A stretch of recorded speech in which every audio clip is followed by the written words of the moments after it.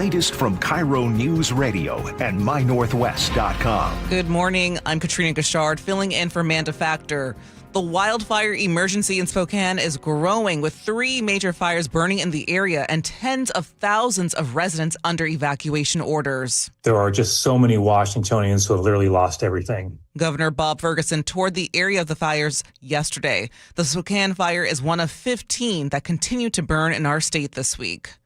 The search has been called off for a man who fell off a boat on Lake Washington. The 19-year-old man was on a boat during Seafair's hydroplane races and air show. A person was struck and killed by a train in Kent Sunday evening. The crash happened on the Burlington Northern Railroad tracks near Smith Street. And light rail service is back to normal in Seattle after a train derailment caused major delays on Sunday. Now for a check on the roads, let's go to KIRO News Radio's Chris Sullivan. And we are in really good shape as we start this day, Katrina. We on our freeways, we're looking at it all green on the map on this Monday, looking at about a 30-minute trip to get you from Olympia to Tacoma. Tacoma itself is quiet. Federal Way to Seattle, we do have about a 35-minute trip for you. Valley Freeway, Puyallup to Renton, so running around 35. Renton to Bellevue is only 15. Coming down from the north end, a pretty clean drive all the way down from Arlington. Whether you're going to Seattle or Bellevue, only 35 minutes to get you out of Everett to go to either one of those destinations. Now, if you're coming up from the southeastern corner of our drive, say you're driving up here from Eatonville, we got a big problem on 161, otherwise known as Meridian, as you work your way north of Kapowson trying to get up into the Graham area. It's blocked at 288. This is a crash involving a car and a pedestrian. It's a fatal crash investigation, so that road is going to be closed for a while. There are detours in place, but if you're down in that corner of the map, you're going to run into problems probably for a couple more hours. KIRO News Radio Real-Time Traffic. I'm Chris Sullivan. For more than 50 years, the voice Seattle trusts. This is Seattle's Morning News on KIRO News Radio. On this morning's edition of Start Here, ABC's Alex Stone is in Spokane with the latest on the wildfires raging there. Here's host Mike Stabowski. Normally when we talk about wildfires, we think about California. In recent years, we've seen fires devastate communities across that state as far south as Los Angeles. And if you're on the East Coast, fires in Canada fill the skies with particulates, casting a haze over Philadelphia, New York, and Boston. Well, this weekend, the biggest challenge facing emergency crews was in an entirely different part of the country, the Pacific Northwest. I declared a statewide emergency and a statewide burn ban because we've heard how challenging the situation is and how challenging we expect it to be. Fire advisories went up Saturday and continued through the weekend with at least 5,000 acres scorched and hundreds of buildings destroyed. Our hearts go out to Washingtonians who are losing their homes and being evacuated. The biggest fire danger right now is in Washington state, and that's where we find ABC's Alex Stone, who's in Spokane. Alex, you're looking at this danger firsthand. Just tell me what you're seeing right now. Mike, I am in a neighborhood right now where everything is gone. As I am looking around, and this is a scene that I have covered in a number of Western states over the years, and it unfortunately keeps happening over and over again. And now Spokane is the location of the latest one of these wildfires where the flames went into neighborhoods and firefighters couldn't battle them. Their focus on Saturday night was life safety and preserving life and getting people out of these homes. They could not battle the flames, and they could not stop the homes from catching on fire. You think of a house fire and that you would get a number of engines that would come in typically if it were in any city on a normal day. You'd get a battalion chief in those engines, and they would battle it together. They don't have those resources when you've got 600 homes that are burning all at one time, and the focus becomes getting people out. These homes are gone. There are chimneys that remain. They are still smoking right now. There's a home in front of me with a pool in the backyard that still remains with the water in it. But the only thing left of the home are a couple of statues out front and the chimney that was inside of the home. I had hopes that my sprinklers were going to work, but I came around the corner and I saw my chimney. As I look down from his home, there is another home that is the same thing. There are some deer statues burned out front. That is all that remains. And then another home and another home. Interestingly, though, I just talked to a woman named Carmen who is back in her home, which is next door to one that completely burned to the ground. Wow. That fire moves with the wind. And in this case, it was moving with the wind. Her home has minimal damage. She is elderly. She is outside right now cleaning up. She's out with a broom, cleaning up all the ash on her front driveway. But the home next to her is smoking and completely gone. That's amazing that it could just turn so quickly.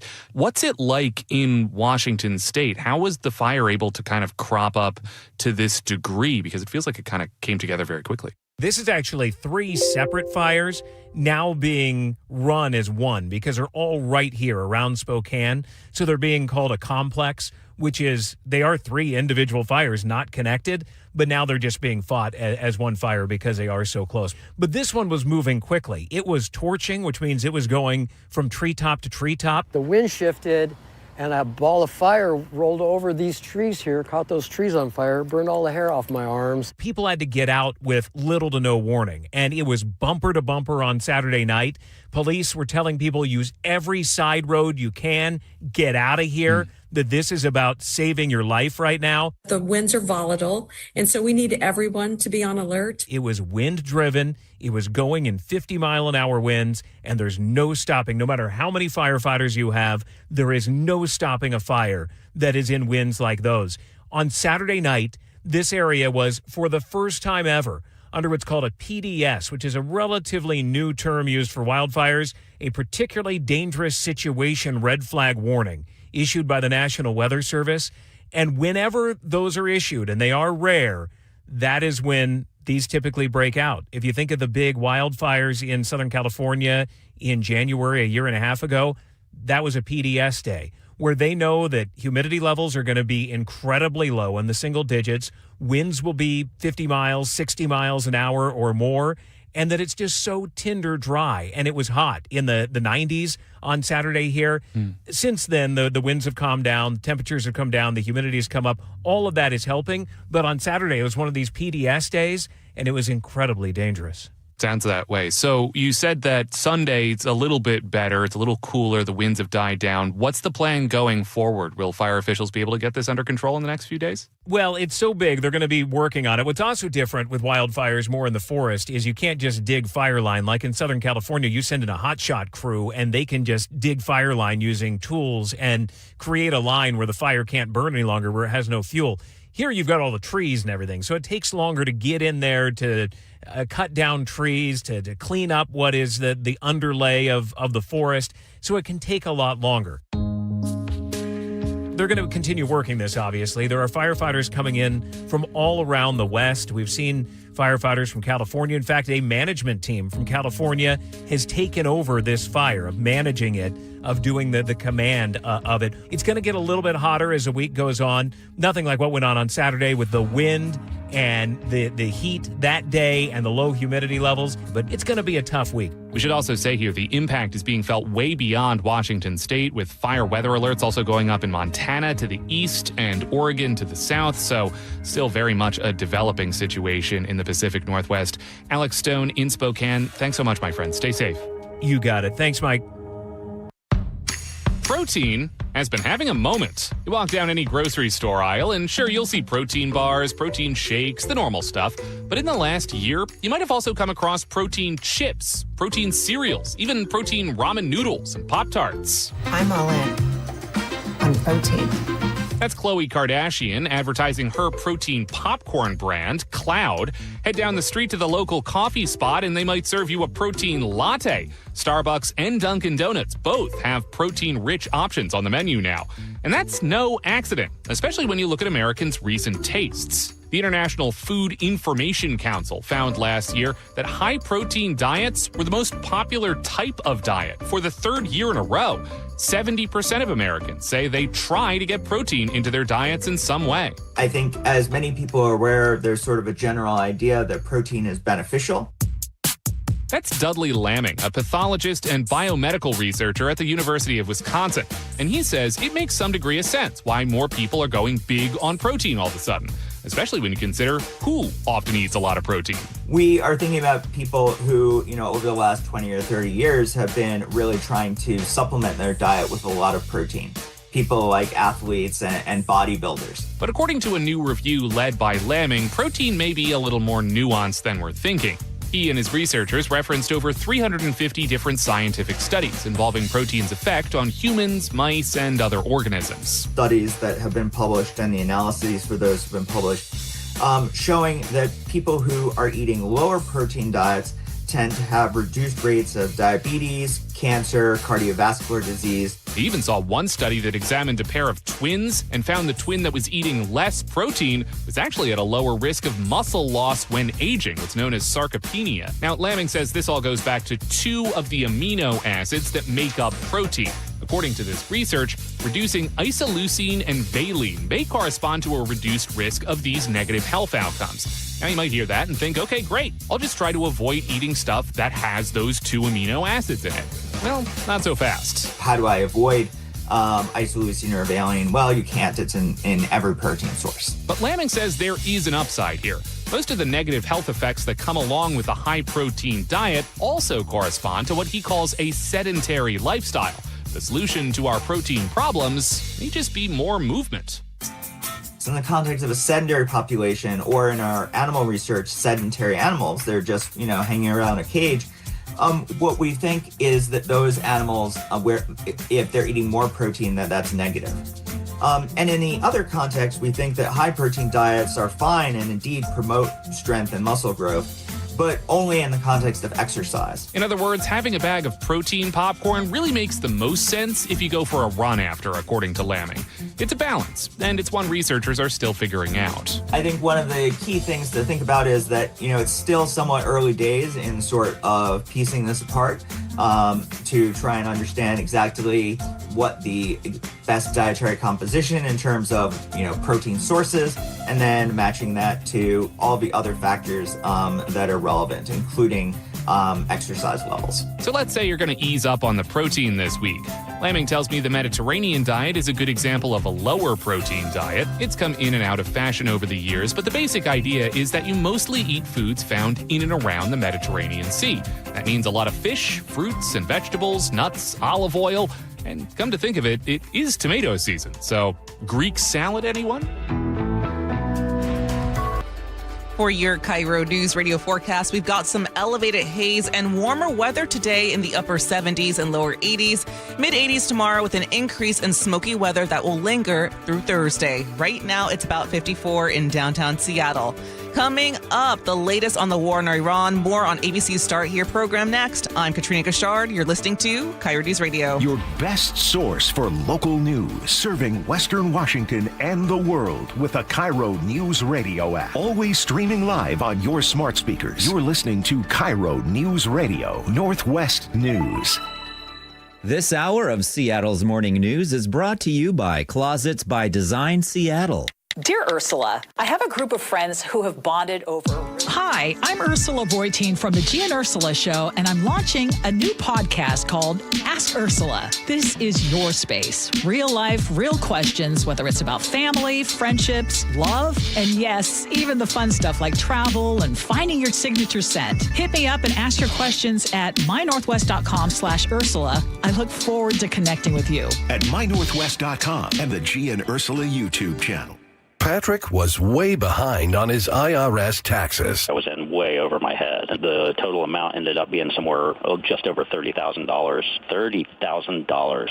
Then the IRS came to collect. Started getting letter after letter. A lien had been filed against me. They were going to basically hang me completely out to dry. He had to do something. That's when I reached out to Optima Tax Relief. Patrick's life quickly got a lot easier. It was very easy. Pretty much hands off, They picked up the ball and ran with it. And how'd it go? I couldn't believe it. I had to ask 2 or 3 times. I saved an incredible amount of money. How does Patrick feel about Optima? Couldn't be happier. They definitely helped me. Optima Tax Relief, the best place to call. They're the best in the business. Do what Patrick did and call Optima Tax Relief for a free consultation. Call 800-343-6460. 800-343-6460. 800-343-6460. Optima Tax Relief. Testimonial from an actual client. Some restrictions apply. For complete details, please visit OptimaTaxRelief.com. How sweet it is! 50 seasons of moments. 50 seasons of legends. A once-in-a-lifetime event. Join Mariners past and present at T-Mobile Park August 7th through 9th for 50 Season Celebration Weekend. The festivities begin Friday with a post-game slugfest, the Alumni Home Run Derby featuring Ichiro and other former Mariners sluggers, presented by Muckleshoot Casino Resort. Saturday will be a showstopper. 50 Season Celebration Night presented by Daktronics. Arrive early to witness the biggest gathering of franchise icons ever assembled as the 50 greatest Mariners from across all 5 decades are revealed. It just continues. The weekend wraps up on Sunday with a collectible 50 Seasons pin giveaway thanks to KeyBank. Seats are going fast. Get yours at mariners.com/tickets. We all know a cancer diagnosis is physically and emotionally draining, but it can be financially draining too. That's why Northwest Hope and Healing is here to help. I'm Dr. Suzette Miranda, a plastic surgeon who is proud to be part of Northwest Hope and Healing's mission. We provide a lifeline for breast and gynecologic cancer patients. We cover essentials like food, utilities, and childcare so patients can focus on healing. Since the year 2000, we have distributed over $3 million in direct financial assistance to thousands of local cancer patients. And you can make a direct impact. Mark your calendar for Life in Color, a summer brunch, auction, and fashion show on August 23rd at the Somme Hotel and Spa in Woodinville. It's an unforgettable afternoon of hope and inspiration, celebrating local cancer survivors. Get your tickets now for Life in Color on August 23rd. Go to nwhopeandhealing.org to learn more. That's nwhopeandhealing.org. Hear it live, stream it online, watch the show, or catch the podcast anytime. Seattle's morning news, wherever you are. Back to ABC's Start Here program, an update on the war in Iran. Here's Mike Maxtobowski. Headed into the weekend, we started learning about this new round of strikes that U.S. forces were reportedly planning on Iran. Those strikes, two U.S. officials tell ABC, would have targeted Iranian energy infrastructure and would have been a major escalation in the war.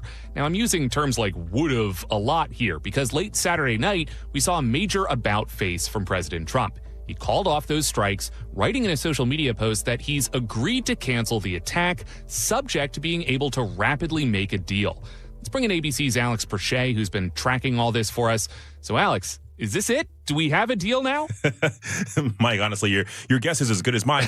But look, I mean, we've been down this route before, right? You know, President Trump said he canceled a planned attack on Iran after the perimeters of a deal emerged, including opening the Strait of Hormuz. But right now, Mike, I mean, there's still some really key questions out there. There's no immediate sign of a breakthrough with Tehran. And also, we know that Israel remains on high alert. But over the weekend, President Trump posted that U.S. forces were ready for a full-scale attack on Iran, but he was going to hold off on that fire after the parameters of this deal emerged with Tehran and other Middle Eastern countries that would include the opening of the Strait of Hormuz and also an end to Iran's nuclear threat.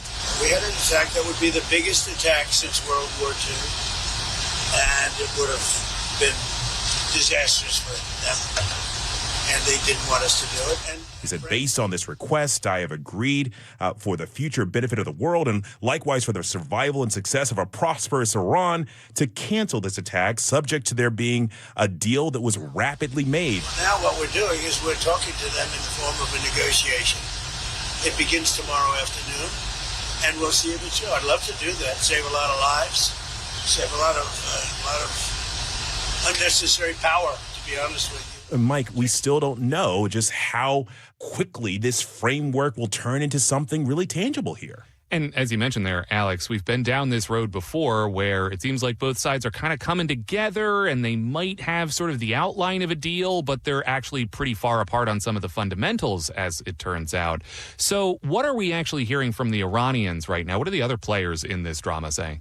Well, so it's really interesting here because, you know, we're hearing from the defense minister, the acting defense minister in Iran, who's calling Trump's post a form of psychological operations and cognitive warfare. Late Sunday, we heard from the foreign minister who said that, listen, when it comes to opening the Strait of Hormuz with Oman, that coastal governments were obligated to ensure that ships safely pass through. But he also said, look, the Hormuz Strait in no way will return to the status it was before February 28th, which leads all of us to kind of think, well, what does this actually mean? Are the two on the same page? And are we any closer to actually ending this conflict? And again, that seems like the key question here that a lot of people who are outside of this negotiation are asking. Iran says the Strait of Hormuz cannot go back to the way it was before the war started. But the president says one of the key sticking points here is that the Strait of Hormuz is open, that it is ostensibly what it was before February. That seems to be the big sticking point. So, again, this question gets asked a ton, Alex. What is to say the negotiations are any closer now than they were just weeks ago? Well, Mike, the honest answer is right now, there is no answer to that. The deal is imminent, having to do with the Hormuz Strait. And also ultimately the denuclearization. There are two major sticking points for the U.S. It's that the Strait of Hormuz be open, and also Iran give up its nuclear ambitions. And frankly, you're hearing from the foreign minister who's saying that things won't return to the way they were before February 28th with the Strait of Hormuz. Where do you go from there? It really seems like, there's still some discussions to be had to make sure that, both these sides are really on the same page here. But, you can't look at this process and say that, definitive progress has been made in terms of, reaching some sort of conclusion to this conflict. And the president also told reporters last night that negotiations are happening today, Monday, and I know you're going to stay on top of this, Alex Prochet. Thanks so much. Thanks, Mike.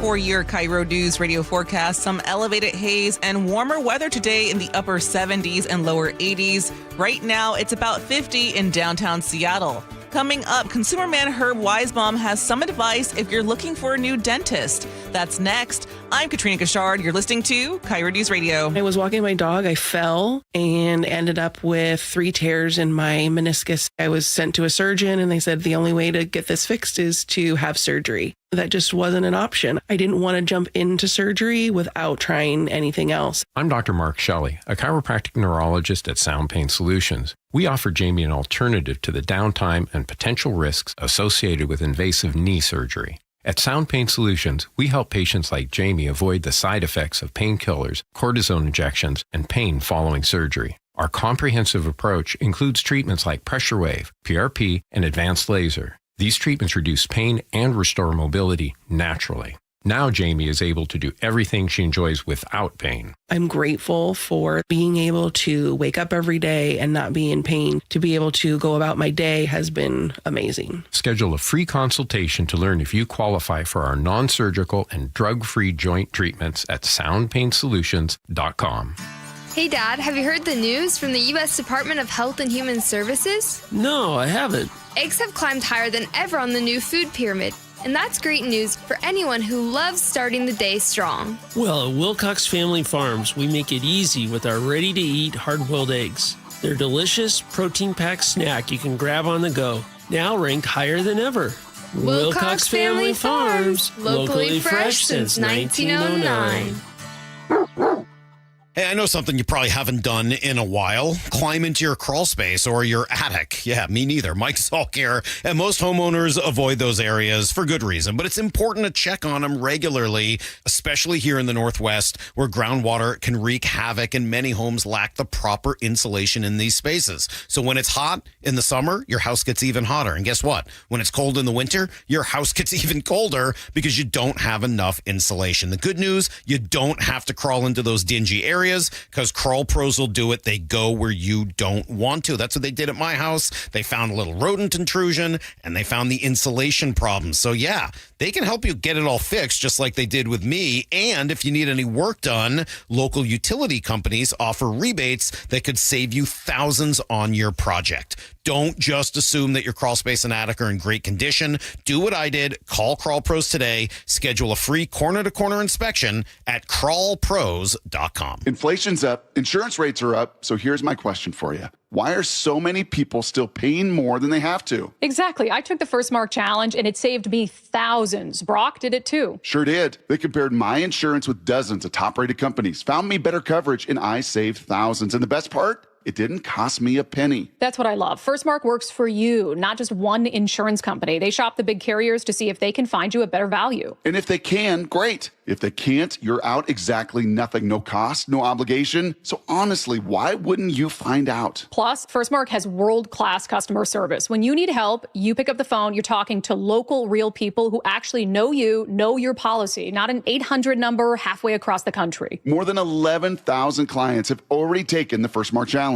You could be the next. Before you renew, let First Mark review. Go to firstmarkinsurance.com. Take the First Mark Challenge today. You could be saving money with better coverage starting tomorrow. firstmarkinsurance.com. Hey, you know Earthwise Salvage in Soto? That really cool place with all the amazing doors, windows, and other treasure? Great news. They just opened a brand new location nearby. The Salvage Lumber Warehouse is ready to serve as a central resource for contractors, builders, home DIYers, and hobbyist woodworkers, providing access to clean, de-nailed lumber ready for reuse, flooring, beams, siding, mantles, live edge slabs, and so much more. All harvested from structures, not forests. Visit ewsalvage.com. 1-877 Cars for Kids. KARS Cars for Kids. 1-877 Cars for Kids. Donate your car today. 1-877 Cars for Kids. KARS Cars for Kids. 1-877 Cars for Kids. Donate your car today. Ready to get rid of that old car? Donate it to Cars for Kids. Call 877 Cars for Kids to speak to a friendly live agent. Donation is super easy, and your car can be picked up as soon as tomorrow. Go to carsforkids.org now or call 877 Cars for Kids to donate your car today. 1-877 Cars for Kids. KARS Cars for Kids. 1-877 Cars for Kids. Did you know you can donate real estate too? Go to carsforkids.org. That's cars with a K. This might be the most surprising statistic I've shared in decades of doing local news. More than 75% of commuters will be involved in a car accident at some point. JP Pendergast of Pendergast Law with more. What makes it more surprising? The average person will be involved in 3 to 4 collisions in their lifetime. With accidents unbelievably prevalent, what are some safety tips if it happens to you? Safety first. Secondary collisions are not uncommon while awaiting help. Turn on those hazards and remain in a safe place. If a bystander witnessed the accident, capture their information and encourage them to remain at the scene. Seek medical attention immediately if needed, as delaying can be a costly mistake. Lastly, remember that statements made to police and insurance adjusters can affect your case. Collisions are more common than we'd like to think. If you find yourself in one, follow these helpful tips and then call my friends at Pendergast Law. If you or a loved one's injured in a car accident, call Pendergast Law. We can help. PendergastLaw.com. Progressive Insurance. Progressive can protect your home, auto, boat, motorcycle, ATV, RV, and more. In short, a lot of things. Bundle today at Progressive.com. KIRO Newsradio 97.3 FM Northwest News. Now, the latest from KIRO Newsradio and mynorthwest.com. Good morning. I'm Katrina Gashard, filling in for Manda Factor. The wildfire emergency in Spokane is growing, with more than 3 major fires burning in the area and tens of thousands of people under evacuation orders. KIRO 7 TV's Jake Chapman reports. The Spokane Area Fires Complex has burned down over 600 structures, including homes, and forced thousands in the region to evacuate. Just in a matter of hours, their lives changed in deeply dramatic and fundamental ways. It's just widespread destruction. And that includes our colleague at KHQ, Bradley Warren. This fire is real. I mean, I watched houses burn. Warren urges the public, when those evacuation orders are up, to take them seriously. Washington Public Lands Commissioner Dave Upthegrove says our state has some of the best managers in the nation leading the response to the devastating fires. I've seen Spokane go through big challenges like this before, and Spokane is a resilient and strong community that is going to rebuild. Governor Bob Ferguson says the process has already begun to apply for FEMA. The chaotic moments following Sunday's Bite of Seattle shooting are shown on police body cameras.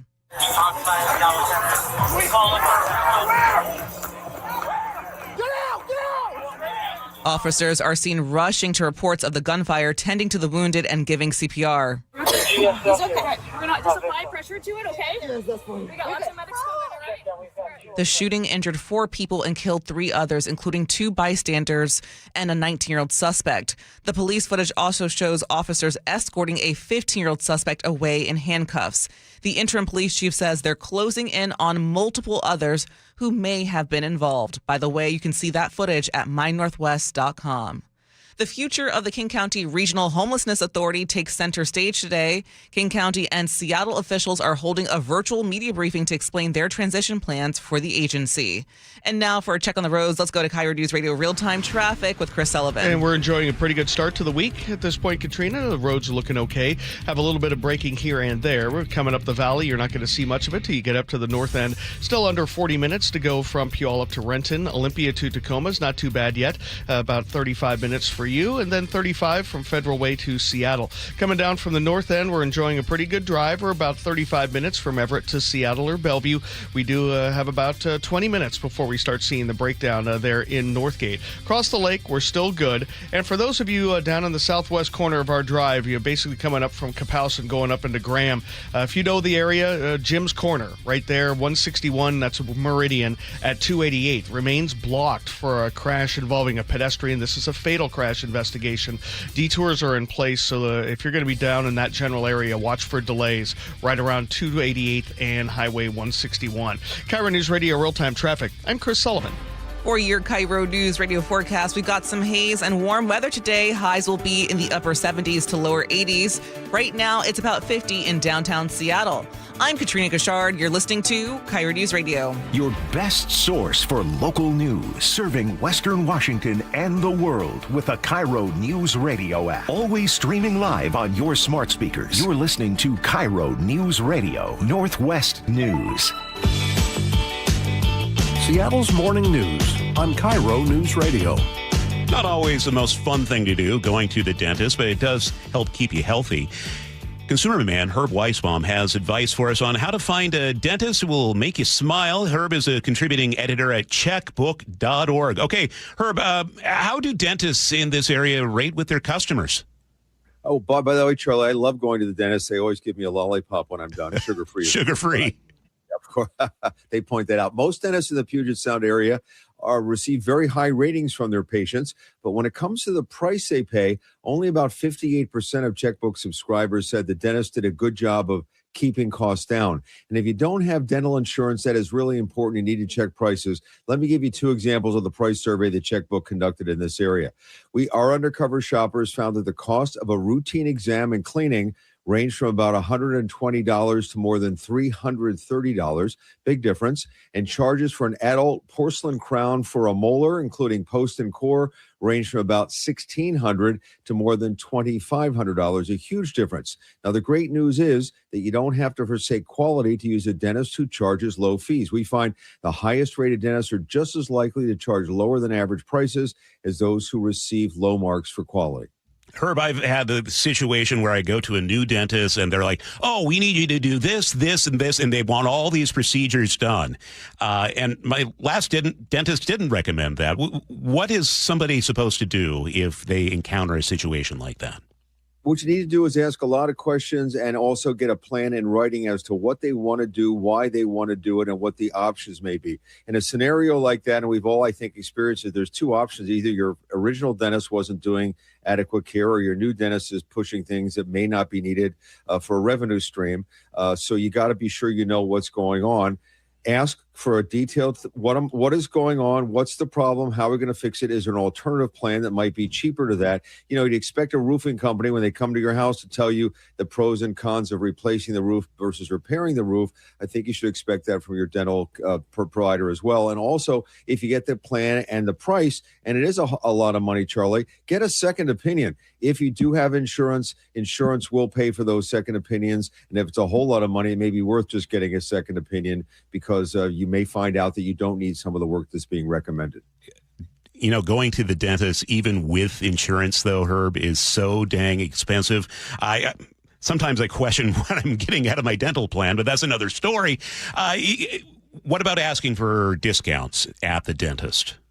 Yeah, so if you don't have insurance, number one, there are discount dental plans that you can check out. We found that they can save you money, but unfortunately, the highest rated dentists don't always accept them.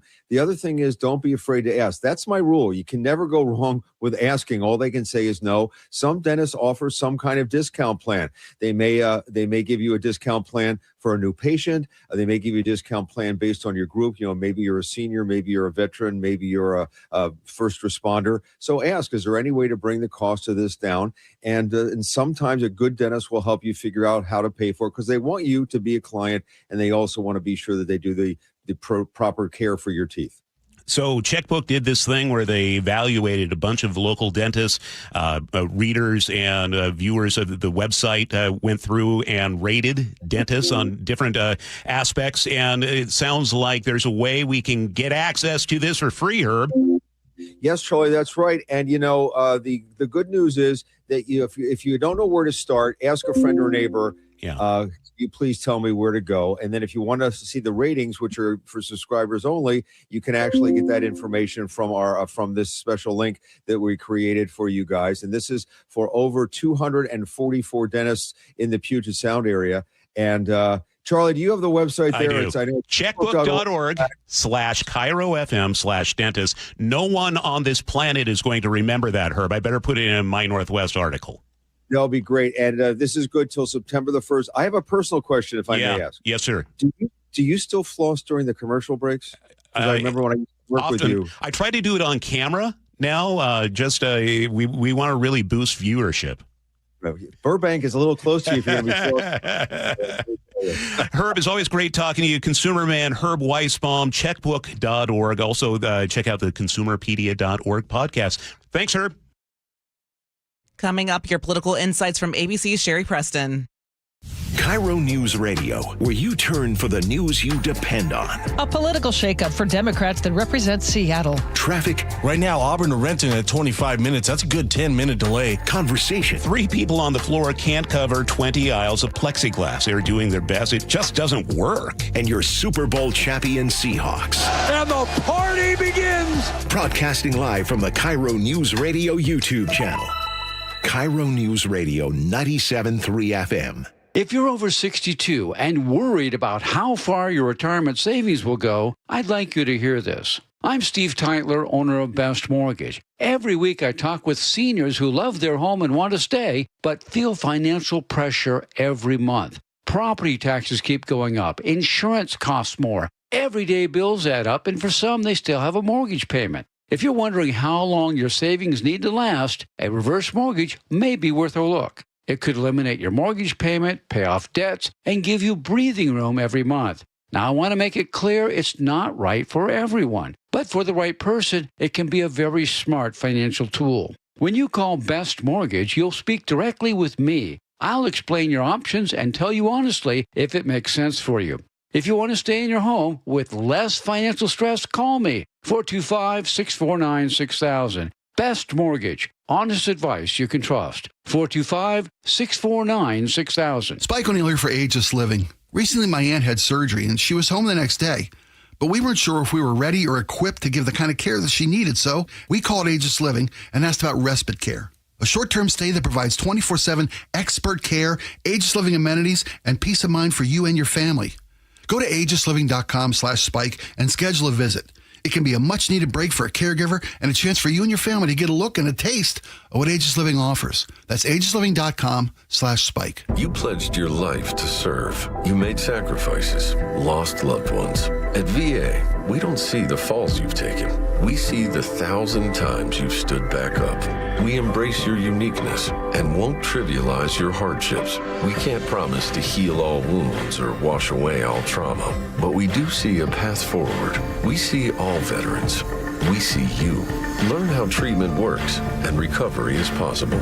Visit MakeTheConnection.net. George Thorogood and the Destroyers, the baddest show on earth, with the Robert Cray Band.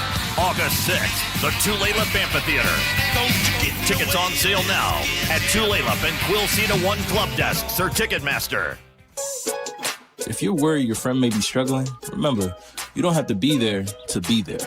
You could say, how are you, or get a fake tattoo. You could ask with an app if it works for you.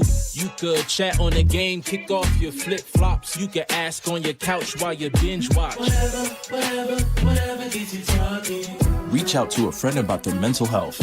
Learn how you can help at seizetheawkward.org. Brought to you by the Ad Council, American Foundation for Suicide Prevention, and the Jed Foundation. Hartley here from Wilcox Farms. For over 100 years, my family's been committed to doing what's right. At Wilcox Family Farms, that means caring for our hens with healthy pasture environments and a diet of organic grains and flax seeds. It's how we produce eggs that are wholesome, flavorful, and good for you. Next time you're at an egg case in your local store, we hope you feel good about choosing Wilcox eggs. Wilcox Family Farms, locally fresh since 1909. Tune in to Elevate Your Wealth. If you're 5 to 10 years from retirement, you do not have the time to deal with a market downturn. With Mark Stimson and Casey Elkins. It's important that you know what the rules are, because if you don't, you can make some tremendous decisions that could adversely affect you, and you may not be able to go back and fix them. Tune in to Elevate Your Wealth, Saturdays at 11 a.m., right here on KIRO Newsradio 97.3 FM. Here are your political insights from ABC News. The so-called anti-weaponization fund appears to be dead. On Sunday night, Acting Attorney General Todd Blanche posted 2 orders, one formally rescinding the fund, the other clarifying the scope of immunity from IRS audits for the Trump family.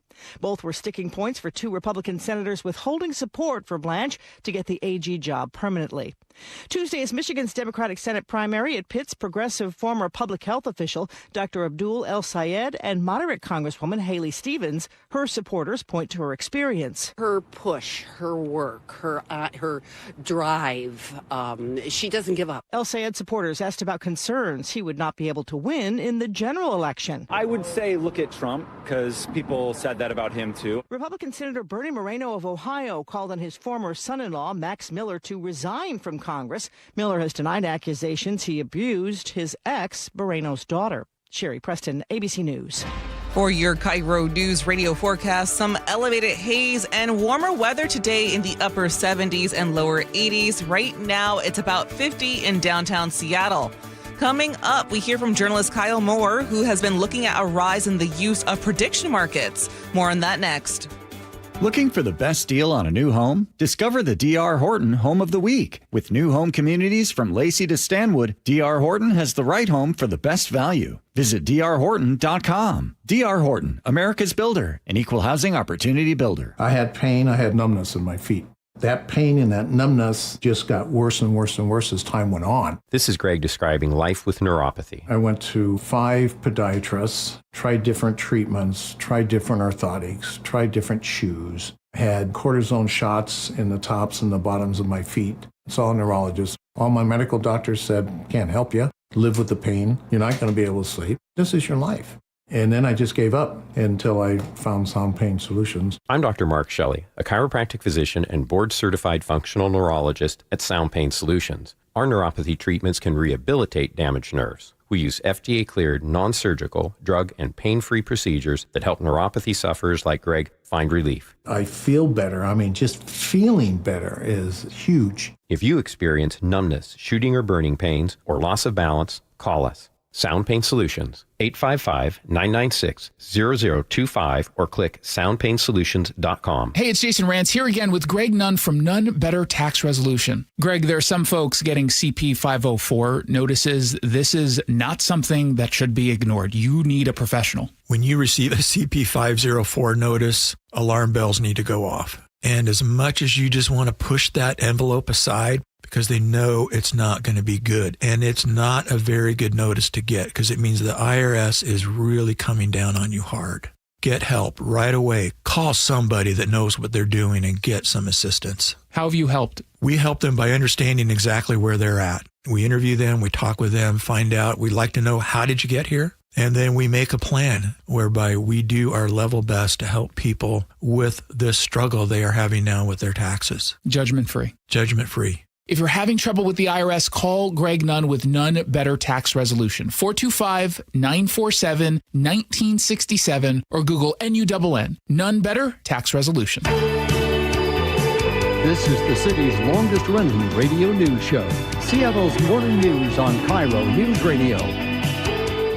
While families in Los Angeles were running from wildfires, strangers on the internet were placing bets on how bad the flames would get. Kylie Moore is a correspondent for High Country News. She broke the story on wildfire gambling and what she has found across the West with people demanding answers. Kylie, thank you for being here with us this morning. I had no idea this was going on, and I'm ticked. Maybe you tell us what wildfire gambling is. Yeah, absolutely. So thanks for having me. And yeah, I think your reaction of being ticked is pretty common across the board for people when they read this story. Basically, there are these prediction markets. People might know them as Polymarket or Kalshi. And it's basically an online gambling website where you can place bets on future outcomes of things. So anything from, who would win the World Cup to who would go to Taylor Swift's wedding. And during the Los Angeles fires in 2025, there were also almost 20 questions about fire growth, fire behavior, which communities would burn down by which dates, how far the fire would grow in certain time periods. And that's kind of really where my story starts. And you spoke with survivors. What did they say when you told them their whole lives are being bet on by strangers?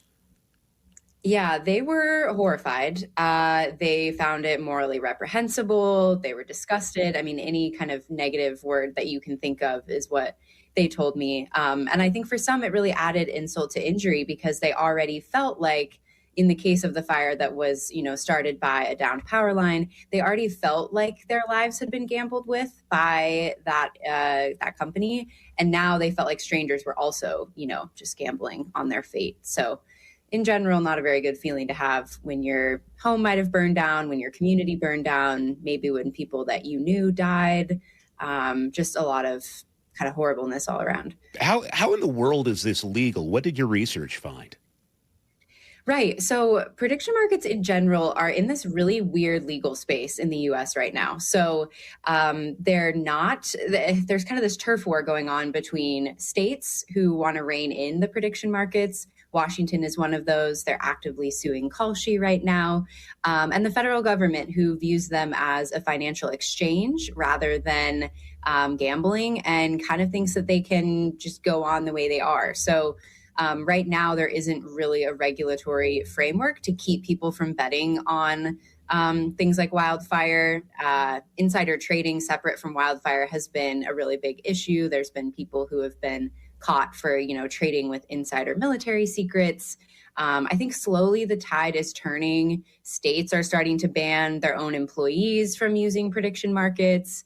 There's some legislation going around about who can and cannot bet on these markets. Say if you're a politician, maybe you can't bet on your own election, things like that.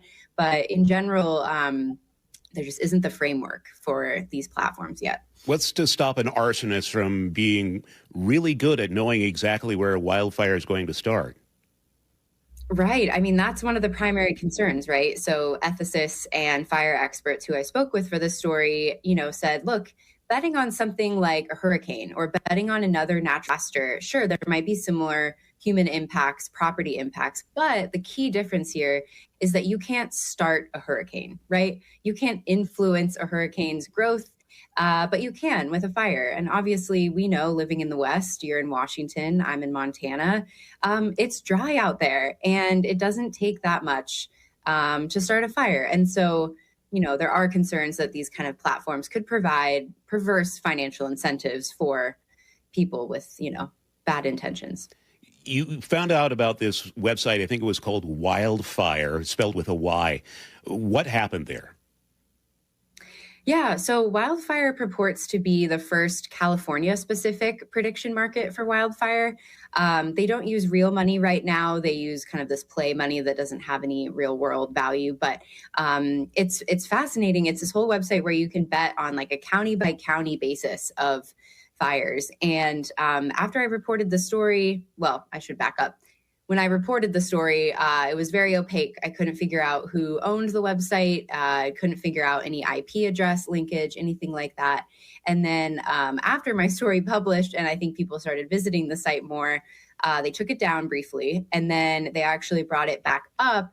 And hidden at the very, very bottom in really dark print on a dark background is this new terms of service that has a whole bunch about how this is not an this is not an information source.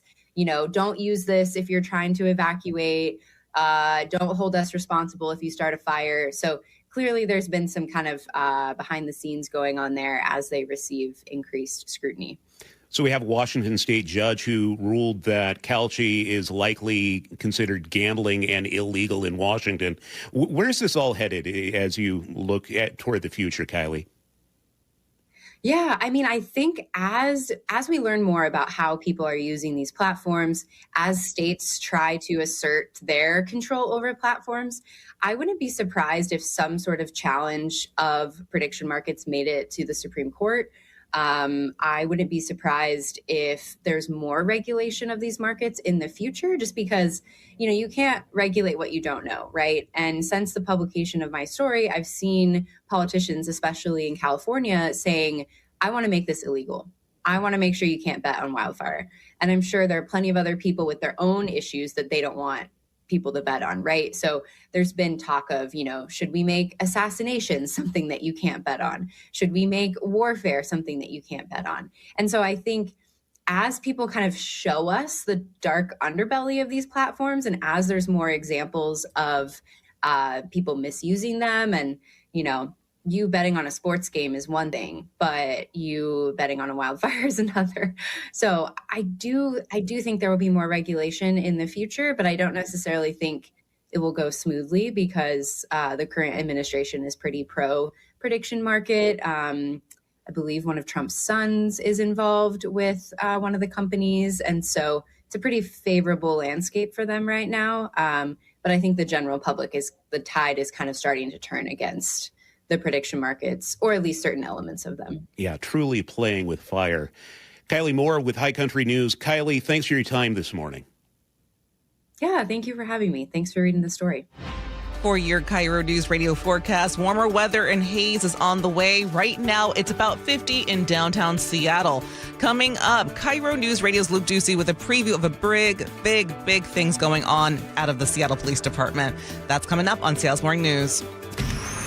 Choke Points with Chris Sullivan. With Choke Points, we try to answer listeners' questions. It can be as simple as a neighborhood stop sign, or it can be as big as the budget for transportation. I don't care. I'll find the answer for you. It's really easy to get a hold of me at mynorthwest.com. We have a direct link there that gets right to me. You can also do it in the app. You can hit me up on the text line. Choke Points, presented by Carter Subaru. Tuesdays and Thursdays on KIRO News Radio 97.3 FM. If you're over 62 and the rising cost of living is putting pressure on your budget, listen carefully. I'm Steve Teitler, owner of Best Mortgage. I hear from seniors all the time who love their home, want to stay in it, but are worried about how far their money will go. Property taxes are up, insurance is up, monthly bills keep rising, and some of them still have a mortgage payment. A reverse mortgage could help by eliminating that mortgage payment, paying off debts, and giving you more room in your monthly budget. Now, let me say this, it's not right for everyone, but for the right person, it can make a real difference. When you call Best Mortgage, you work directly with me for a free consultation. I'll explain how it works, answer your questions, and tell you honestly whether it fits your needs. If If you're 62 or older and want to learn more about staying in your home with less financial stress, call me today. 425-649-6000. Best Mortgage. Honest advice you can trust. 425-649-6000. I like it hot. Beg your pardon? Can you make it hot for me, Dan? I think so. Half heated ain't hot enough. No. That's why I called you. Apollo Plumbing. Yeah, my sorry old water heater. Oh. Ain't getting me the hots anymore. You want hot water. That's what I said. That's what we do at Apollo Plumbing. And you're ready? Right now.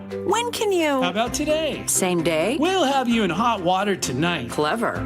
How about an upgrade? A tankless water heater would mean endless hot water. Now you're cooking. That's just for starters. Starters? How about we make it a worry-free water heater? Worry-free? Wrenchie's worry-free warranty. Which covers? Repair, service, all included. And when it wears out? Apollo replaces it. No extra charge? Nothing. Nil? Nada. As an Apollo A-list member, you're covered. And payments? To fit your budget with approved credit, of course. And I'm hot again. Worry-free. That's for me. We're on our way. Thanks for making it hot. We're ApolloPlumbing.com.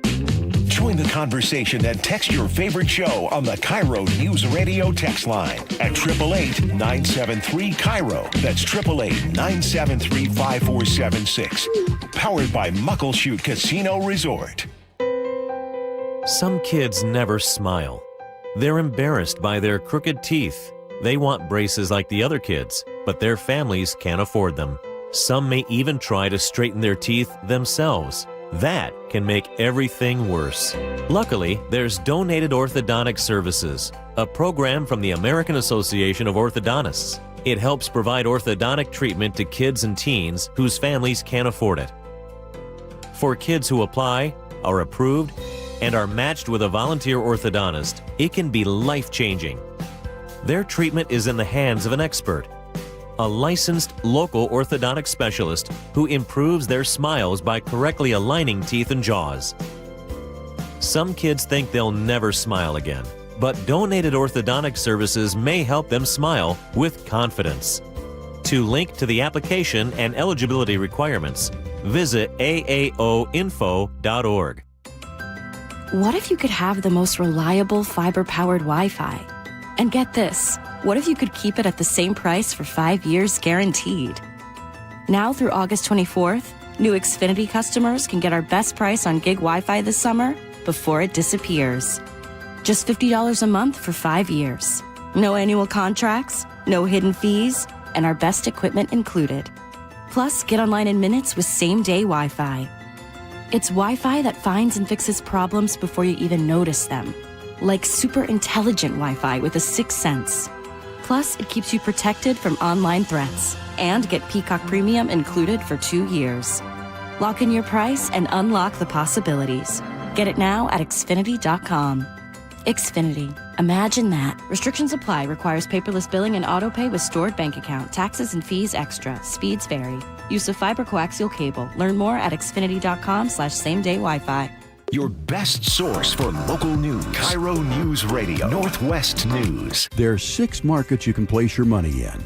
Research suggests it's better to have exposure to all 6 markets. Don't miss a potential opportunity because you didn't strategically diversify your assets. Hi, Jeff here with Madrona Financial and CPAs. Request your no-cost Madrona analysis today and discover what you may be missing in your portfolio. Call 833-673-7373 right now to request your analysis. That's 833-673-7373. Have something to say? We'd love to hear it. Text KIRO News Radio at 888-973-KIRO.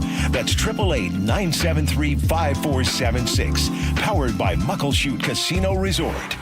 Your best source for local news. KIRO News Radio. KIRO FM and HD1. Tacoma, Seattle. Northwest News. ABC News, I'm Sherry Preston. Hundreds of buildings and homes destroyed in Washington state by wildfires. In Spokane, here's ABC's Alex Stone. This is actually 3 separate fires now being run as one because they're all right here around Spokane. So they're being called a complex. which is they are 3 individual fires not connected, but now they're just being fought as one fire because they are so close. Oil prices have fallen this morning after President Trump announced he's pausing more attacks on Iran. He also says there will be negotiations with Iran today. Iran says that is not happening. New orders overnight from acting Attorney General Todd Blanche could help lock up his nomination to get the job permanently. One ends the so-called anti-weaponization fund. The other limits the Trump family's immunity from IRS audits. And just in, Canada's second largest airline, WestJet, now says it has a tentative agreement with striking flight attendants. It was forced to cancel hundreds of flights over the weekend. This is ABC News. College campuses will soon be filling up with students, and sorority houses will also soon be filling up with Rush candidates. ABC's Hannah Patah says Rush, including Rush Talk, has become big business on social media.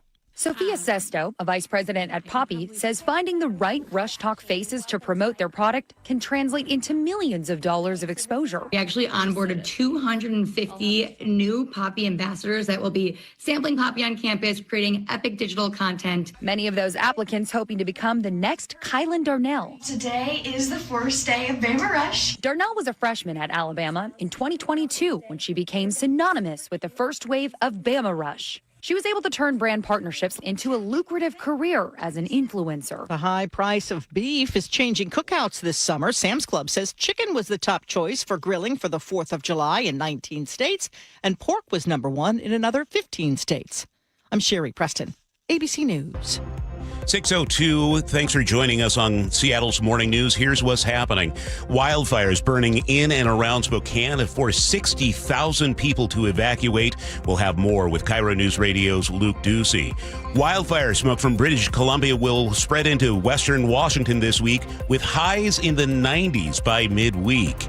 And 3 people were killed when a gunman opened fire inside and outside the new In-N-Out in Twin Falls, Idaho over the weekend. Police say the 24-year-old shooter acted alone. Time to check traffic. Now, we do that every 10 minutes with Chris Sullivan. Not too bad to start the week at this point, Charlie. We're looking pretty good on our freeways. A little bit of braking in Nisqually as you come up from Olympia. But all in all, 35 minutes to Tacoma is not bad. And then Federal Way to Seattle's only running 35 as well. Valley Freeway looking pretty good, too. Not too bad right at the beginnings. A little heavy in Auburn, but yellow, not red on the map. About 40 minutes to get you up to Renton. Renton to Bellevue is still pretty quiet at about 17 minutes. Coming down from the north end, still haven't seen the brake lights yet through the Northgate area, but they're not too far away, I'm sure. Everett to Seattle or Bellevue, both running right around 35 minutes. Do have a little crash on the right shoulder, southbound I-5, approaching 18 as you go south of Federal Way. Not much action there. And I'm waiting for confirmation on the State Patrol whether or not they've actually reopened all lanes of Highway State Route 161 down in Jim's Corner. For those of you kind of south of Graham, we had that closed at 288 for an earlier crash involving a pedestrian. This report brought to you by the Seattle Mariners. Don't miss the biggest event of the year, T-Mobile Park 50C celebration. Night, August 8th, presented by Daktronics. Get your tickets, SeattleMariners.com. Now, the latest from KIRO Newsradio and MyNorthwest.com. Live from East Lake Avenue, Seattle's Morning News. Good morning at 6:04. Manda Factor has the day off. I'm Charlie Harger. Wildfires near Spokane have forced an estimated 60,000 people from their homes as fast-moving flames continue to spread across eastern Washington. KIRO News Radio's Luke Ducey is here with the latest. Yeah, Charlie, there are 3 fires burning in the Spokane area, now being called the Spokane Area Fires Complex. 600 structures have been destroyed, including hundreds of homes. If you're watching on our YouTube channel, this is what it looks like on the ground. I mean, just complete devastation. You see the flames there shooting up like, 30, 40 feet in the air, homes on fire, long lines of cars, people trying to evacuate. This is a level 3 evacuation order situation for thousands and thousands of people in the Spokane area. That means get out now, grab what you can and go. Here's what Governor Ferguson and KHQ reporter Bradley Warren told KIRO 7 TV. Just in a matter of hours, their lives changed in deeply dramatic and fundamental ways. It's just widespread destruction. This fire is real. I mean, I watched houses burn. And before covering the fire, Bradley says he grabbed his passport, his computer, and his birth certificate just in case he lost everything too, but his house is fine right now. Meanwhile, there's a map on our YouTube feed as well. Our state is dotted with wildfires right now, and it's only the beginning of August. Here's Public Lands Commissioner Dave Upgrove. We've brought significant assets to bear both rotor and fixed-wing aircraft, engines, dozers, hand crews. We have more than 900 individuals among the different agencies. FEMA has finally authorized federal funds to help firefighting costs around the state. There are firefighters from California and even as far away as Australia here in our state right now helping crews battle those fires. Also, here in Western Washington, expect to see wildfire smoke spread down from British Columbia this week. A lot of smoke will be in the upper atmosphere. That's goodish news, but some could reach down to the surface, which will make air quality poor. We will, of course, keep you updated throughout the week on the air quality situation. Back to Spokane, though. No word on what caused those fires in the Spokane area. You know, every time they say that, we don't have a cause, that gives you pause, because that means there's a possibility that could be man-made. I mean, heaven help the person who started this if they did it on purpose. But again, 60,000 people have been evacuated. No doubt, many of us know, you're listening and you know someone in that area. You know, just be thinking about them, what they're going through right now. Yes, and we were reporting on the extreme fire danger. There was a remarkable statement from the National Weather Service talking about the single-digit humidity combined with the very fast winds over the weekend. They were very nervous about it, and it looks like we've hit the worst-case scenario. Some 50-mile-per-hour gusts in areas. I know up near Kettle Falls, I have some friends who have a place there in an orchard, and they were very worried.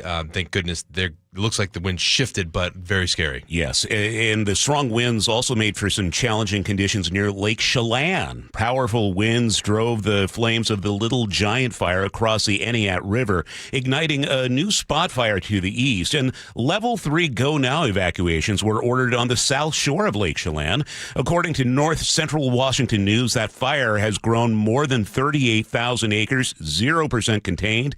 On Sunday morning, a hotshot crew was transported by boat across the lake to begin efforts to put out the flames. And we're getting word right now of a homicide investigation near Buckley. According to the Pierce County Sheriff's Office, this is happening in the 2000 block of 101st Street East. Suspect has apparently barricaded him or herself. A big SWAT presence is on the scene. We're working to gather more details, and we'll bring them to you as we get them.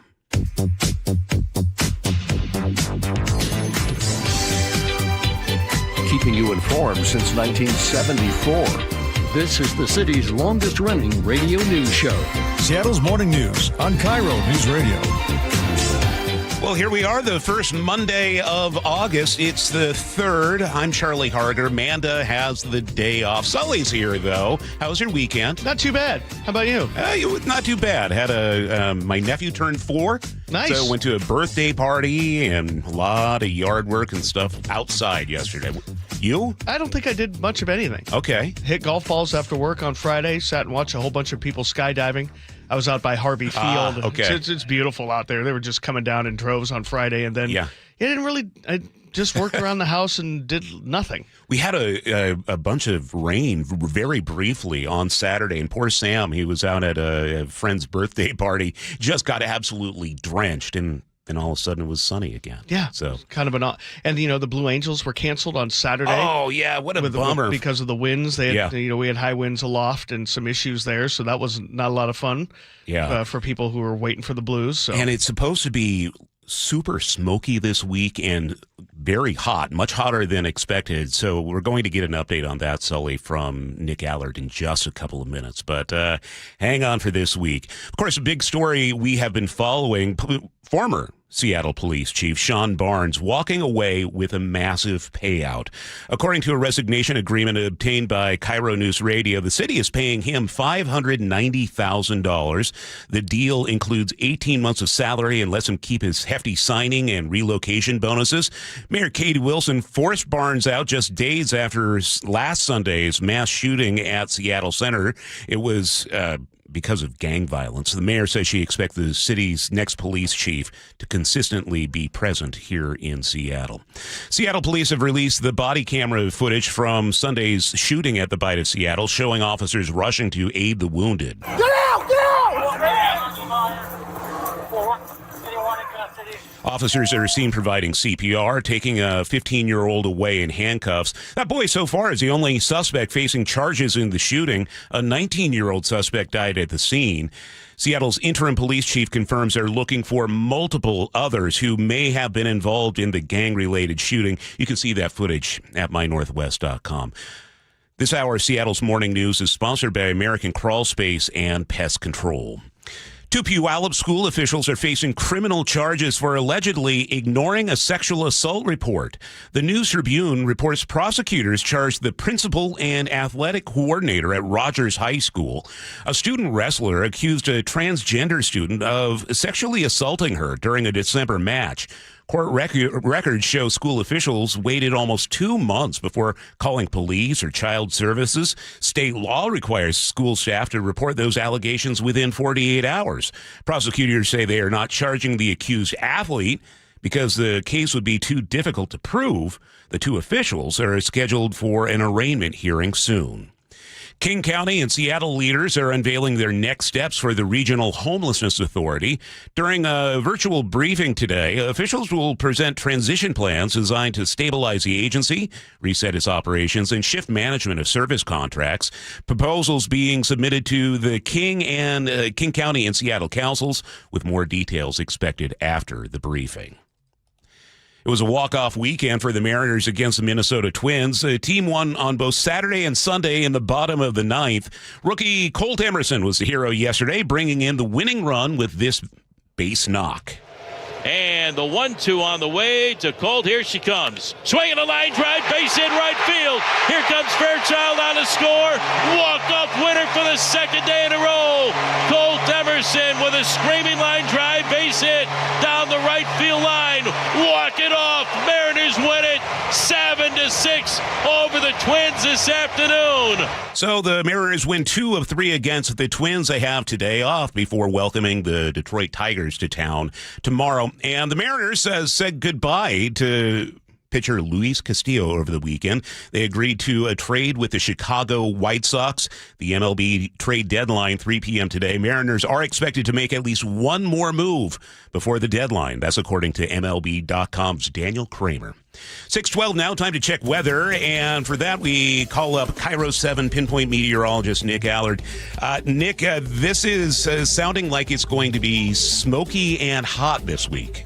Yeah, unfortunately, it looks like it's going to be pretty I'm not really enjoying it. Let's put it that way. I expect to be right around 77 today, and what you'll see is a big increase in upper-level smoke and haze. Mostly staying elevated today. There might be some areas where it does mix down to the surface a little bit, but generally, you're not going to see a ton of air quality impacts today. But there will be quite a bit of upper-level haze from Canadian wildfire smoke. And then you're also going to see some eastern Washington smoke and haze push in tomorrow, and that's going to be closer to the surface. It's interesting if you look at a computer model chart at the surface tomorrow.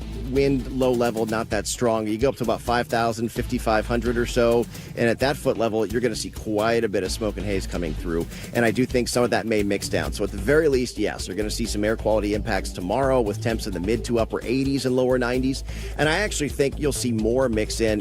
You might have the same amount of smoke, but we'll get some more mixing to come through for both Wednesday and Thursday. And I think those spots, those days will have more air quality impacts. I'm sure a lot of us will be moderate to unhealthy for sensitive groups or lower. So it's not going to be fun the next couple of days. We don't currently have any alerts or advisories, but I'm sure that will change. And I also have Wednesday, Thursday right about 90 or so. And then I have cooler ocean air coming in Thursday evening that will start to improve air quality on Friday and drop our temps a little bit and more so into the weekend. So the bottom line is a lot of mainly, but not totally, elevated smoke and haze today and warmer weather. Hot tomorrow in the upper 80s and smoke and haze mixing down. And then I think even bigger air quality impacts for Wednesday, Thursday, right around 90. Probably the worst we've seen it so far this year, it looks like at this point. And Nick, is it going to be so thick, that smoke, that the temperatures would have even been higher if we didn't have the smoke? I've been debating not even putting 90. I've been debating putting, upper 80s instead. So I do think, yes, there's very strong potential. We could have been a little warmer, and we may even stay cooler than I have us forecasted. But I put 90. I did that on purpose because even if we end up at 88, I just want you to know it's going to be uncomfortable, and I'd rather be under by a couple degrees, and that way you were prepared for 90 and smoky weather, especially if you have to deal with respiratory issues and you're in that unhealthy, in that range where unhealthy for sensitive groups still bothers you. So just be ready for all of it. All right.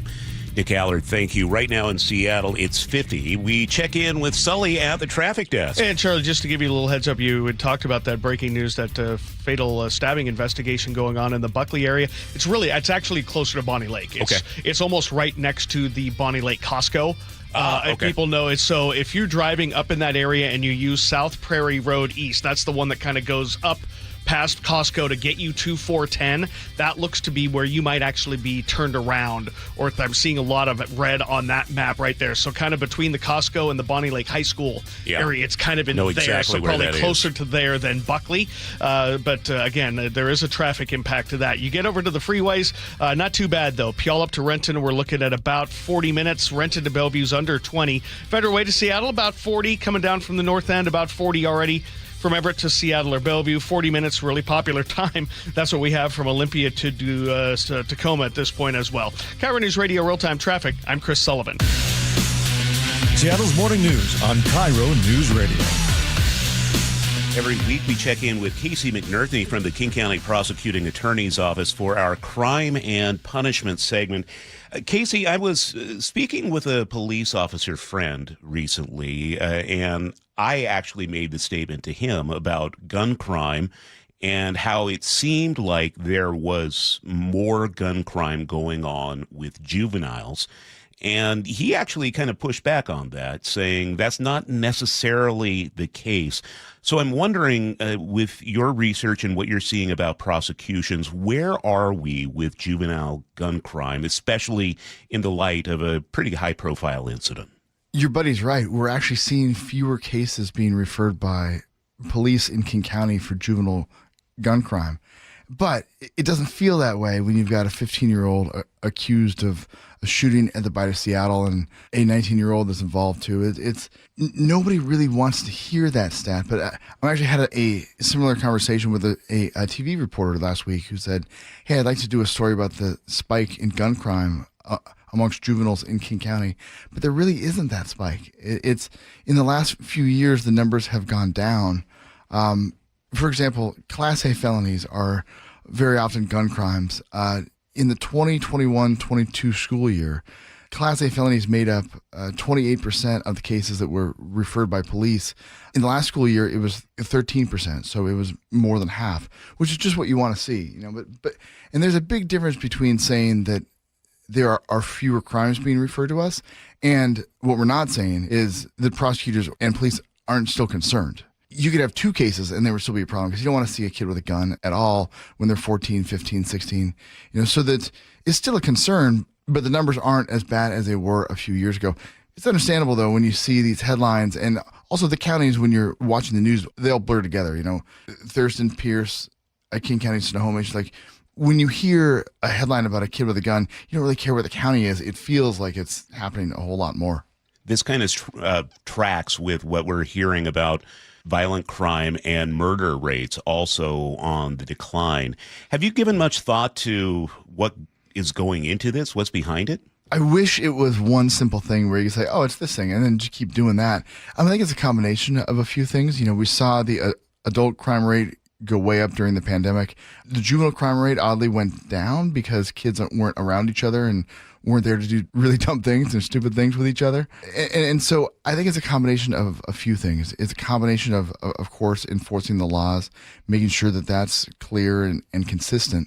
And that's what King County prosecutors will keep doing. There's also the idea that things are getting back to normal, that you can't get away with it. And there's, I'm sure, a lot of different factors that people will study, sociology folks will study for years, but it's really a combination of a lot of things, I think. Casey, let's transition over to this hate crime. By the way, we're speaking with Casey McNerney from the King County Prosecutor's Office. This is the crime, and now a jury has decided that there should be punishment. What's happened here? Yeah, this was a case that involved a 12-year-old black girl last year in Seattle. She hopped on the number 7 Metro bus right near Aki Kurosi Middle School. Here's this woman yelling and thinks, well, that's just, normal bus activity. And then she realizes, oh, wait, this person's talking to me. And this woman yelled terrible things, really awful, awful things. And this 12-year-old endured something that a 12-year-old should not have to endure at all, or anybody should have to endure. And then worse, police alleged that this woman pulled out a canister of pepper spray and held it up and implied that she was going to spray this girl. Thankfully, she didn't, but there was just a lot of hate that was being spewed. And so this girl got off the bus, and other people did too. The bus driver called police right away, and Seattle police and then King County Sheriff's deputies responded right away. What we noted in this case in our office was the courage of this 12-year-old. Yesenia Manzo is one of the senior deputy prosecutors who handled the case. Here's Yesenia explaining this young girl's courage. I think she was one of the most collected, composed witnesses I have had in general.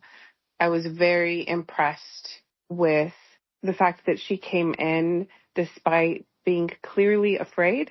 It is naturally intimidating to anyone to testify, even people who have to do it as part of their profession, including police officers, for example. But she was willing to come in.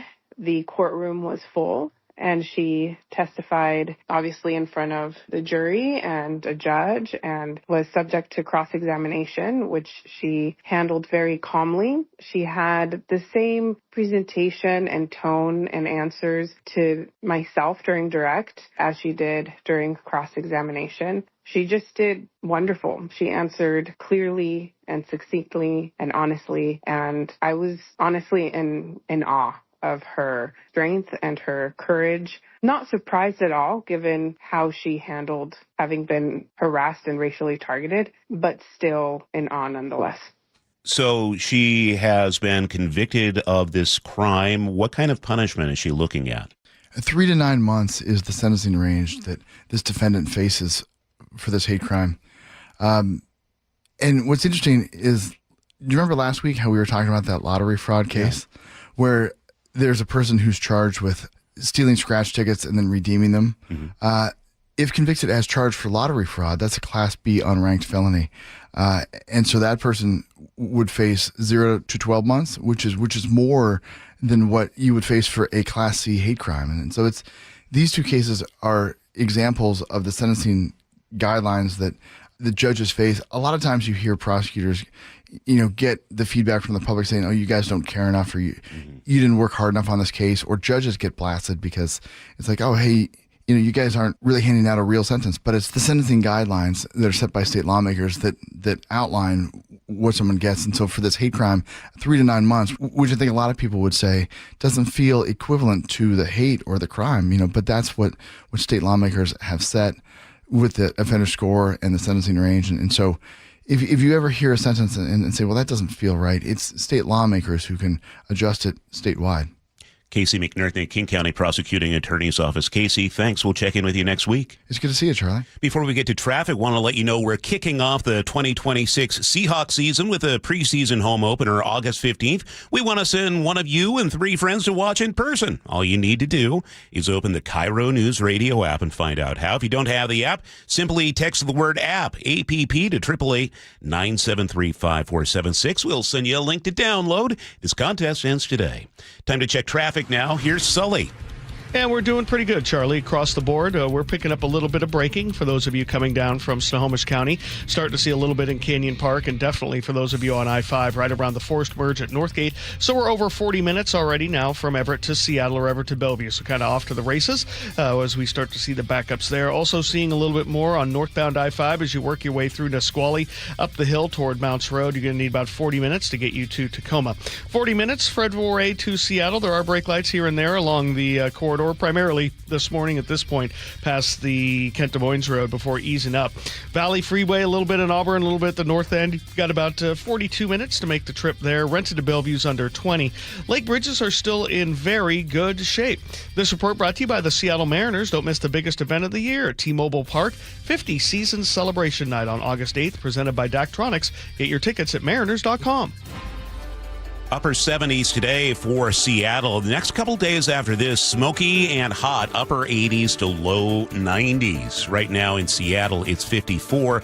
Coming up, more on the wildfires east of the mountains, and KIRO News Radio's Luke Ducey on reaction from former Seattle mayors to the firing of Police Chief Sean Barnes. That's on the way on Seattle's Morning News. Dear Ursula, I have a group of friends who have bonded over... Hi, I'm Ursula Voitin from the G and Ursula Show, and I'm launching a new podcast called Ask Ursula. This is your space. Real life, real questions, whether it's about family, friendships, love, and yes, even the fun stuff like travel and finding your signature scent. Hit me up and ask your questions at mynorthwest.com/Ursula. I look forward to connecting with you. At mynorthwest.com and the G and Ursula YouTube channel.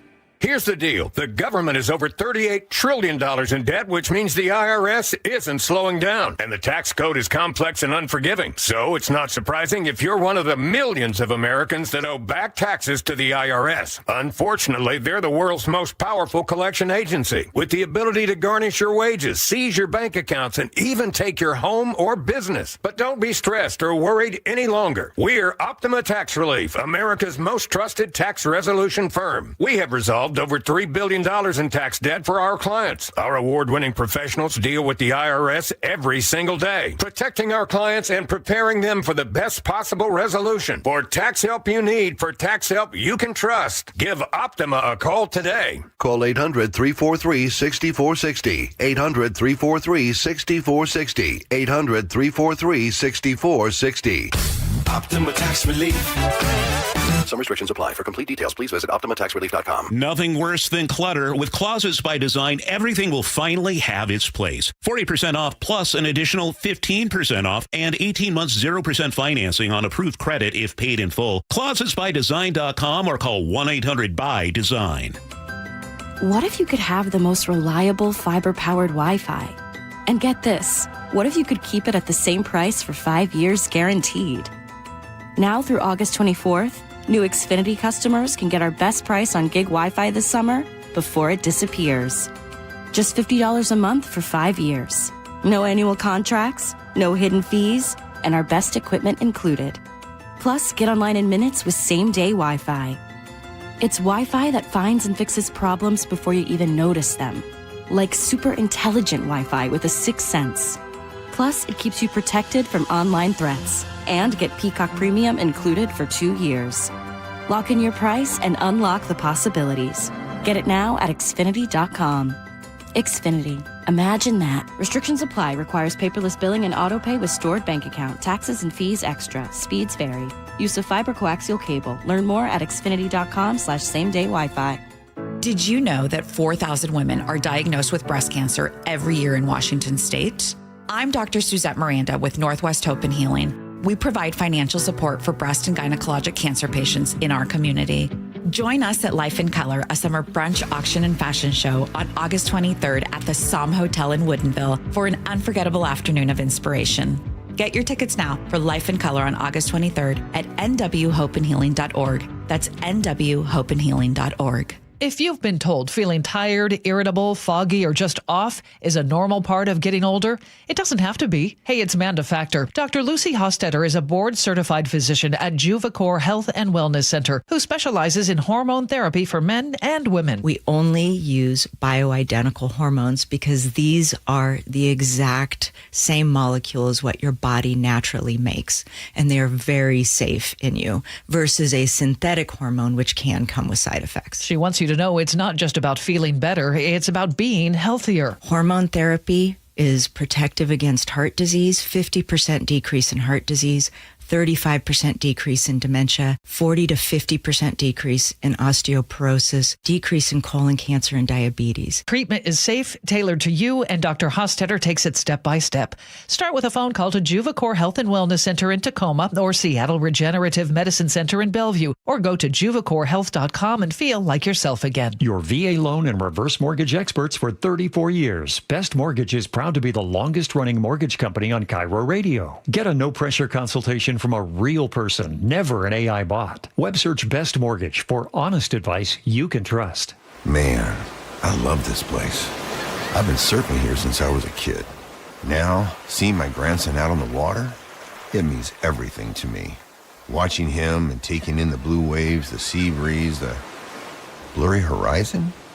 If you have geographic atrophy, or GA, subtle changes in vision could mean it's progressing toward irreversible vision loss. Izervay is proven to slow GA progression and could help preserve your vision for longer, so you may keep seeing the world around you.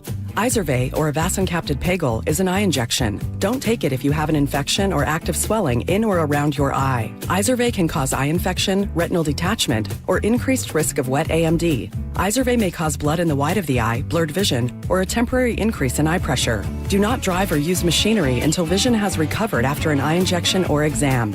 Ask your retina specialist how you can slow your GA with Izervay. To learn more, call 1-855-IZERVAY or go to izervay.com. Paid for by Astellas Pharma. Now, the latest from KIRO News Radio and MyNorthwest.com. Live from East Lake Avenue, Seattle's morning news. Good morning. It's 6:30. The wildfire emergency in Spokane is growing. 3 major fires burning in the area. Tens of thousands of residents under evacuation orders. Here's KIRO 7 TV's Jake Chapman. The Spokane Area Fires Complex has burned down over 600 structures, including homes, and forced thousands in the region to evacuate. Just in a matter of hours, their lives changed in deeply dramatic and fundamental ways. It's just widespread destruction. And that includes our colleague at KHQ, Bradley Warren. This fire's real. I mean, I watched houses burn. Warren urges the public, when those evacuation orders are up, to take them seriously. Happening right now, a homicide investigation unfolding in Bonnie Lake. The Pierce County Sheriff's Office says deputies are investigating a fatal stabbing. This is on Prairie Road near the Fred Meyer and Costco. SWAT personnel have a heavy presence in the area while a suspect remains barricaded. We'll keep you updated as we learn more. 6:31 on Seattle's Morning News, and developing right now, there's new information about why Seattle Mayor Katie Wilson may have asked for the resignation of former police chief Sean Barnes. According to government records, Barnes and his wife owe more than $86,000 to the IRS, and they have a lien on their property. KIRO News Radio's Luke Ducey has been digging and is here with the latest. If you are watching on our YouTube feed, you can see that IRS document for yourself right there. I've redacted some of the personal information of Barnes and his wife. According to records from Cook County, Illinois, the IRS placed that lien on all properties owned by Barnes and his wife. The documents say the couple owes $86,841.14 in taxes and penalties. The IRS executed the lien in February of last year, 1 month after Barnes was named interim chief. Now, during a press conference Friday, you'll remember Wilson said that she asked Barnes for Barnes' resignation for several reasons. There were multiple factors, some of which were related to the events of Sunday, but that certainly was not the only thing. On Sunday, during that mass gang-related shooting, Barnes was out of town on a business trip. He's been out of town some 45 days from April to July of this year. There are also reports the mayor wanted to fire Barnes over CCTV cameras and policy at the World Cup. And now, could this lien have played a role too? Well, we also asked, why could a lien be such a big deal for a chief of police? Besides professional vulnerabilities and accountability issues, a source from inside the federal government tells me there would also be concerns about the chief being blackmailed or bribed, not wanting that information to get out. However, political analyst Matt Markovich explains. A tax lien on someone's property does not preclude anybody from becoming the police chief of Seattle. It's that simple. The stopgap or the check and balance in all this, it would be the Seattle City Council, which generally approves all major hires of department heads. Shifting gears a little bit, I also asked former Mayor Mike McGinn about Katie Wilson's handling of that mass shooting and Chief Sean Barnes. Back in 2012, you remember McGinn faced a mass shooting of his own at the Cafe Racer shooting in Seattle. A suspect killed 4 people and injured a 5th. He carjacked a woman and killed her as well, then killed himself in West Seattle.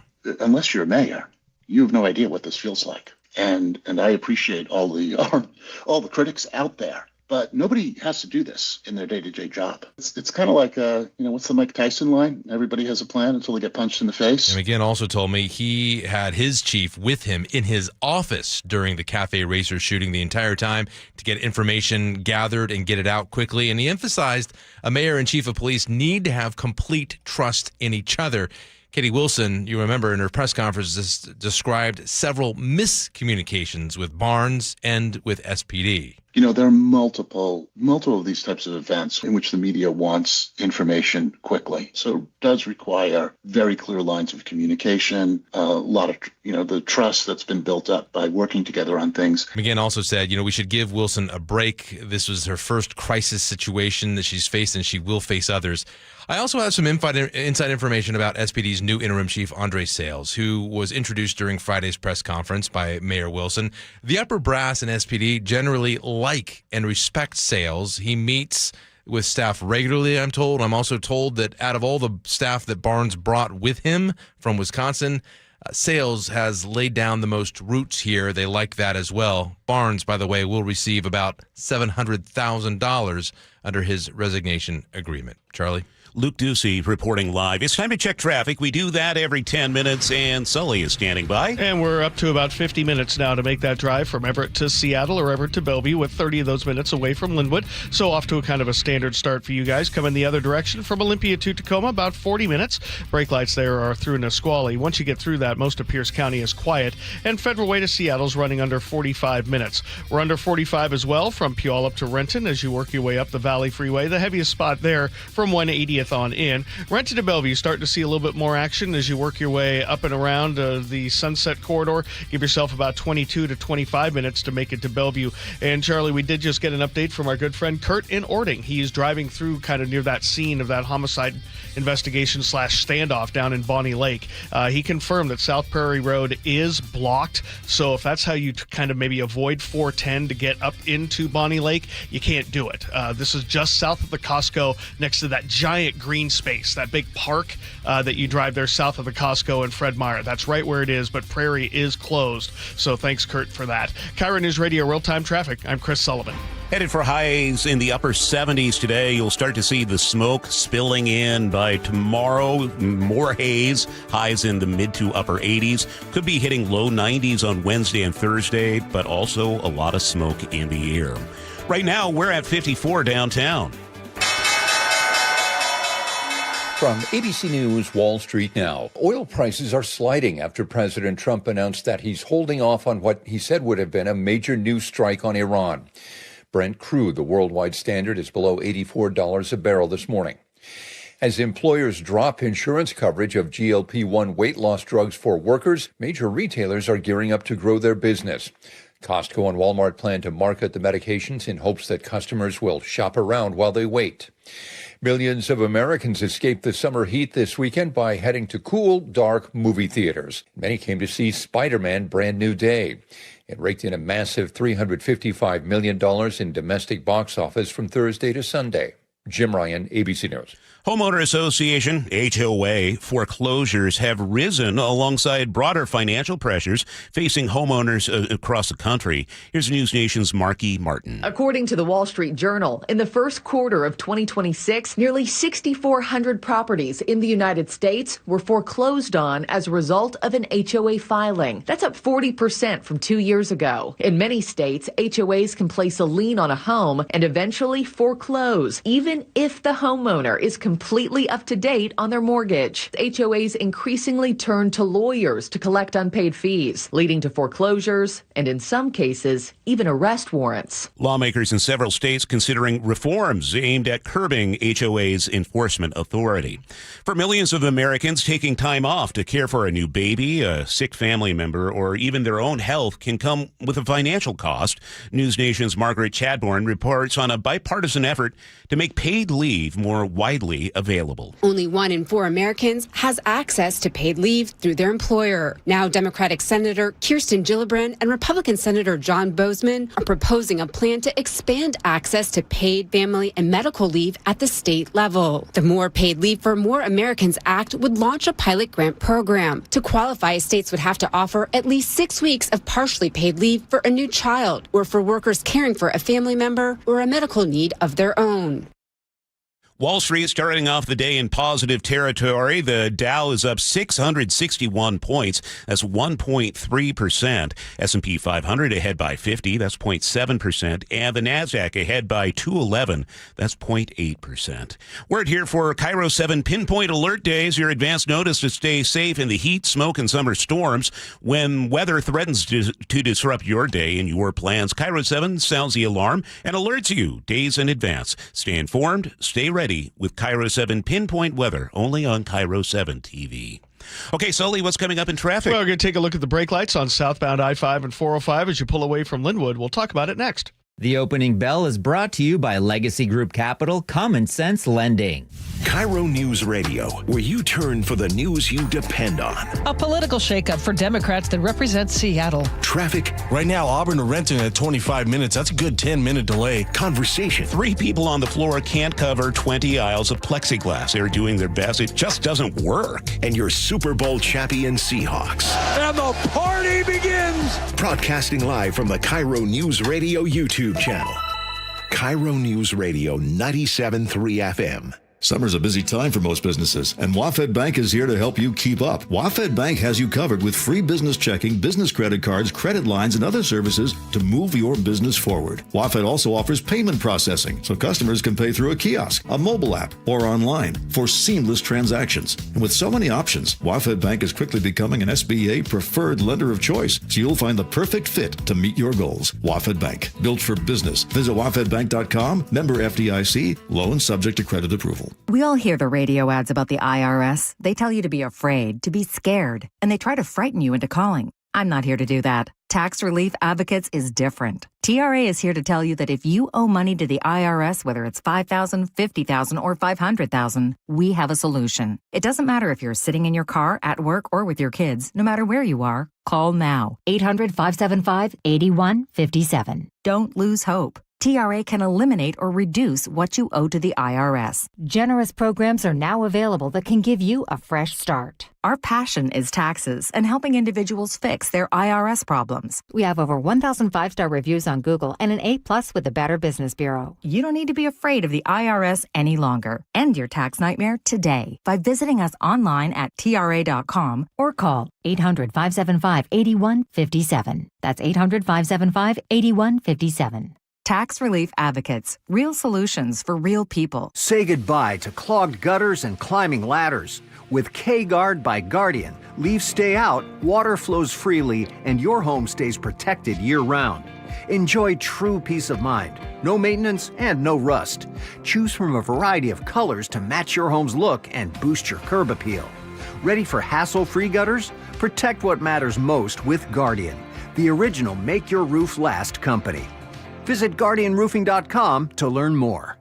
Get any size high-efficiency AC for just $179.99 a month with zero upfront cost. CM Heating's Comfort as a Service includes lifetime repairs and annual maintenance at no extra charge. Book your free estimate at cmheating.com today. License number CMHEAHL 751LW. KIRO News Radio is giving you a shot at 4 tickets to see the Seahawks in their preseason home opener, Saturday, August 15th. To enter, open the KIRO News Radio app or visit mynorthwest.com/win for details. You can enter once per day, so the more you enter, the better your chances. Enter daily from July 28th through August 3rd. Full details and rules at mynorthwest.com/win. That's mynorthwest.com/win. It's 6:43. We check traffic every 10 minutes. Here's Chris Sullivan. And Charlie, we're looking at a relatively normal day out there. The brake lights are right where they should be. They're not terrible as of yet. We're going to look at the drive coming down from the north end, which is certainly the heaviest. If you're on I-5, it's from 145th down past the Forest Merge in Northgate before it thins out. But 50 minutes from Everett into Seattle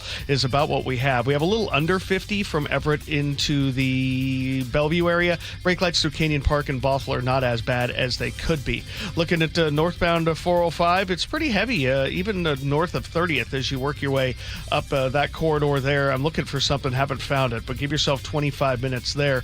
Behind that, the Valley Freeway, heavy in Auburn, heavy at the north end, but all in all, 45-minute trip for you guys is not bad. Olympia to Tacoma, a little over 40 minutes with some brake lights from Lacey down through Nisqually. Gets better as you head up towards Mounts Road and get into DuPont, and then after that, it's not bad. 16 and 18 look okay. 18's a little heavy approaching the Raging River, getting down to I-90, but you can handle it. Lake bridges are still fine, and we continue to work with the closure of South Prairie Road for those of you in the Bonnie Lake area who use that to get away and up to 410 there in Bonnie Lake. Can't do that because of the police activity there just south of the Costco. KIRO News Radio real-time traffic. I'm Chris Sullivan. 77 are high today. We'll see some smoke start to roll in the next several days. It's going to be smoky around here and getting hot with highs Thursday and make that Wednesday and Thursday of 90 with a lot of smoke in the air. Right now downtown, it's 54, and coming up, school year right around the corner. Back to school supplies costing more than ever. We'll hear from ABC's Emily Gustin next on Seattle's Morning News. For 250 years, Americans have believed in one powerful idea, that we are meant to live free. Free to work hard, free to move, free to enjoy life without being held back. But if the natural effects of aging are slowing you down, it might be time to declare your independence from aging. John Curley here. Longevity Medical Clinic has been treating the undesirable effects of aging for nearly 30 years. They have more clinical experience with actual patient care than any longevity practice in the country. I've been a patient for 17 years. Wow, time flies when you got a lot of energy. I don't know where I'd be today without longevity. Longevity Medical Clinic was started so people can get back to living life on their own terms, walking, working, exercising, and enjoying the moments that matter most. This year, as we celebrate 250 years of American independence, take a stand for your own freedom. Get your free health analysis at Longevity Medical Clinic. Find out more at lmclinic.com. I like it hot. Beg your pardon? Can you make it hot for me, Dan? I think so. Half heated ain't hot enough. No. That's why I called you. Apollo Plumbing. Yeah, my sorry old water heater. Oh. Ain't getting me the hots anymore. You want hot water. That's what I said. That's what we do at Apollo Plumbing. And you're ready? Right now. When can you? How about today? Same day? We'll have you in hot water tonight. Clever. How about an upgrade? A tankless water heater would mean endless hot water. Now you're cooking. That's just for starters. Starters? How about we make it a worry-free water heater? Worry-free? Wrenchie's worry-free warranty. Which covers? Repair, service, all included. And when it wears out? Apollo replaces it. No extra charge? Nothing. Nil? Nada. As an Apollo A-list member, you're covered. And payments? To fit your budget with approved credit, of course. And I'm hot again. Worry-free. That's for me. We're on our way. Thanks for making it hot. We're ApolloPlumbing.com. Seattle's tradition for news and conversation. This is Seattle's Morning News with Charlie Harger and Manda Factor. Well, it's August 3rd, and that means we are just a few weeks away from the beginning of a brand new school year. Parents expected to spend nearly $900 per kid for back-to-school shopping, according to a new poll. That's pretty penny for most families. Let's dive into some more of the data with ABC News polling director Emily Gustin. Good morning, Emily. Tell us about this poll. What are parents telling you? Thanks for having me. We asked parents of kids throughout the country what they expect to spend this year and whether the things they normally buy are more expensive, less expensive, or about the same. And 68% of parents said that the prices for things they normally buy for back-to-school shopping are more expensive this year than they were last. What are they saying is more expensive? What kind of items? We asked them about 5 different categories of things that people buy generally for back-to-school shopping. And that was where we got that total of almost $900 per kid that you mentioned before.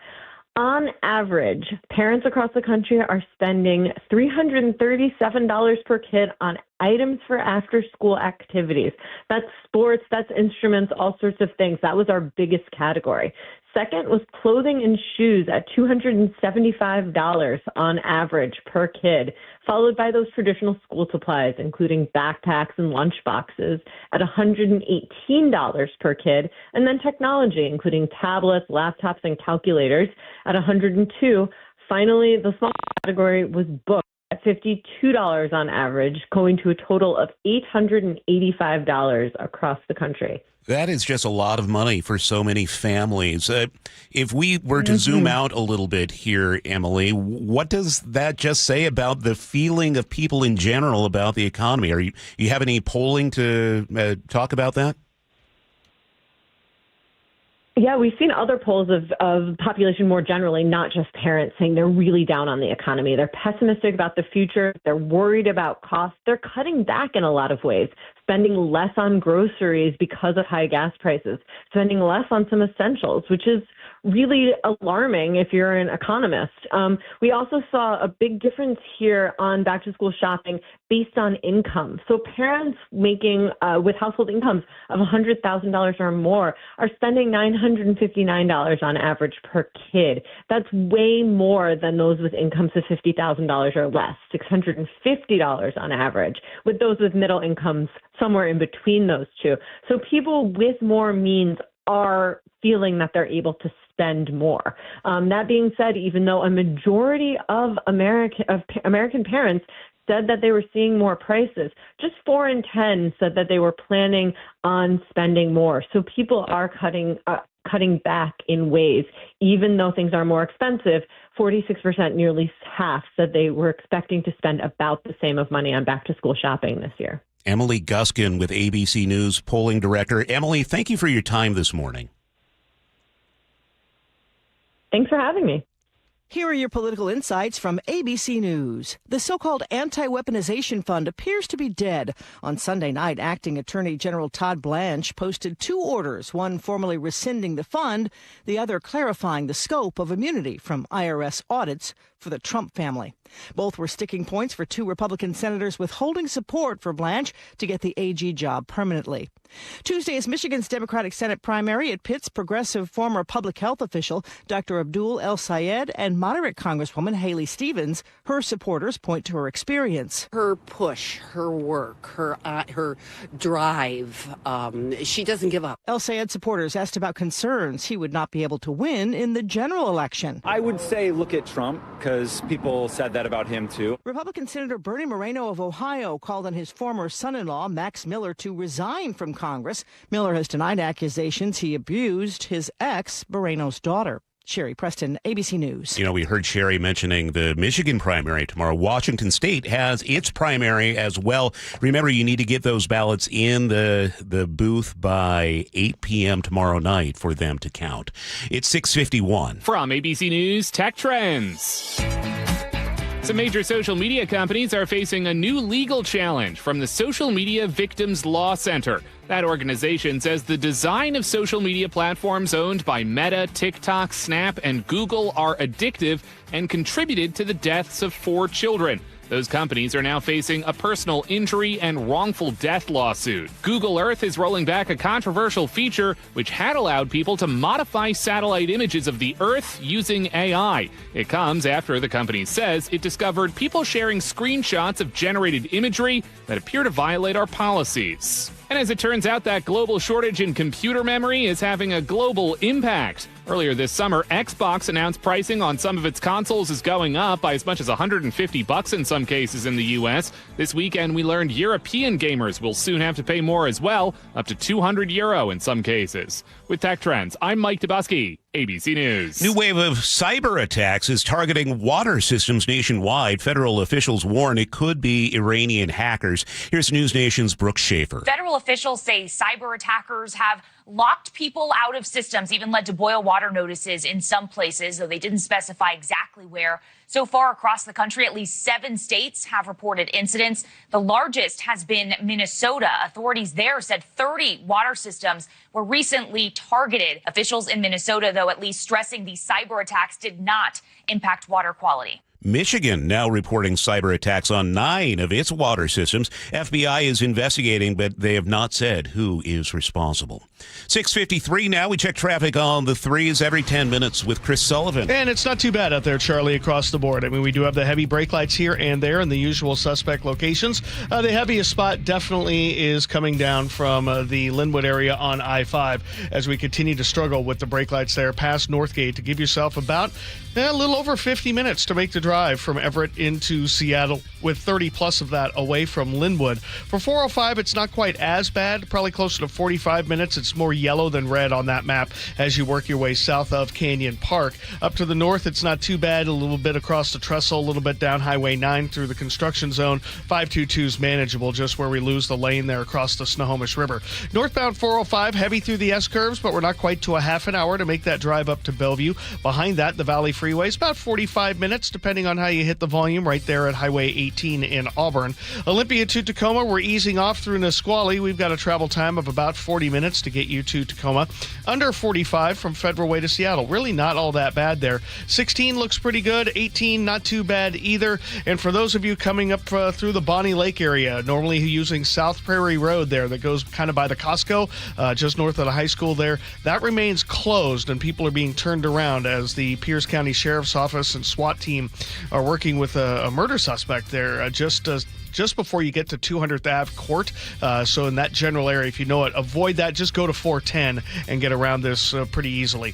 This report brought to you by HBO's Hard Knocks. Tune into the premiere episode of the 2026 season, Tuesday, August 4th, 6 p.m. That's tonight, featuring it's tomorrow night, your reigning Super Bowl champion, Seattle Seahawks.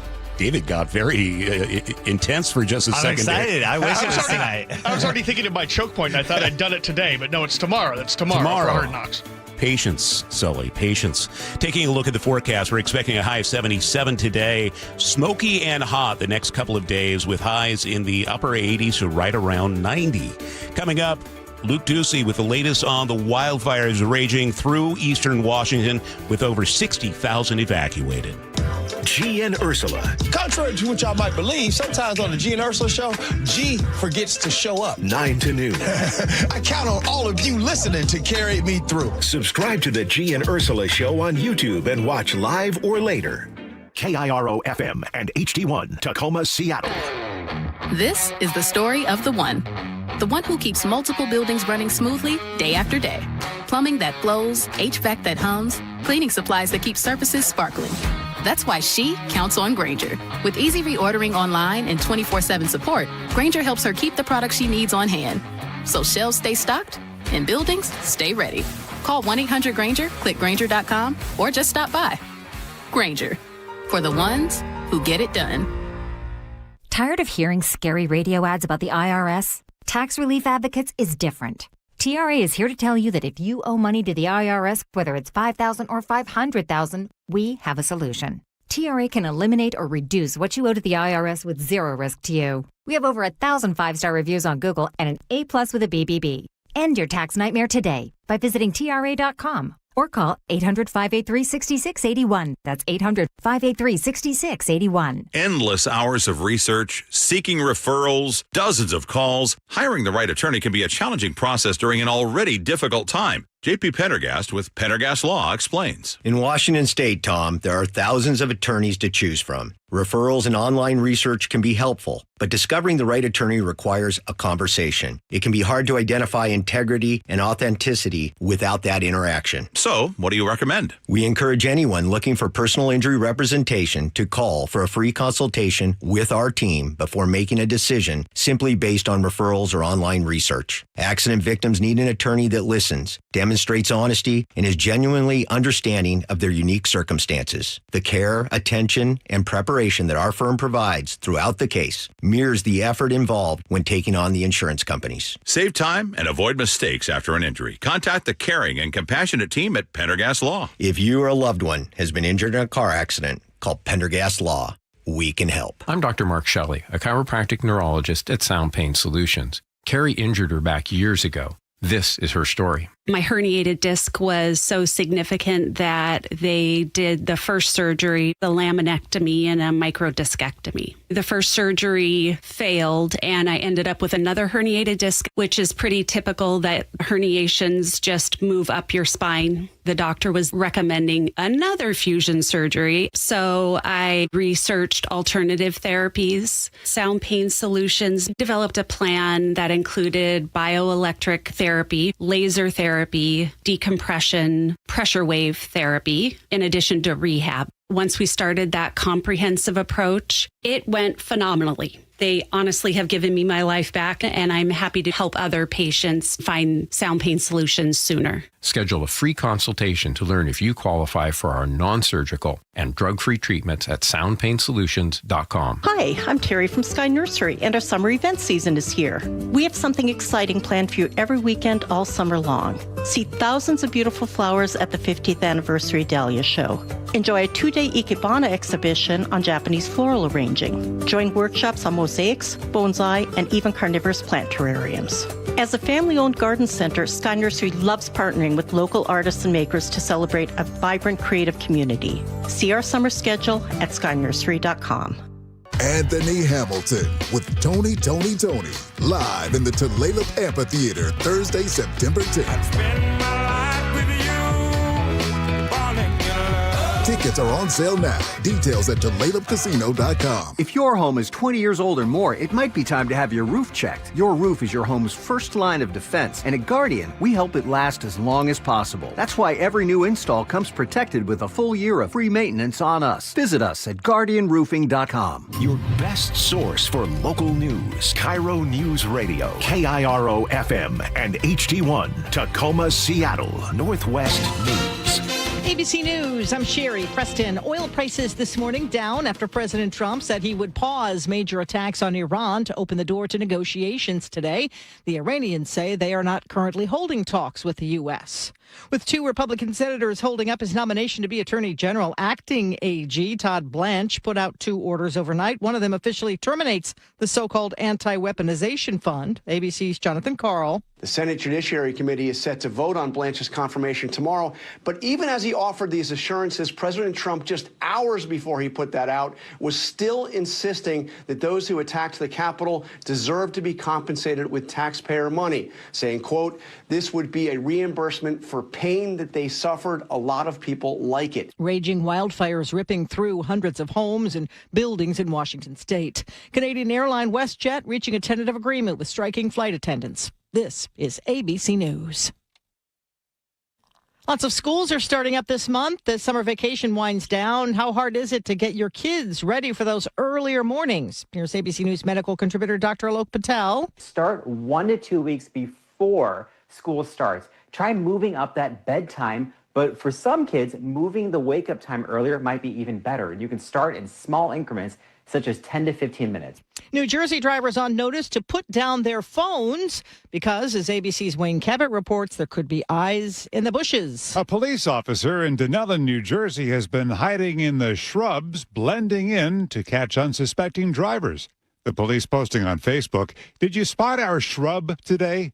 If you had your head buried in your phone, probably not." Dunellen police say that hiding in the weeds is way more effective than sitting behind the wheel of a patrol car. 74 drivers getting tickets Wednesday alone.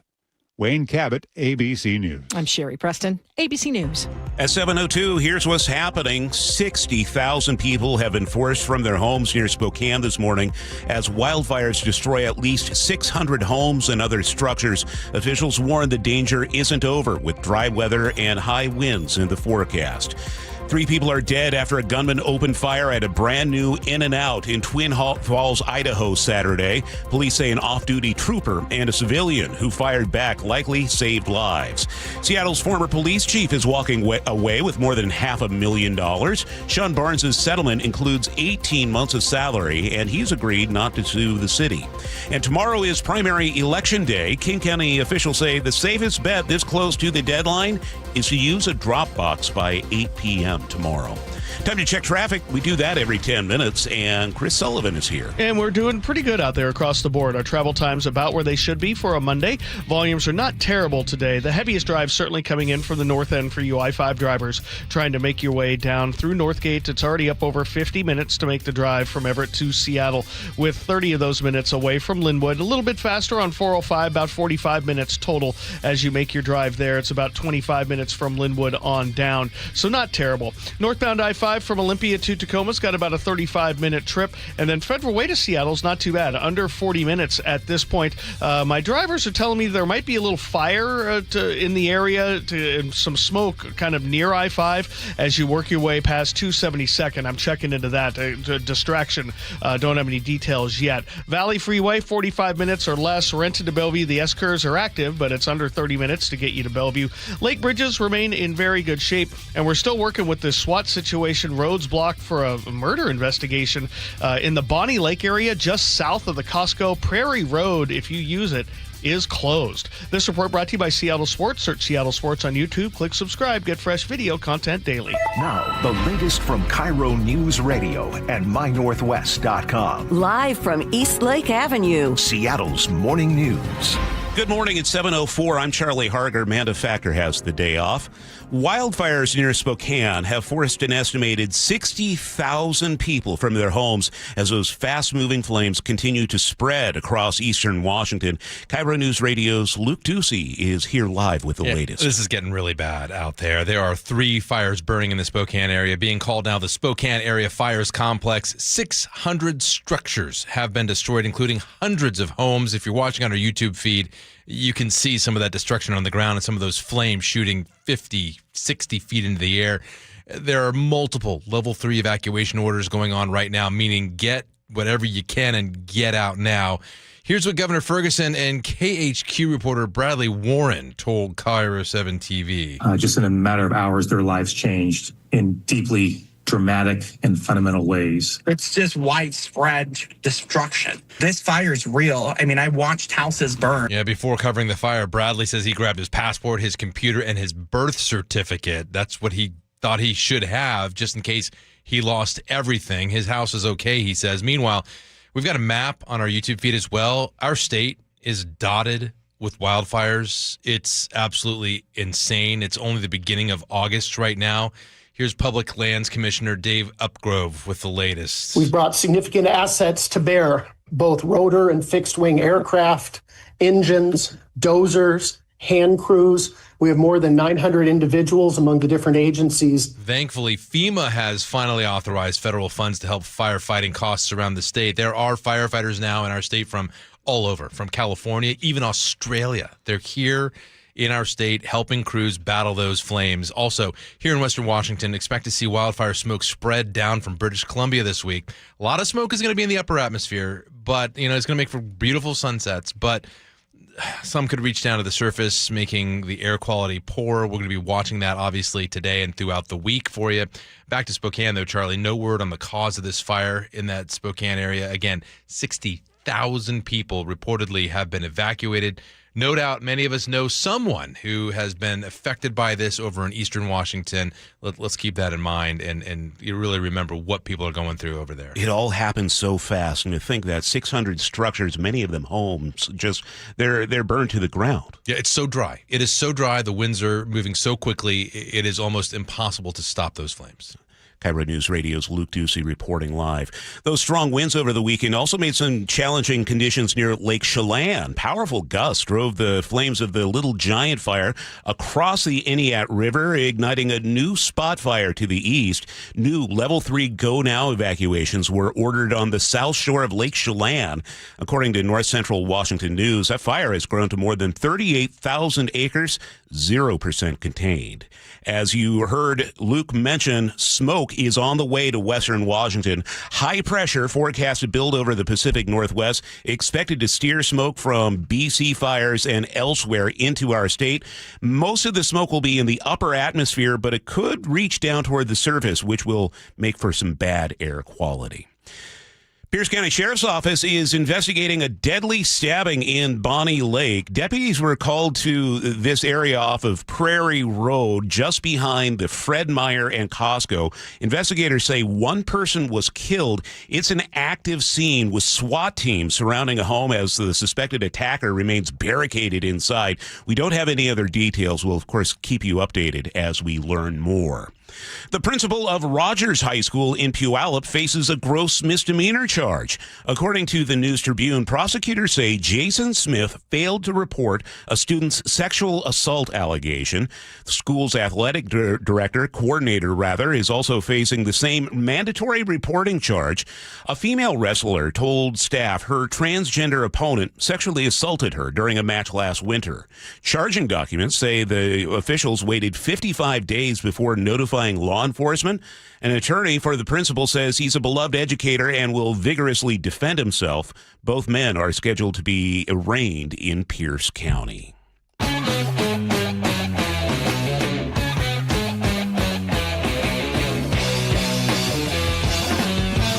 Keeping you informed since 1974. This is the city's longest-running radio news show. Seattle's Morning News on KIRO Newsradio.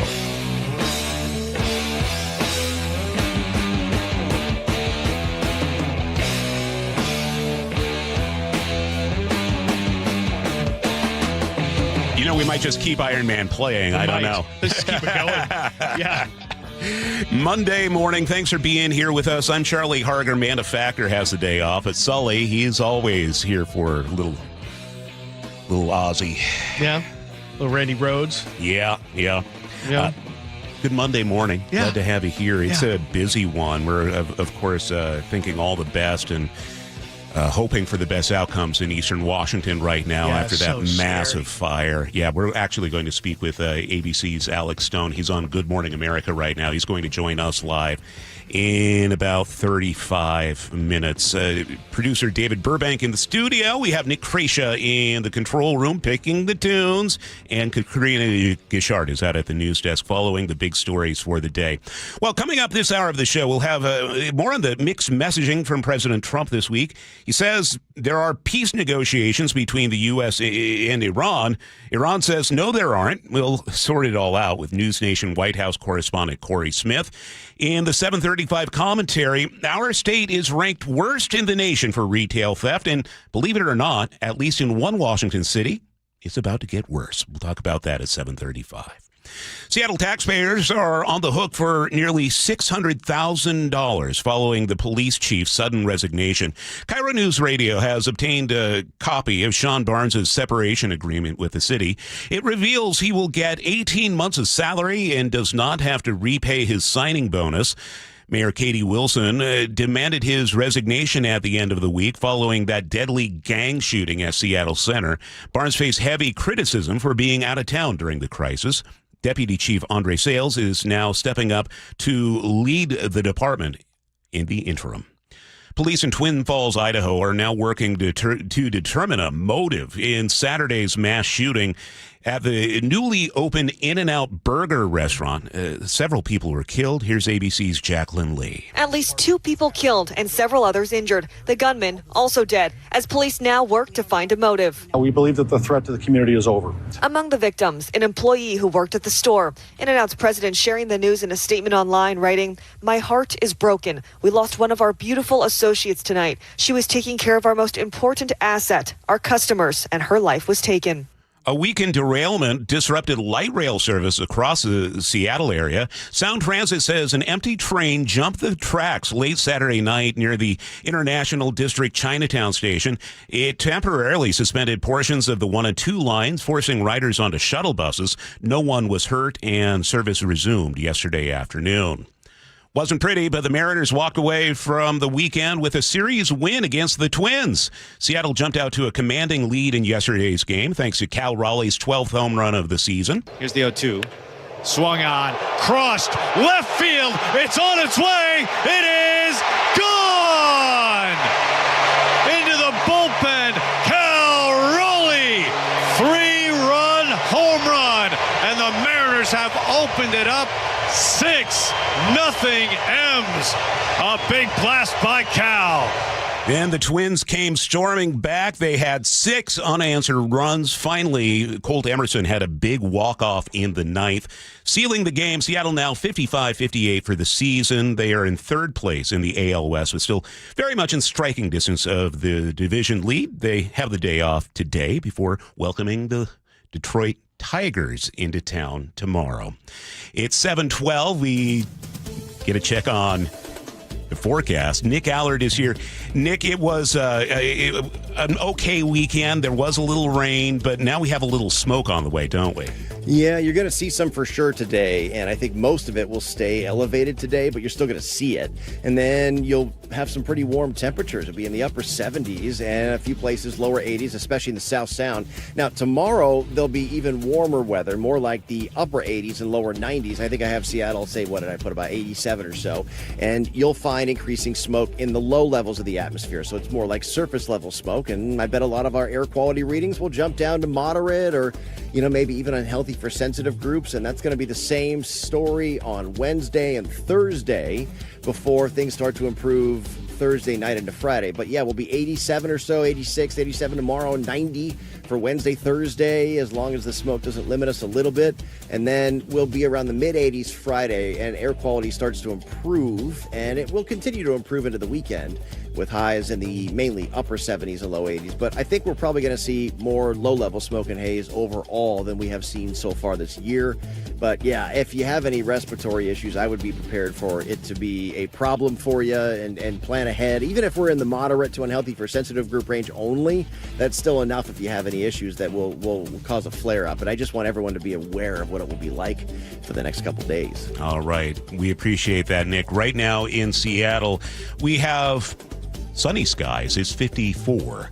Time to check traffic. We do that every 10 minutes with Chris Sullivan. And we're getting closer to an hour to make that drive now from Everett down into Seattle, with over 40 of those minutes from Linwood. It's going to be bumper to bumper from 145th down past the Forest Merge and then kind of meandering all the way down toward Mercer. For 405, it's a little faster, but we're definitely packing in from Canyon Park down. It's close to 50 minutes now, maybe 55 to go from Everett down into Bellevue. Brake lights again, Canyon Park through 522 before they get better. Olympia to Tacoma, no problems for you guys, and Federal Way to Seattle's only running 45. We're under 45 up the Valley Freeway. Renton to Bellevue still under a half an hour. Lake bridges are quiet. 16 looking really good between Port Orchard and Tacoma. 18 over Tiger Mountain, a little slow at the summit, but really not all that bad. And if you're down in the Bonnie Lake area, watch for the roads around the Costco, primarily on the back side of it. Prairie Road remains closed as the Pierce County Sheriff's Office works with a standoff down in that area, just kind of south of the Costco Tire Center. So keep that in mind if that's where you go. Stick with 410 to avoid it. This report brought to you by Seattle Sports. Search Seattle Sports on YouTube, click subscribe, get fresh video content daily. This is the city's longest-running radio news show, Seattle's Morning News on KIRO Newsradio. Good morning, 7:16. The FBI and EPA now warn of cyber activity in critical water systems. News Nation's Brooke Schaefer reports. Federal officials say these cyber attacks have locked people out of systems, even led to boil water notices in some places. We know Michigan is now reporting cyber attacks on 9 of its water systems. 7 other states have reported similar incidents. Minnesota authorities said 30 water systems in their state were recently targeted. In Bram, just north of Minneapolis, local leaders said hackers shut down the operating controls at the water treatment plant. Officials in Minnesota, though, stressing these cyber attacks did not impact water quality. Attorney General nominee Todd Blanche is on his way to receiving a full Senate vote on his nomination. Here's News Nation's Marnie Hughes. Blanche announcing he will be terminating President Trump's anti-weaponization fund following threats from GOP senators to block his bid for the job. The $1.8 billion fund would have compensated GOP allies who claim they were unfairly prosecuted and will not move forward following weeks of discussions. The Senate Judiciary Committee will vote on Blanche's nomination tomorrow. A person was hit and killed by a train yesterday evening. The crash happened on the Burlington Northern Railroad tracks near Smith Street. Emergency crews responded. The victim died at the scene. Investigators have not released the person's identity, and it's still unclear what led up to the collision. A fire that broke out in an RV and then a building in Sultan has taken one person's life. On Friday, crews from Snohomish Regional Fire and Rescue say Sky Valley Fire responded to a report of an RV engulfed in flames when they found a travel trailer fully engulfed and the flames had spread to a building next to it. Due to the intensity of the flames, they could not search the RV to see if anyone was inside. After the flames were out, they did find one person inside who did not survive. The Snohomish County Fire Marshal is trying to figure out how this started. The Coast Guard and Mercer Island Police Marine Patrol called off a search for a man who apparently fell off a boat in Lake Washington. A 19-year-old man was on a boat during the hydro races and air show. Around 10:40 Friday night, the boat was traveling at a high rate of speed when he told others on board he needed to use the restroom. When they arrived at an eastern high-rise of the I-90 bridge, he was no longer on board. They called 911, and the Coast Guard, Mercer Island Police, and Seattle Harbor Patrol searched a couple hours. Couldn't find him. They resumed the search in the morning, but say they were unable to find the man. From ABC News Tech Trends. Some major social media companies are facing a new legal challenge from the Social Media Victims Law Center. That organization says the design of social media platforms owned by Meta, TikTok, Snap, and Google are addictive and contributed to the deaths of 4 children. Those companies are now facing a personal injury and wrongful death lawsuit. Google Earth is rolling back a controversial feature which had allowed people to modify satellite images of the Earth using AI. It comes after the company says it discovered people sharing screenshots of generated imagery that appear to violate our policies. And as it turns out, that global shortage in computer memory is having a global impact. Earlier this summer, Xbox announced pricing on some of its consoles is going up by as much as $150 in some cases in the U.S. This weekend, we learned European gamers will soon have to pay more as well, up to €200 in some cases. With Tech Trends, I'm Mike Dubusky, ABC News. We're hearing mixed messages from the Trump administration over the weekend as the U.S. paused strikes against Iran. President Trump says those new peace talks are happening between the two countries, or at least they are imminent, while Iran is disputing those claims. Let's get the latest from News Nation's Corey Smith. Good morning, Corey. Where do things stand with these peace talks? It depends on who you believe. Here at the White House, the president sounding very confident that negotiators are going to get back to the table. But when asked on Air Force One yesterday for details about these talks, he was mum. He did not say anything other than what you said, that the parameters of this deal have been agreed to and that the deal is imminent. Iran says, nope, we are not negotiating at all today. But even if these negotiations do go forward, who's going to be doing the talking for the U.S., where they're going to be taking place? Are they going to be indirect or direct talks? Those questions still remain unanswered. So it's this sort of sense of deja vu where the president says one thing, Iran says another, and we just sort of wait to see ultimately where the truth lies. There was a graphic on News Nation this morning saying that President Trump has mentioned peace talks over 45 times since the war began. What's your reporting showing about these statements that there are peace talks underway, and sometimes they happen, sometimes they don't?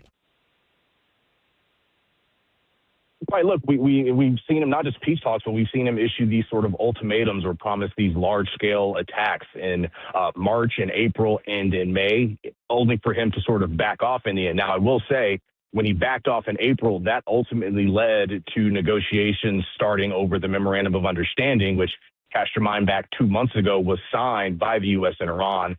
It is sort of, meaningless at this point, given that attacks have started. But look, some critics of the president say that he puts these messages out to influence the markets a little bit.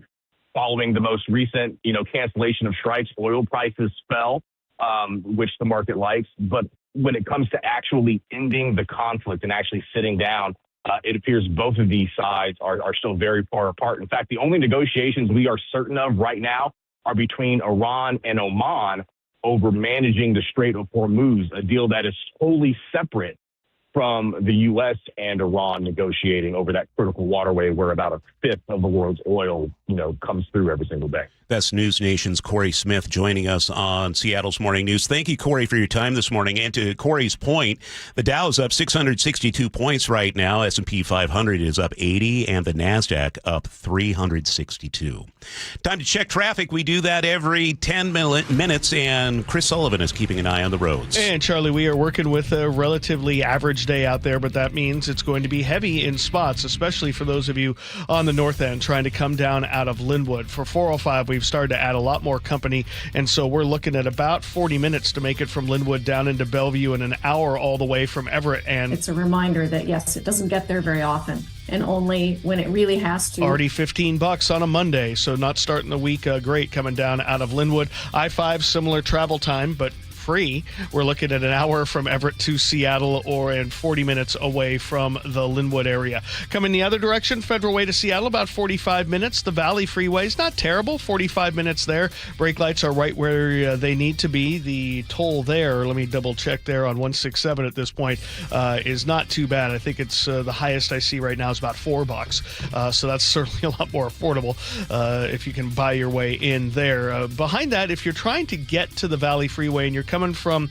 Buckley, through Bonnie Lake, just remember Prairie Road, South Prairie Road is blocked at this point. That's on the backside of the Costco south of 410 in Bonnie Lake for that police activity we've been talking about with the Pierce County Sheriff's Office. Stick with 410. It can handle the volume today, but that cut through is not an option for you at this point. You get over to the Valley and it's about 45 minutes there. Rented to Bellevue's under a half an hour. Lake bridges are still fine. Federal Way to Seattle, if I didn't tell you already, about 45 minutes there. This report brought to you by the KIRO Newsradio App. You can text app to 888-973-5476. Download the KIRO Newsradio App, listen to your favorite shows, and get the latest news and updates sent right to your phone. Sunny and 77 today, mid 80s to upper 80s, maybe even low 90s the next few days after this, and a lot of smoke in the forecast. Right now, it's 56 downtown. And coming up on Seattle's Morning News, KIRO News Radio's Luke Ducey on the fallout of the resignation of Seattle's police chief, and we'll have the 735 commentary. A word here for Closets by Design. You ever have one of those mornings where you're already behind, you can't find what you need, your closet's a mess, pantry, it is overflowing, garage basically unusable? Well, you're not doing anything wrong. Most homes just weren't set up to work the way we actually live. Closets by Design isn't just closets. It's garages where you can finally park your car, a pantry you can actually use. What we had at our place was a home office and wall bed. It is a game changer for our spare bedroom. So much space to use when we don't have company over. It's all custom built, designed from your home, for your home, your routines, nothing off a shelf, nothing pre-made. Everything finally has a place. Right now, for a limited time, you can get 40% off, plus an additional 15% off, and 18 months 0% financing on approved credit if paid in full. Go to closetsbydesign.com or call them 1-800-BY-DESIGN to get your project started today. This hour is brought to you by CM Heating. Dear Ursula, I have a group of friends who have bonded over... Hi, I'm Ursula Voitin from the G and Ursula Show, and I'm launching a new podcast called Ask Ursula. This is your space. Real life, real questions, whether it's about family, friendships, love, and yes, even the fun stuff like travel and finding your signature scent. Hit me up and ask your questions at mynorthwest.com/Ursula. I look forward to connecting with you. At mynorthwest.com and the G and Ursula YouTube channel. Hey, I know something you probably haven't done in a while. Climb into your crawl space or your attic. Yeah, me neither. Mike Salk here. And most homeowners avoid those areas for good reason. But it's important to check on them regularly, especially here in the Northwest, where groundwater can wreak havoc and many homes lack the proper insulation in these spaces. So when it's hot in the summer, your house gets even hotter. And guess what? When it's cold in the winter, your house gets even colder because you don't have enough insulation. The good news, you don't have to crawl into those dingy areas. areas because Crawl Pros will do it. They go where you don't want to. That's what they did at my house. They found a little rodent intrusion and they found the insulation problem. So yeah, they can help you get it all fixed just like they did with me. And if you need any work done, local utility companies offer rebates that could save you thousands on your project. Don't just assume that your crawl space and attic are in great condition. Do what I did. Call Crawl Pros today. Schedule a free corner-to-corner inspection at crawlpros.com. The Black Crowes, live in the Tulalip Amphitheater, Sunday, August 30th. Tickets are on sale now. Details at TulalipCasino.com. Summer calls for road travel across our region. Have you noticed more vehicles on our highways and local roads? Obviously, traffic in the city is going to be crowded, especially with the Ship Canal Bridge construction.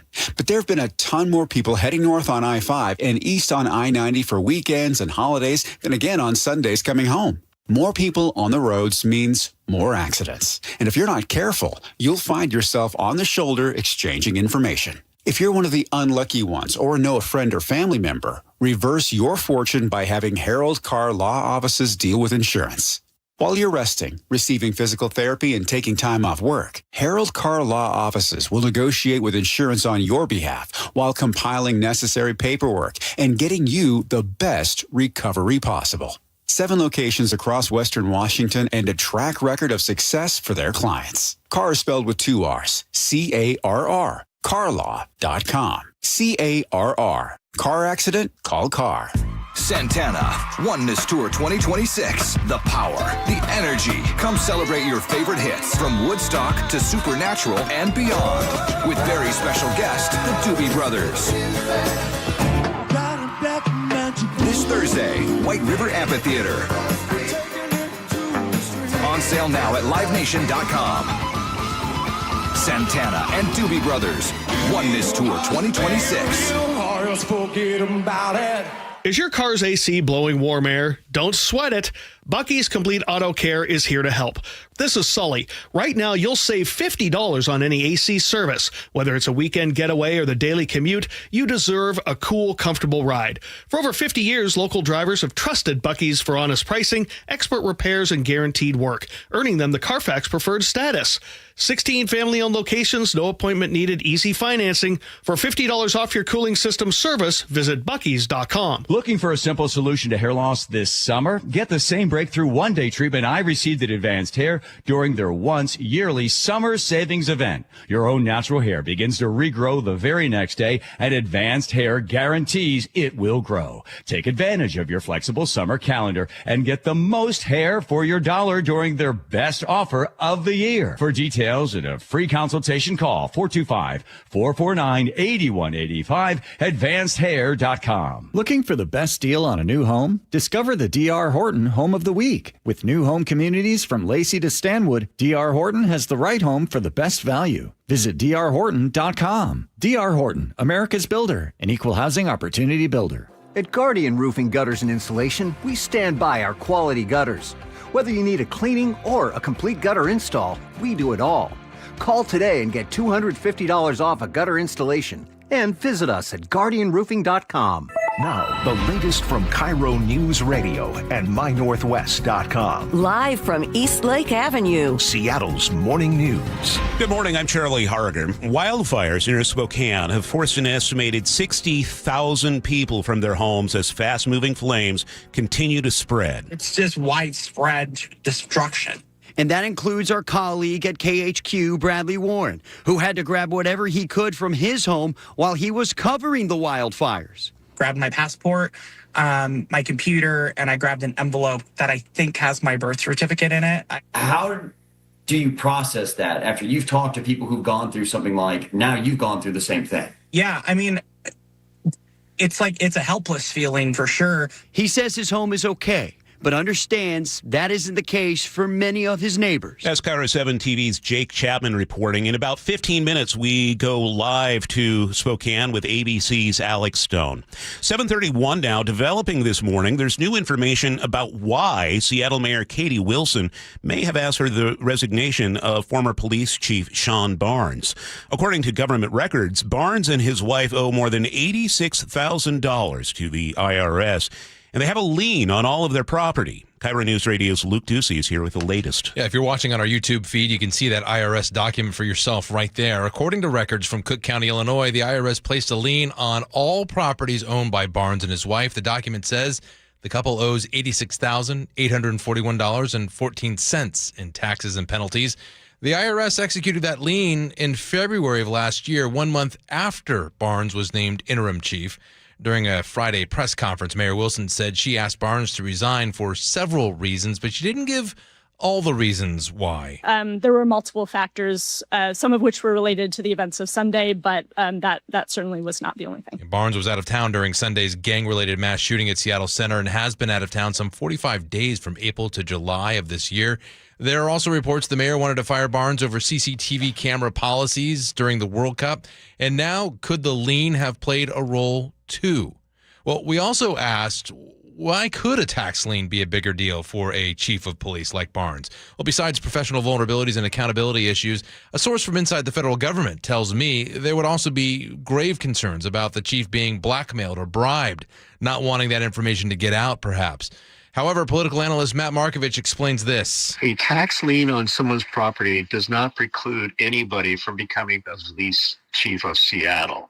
It's that simple. The stopgap or the check and balance in all this would be the Seattle City Council, which generally approves all major hires of department heads. It would be a problem, according to sources I talked to in the police department, for entry-level officers, because that leads to credit problems, and that precludes officers oftentimes from getting a job on the force, but not upper brass like a chief.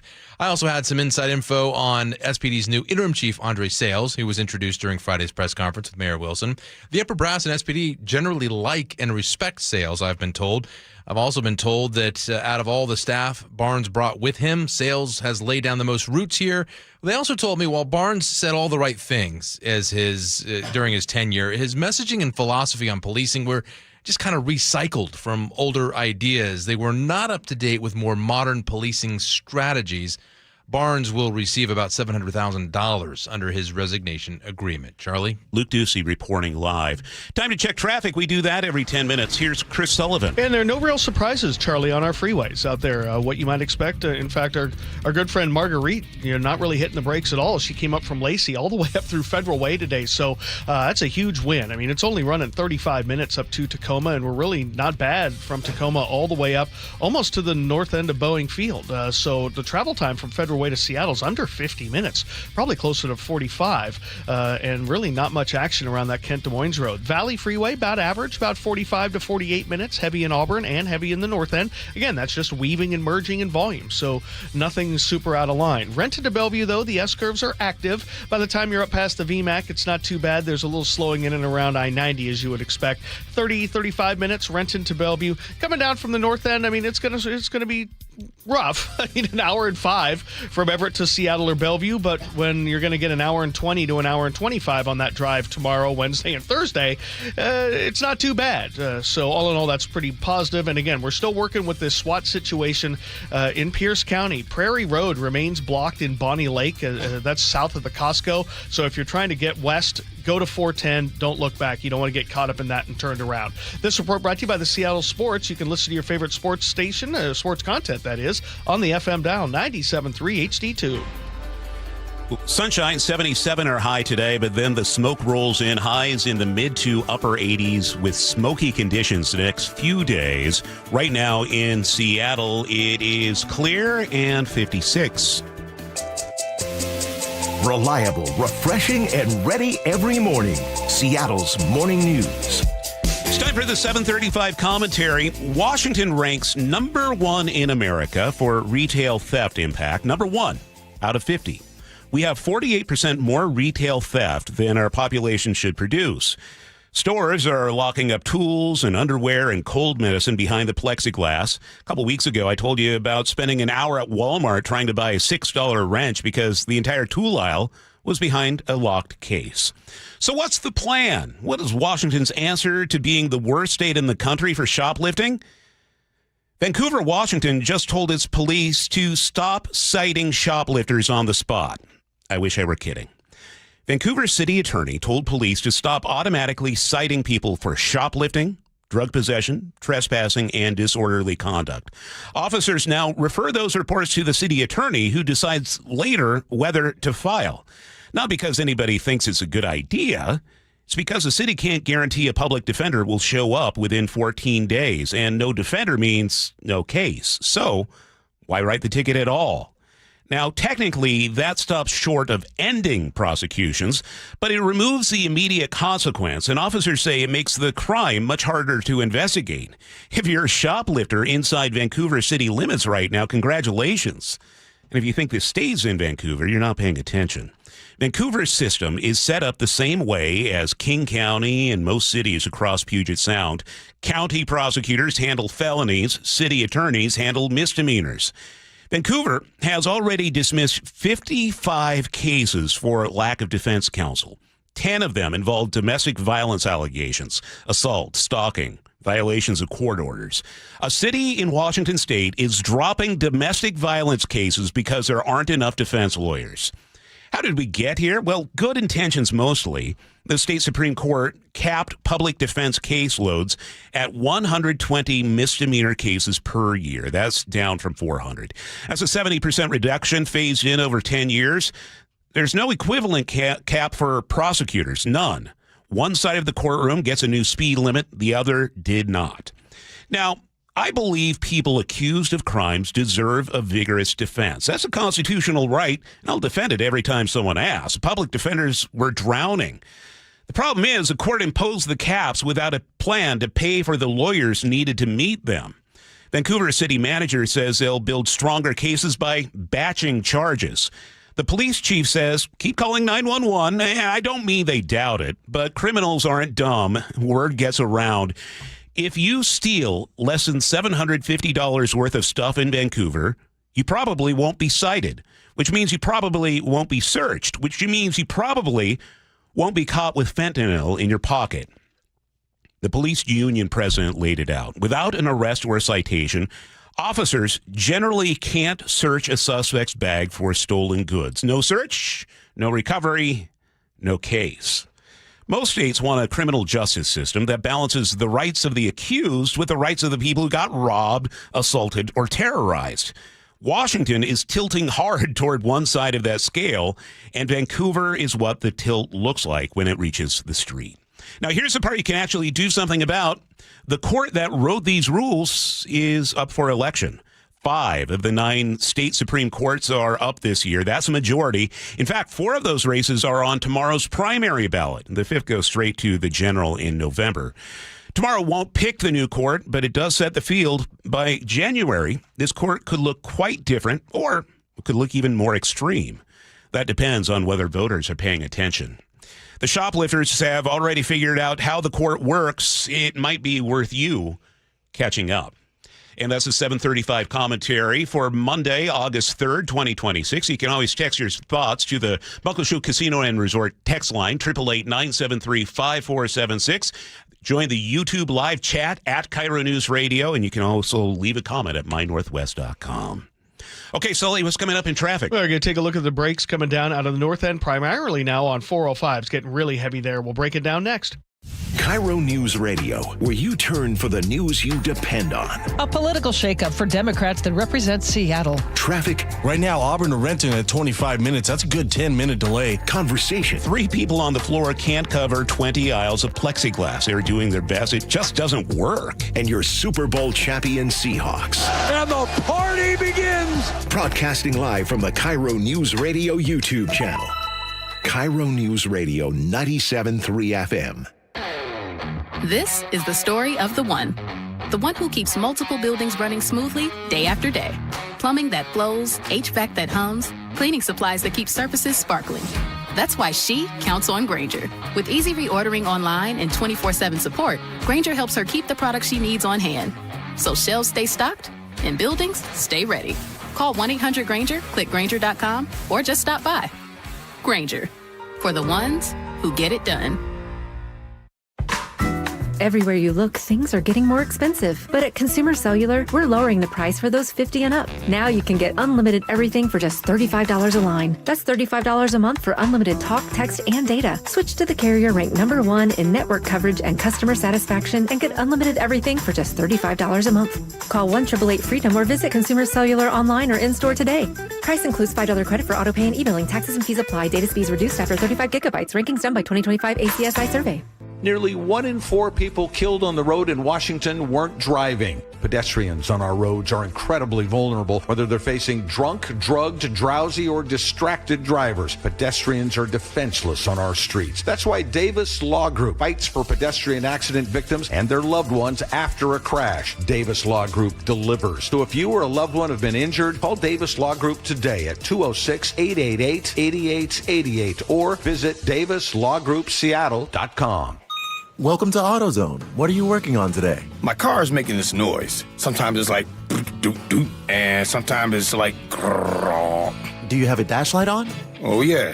Then we don't have to listen for clues. With the free Fix Finder service, we can read a check engine, ABS, or maintenance light to find the likely fix and even recommend a local shop if you need one. So you don't need to hear the grrr. Not with Fix Finder. Free at every AutoZone. Get in the zone, AutoZone. Restrictions apply. Tired of hearing scary radio ads about the IRS? Tax Relief Advocates is different.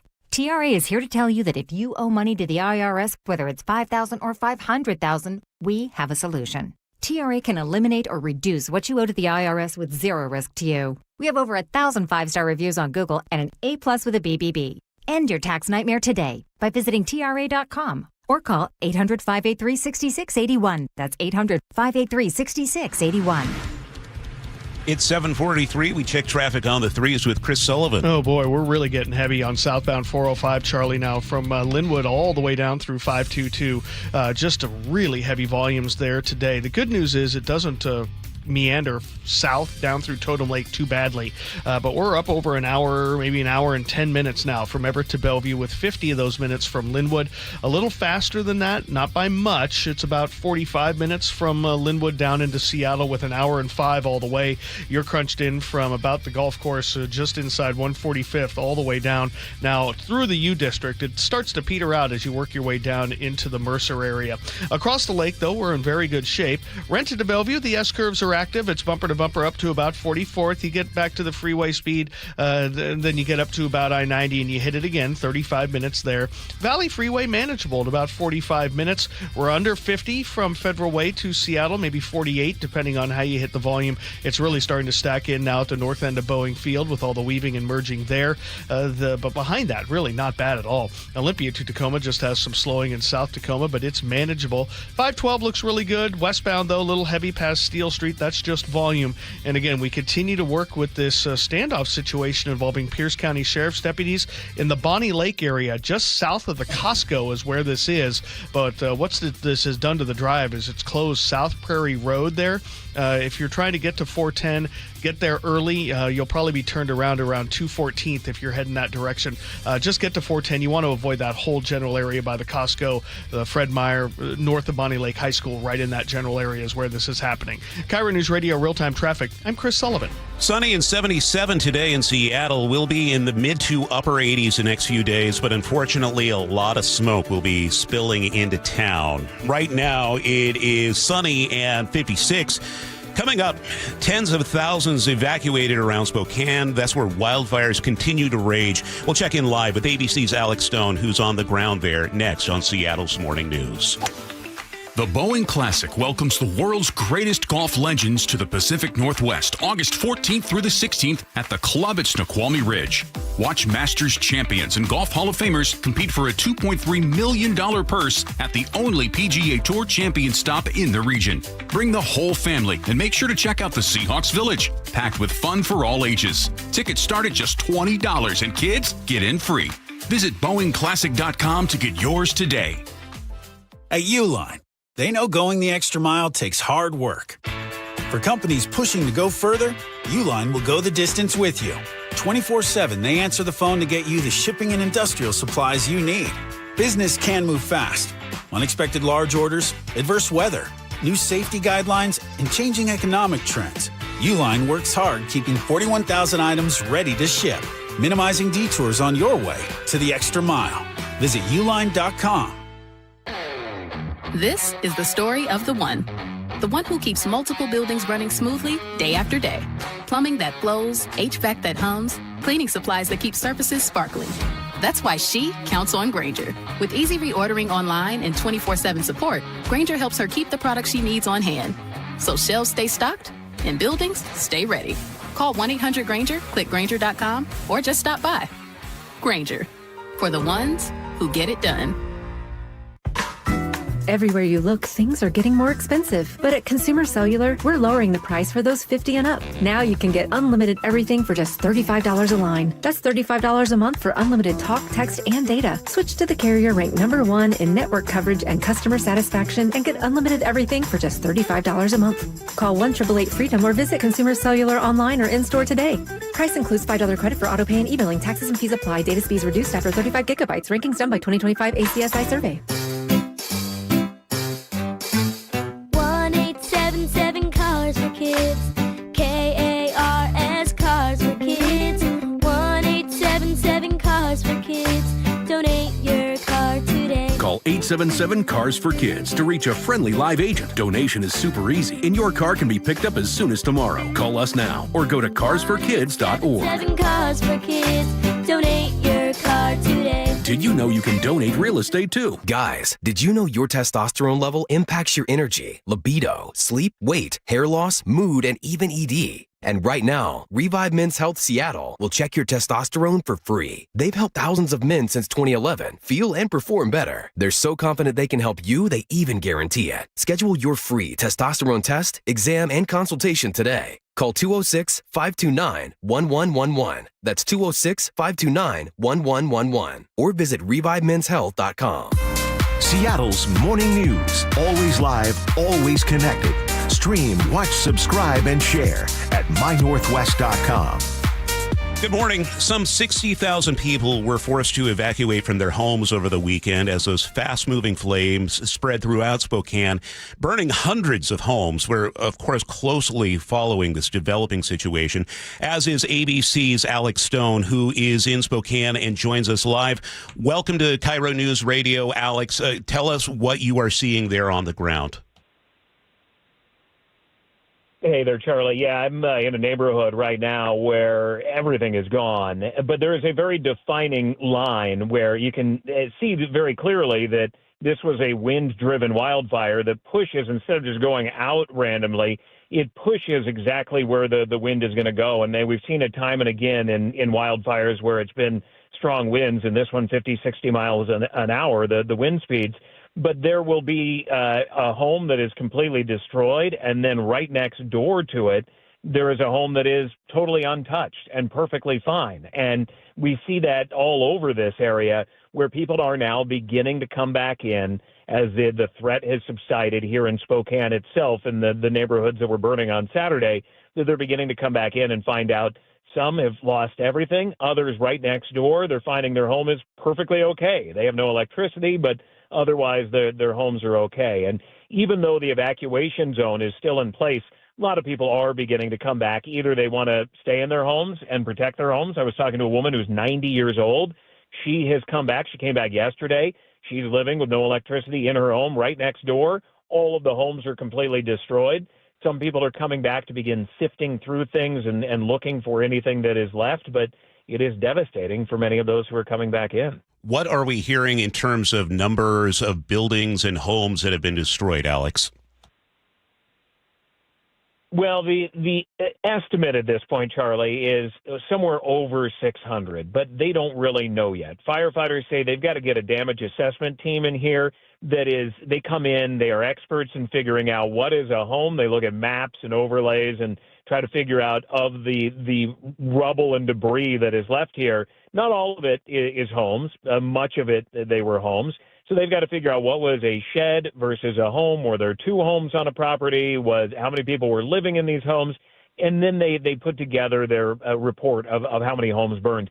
They think it is 600 plus. They don't know how many plus on top it may be, but they're just kind of guessing at 600 right now based on what firefighters are seeing. And I would say that's probably an accurate number based on what we're seeing right now, but it could go up.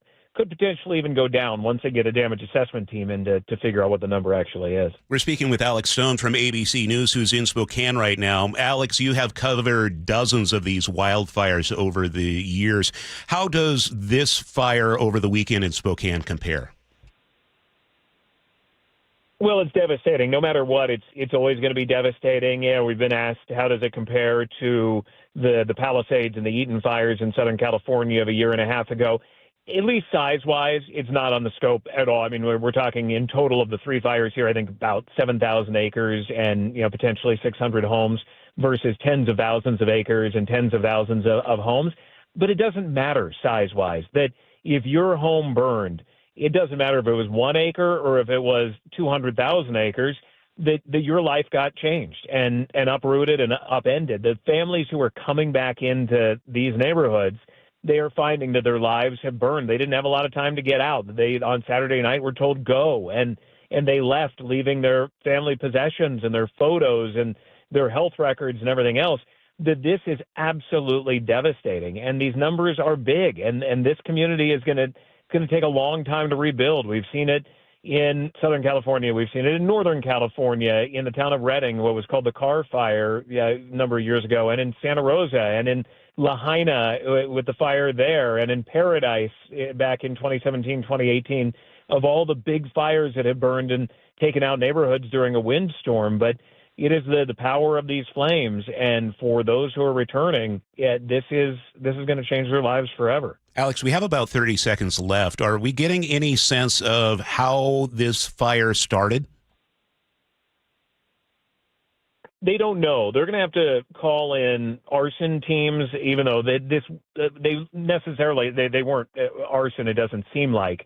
And it may turn out that maybe it was, but they don't think at this point that it was arson. But they call in those teams to figure out the point of origin and the cause of the fire.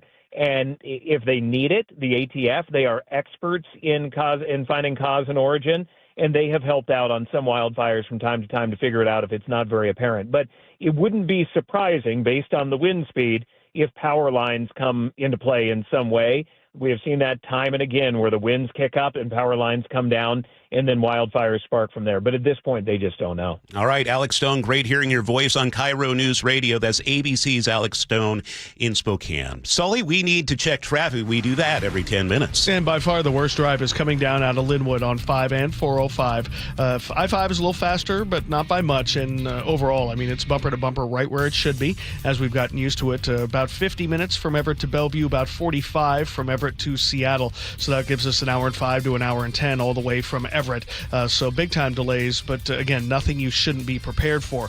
The Federal Way to Seattle drive is really not all that bad. I mean, it's lighter through the Kent Des Moines Road today, which is great. But boy, at the north end part of that drive, it's not great. Overall, we're about 47 minutes to get you from the 320th corridor on up into Seattle. Valley Freeway, about 48 minutes from end to end. Renton to Bellevue's 35. The S-curves are very active, but you pick up the pace after that until you hit the merging at I-90. Lake Bridges are fine. Olympia to Tacoma is still good, and we're still working with the closure of South Prairie Road in the Bonnie Lake area as the police continue to work with that standoff there south of the Costco. KIRO News Radio Real-Time Traffic. I'm Chris Sullivan. We're expecting sunshine today, highs in the mid to upper 70s for Seattle, but then smoke starts to spill back in the area.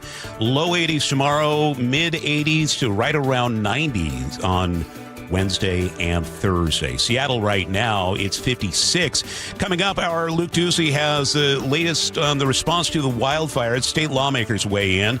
And our crime and punishment segment with Casey McNerthy from the King County Prosecutor's Office is at 8:15. Your old water heater's starting to peter.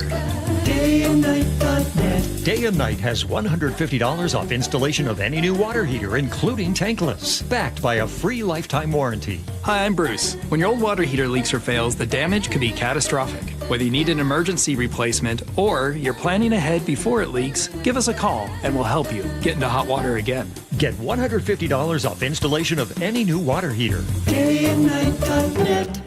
This is a test of your emergency alert system.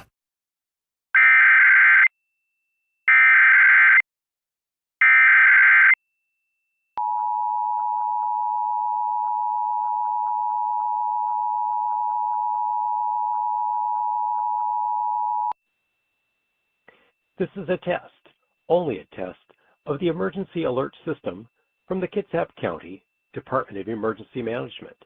Had this been an actual emergency, the system would bring you important public safety information. The following tones will conclude this test.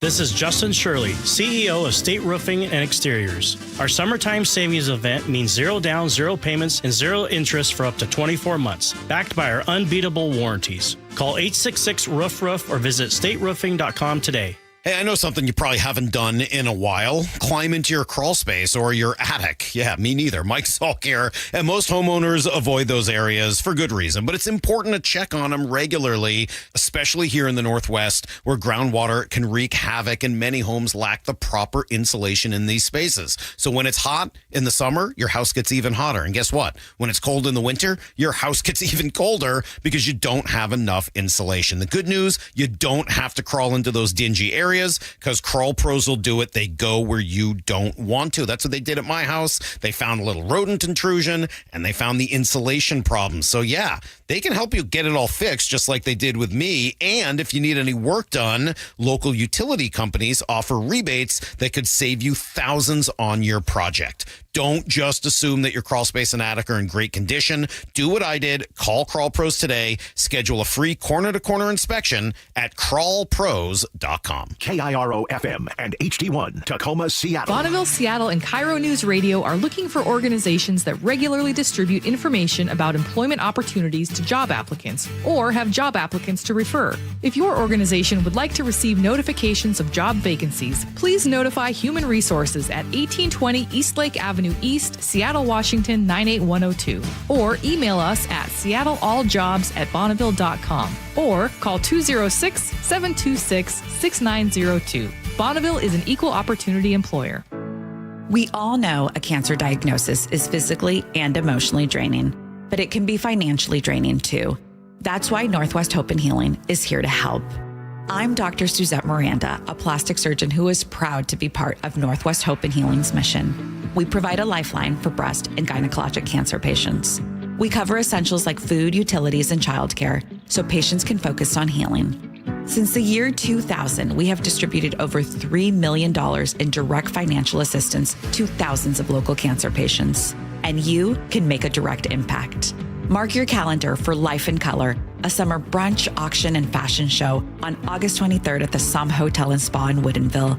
It's an unforgettable afternoon of hope and inspiration, celebrating local cancer survivors. Get your tickets now for Life in Color on August 23rd. Go to nwhopeandhealing.org to learn more. That's nwhopeandhealing.org.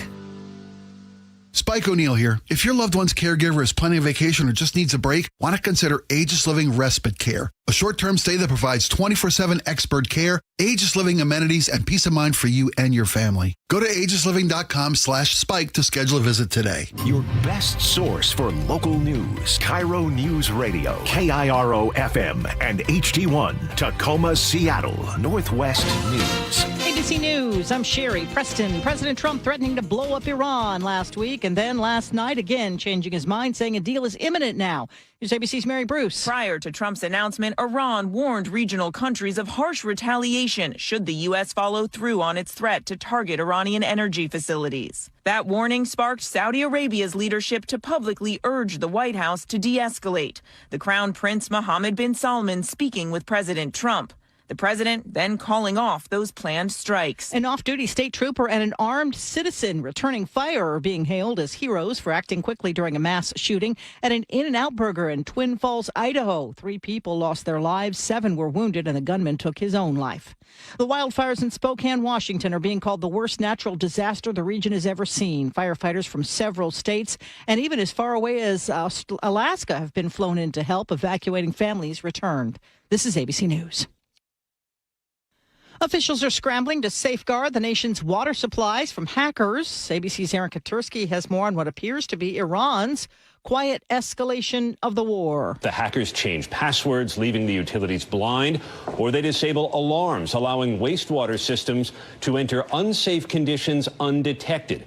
And this is exactly what intelligence officials feared would happen from the moment the U.S. began its buildup of forces in the Gulf.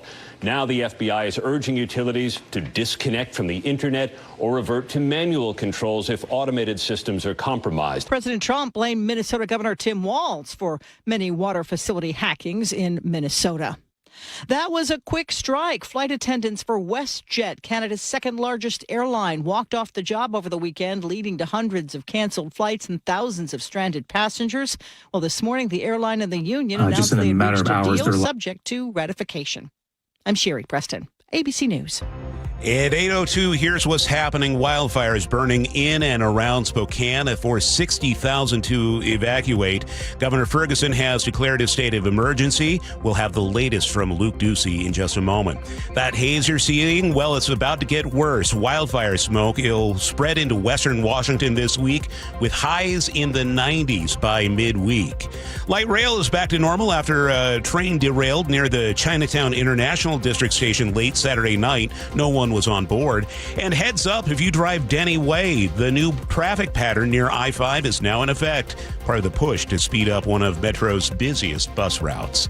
Time to check traffic. We do that every 10 minutes with Chris Sullivan. And we're doing relatively normal out there, Charlie, at this point. One new crash to tell you about that I've just found doesn't appear to be blocking at this point. I don't believe. It's on northbound 167, right as you get to 405 there, right before the swing where you would go over to the flyover ramp in the HOV, but it's over on the left shoulder. I'm trying to get some more eyes on this thing to kind of define it. But either way, there are brake lights from 180th up to the scene, but it's not too bad in Auburn. So overall, the travel time, 45 minutes from Puyallup to Renton or maybe under. Renton to Bellevue is about 35. The S-curves are active. Federal Way to Seattle, my good friend Jay driving up there, certainly just volume as he heads up through the Kent-Des Moines Road. And then at the north end, it's going to be pretty heavy, but overall, 45 to 50 to make the drive to Seattle, maybe under. Not bad. Hour and 5 to an hour and 10 from Everett to Seattle or Bellevue with the brake lights right where they should be there. 16, 18 look okay. Olympia to Tacoma is not too bad. And coming up in the news, we're going to have much more on this standoff situation down in Bonnie Lake. The big impact for driving is that Prairie Road East behind the Costco there is closed for this. KIRO News Radio Real-Time Traffic. I'm Chris Sullivan.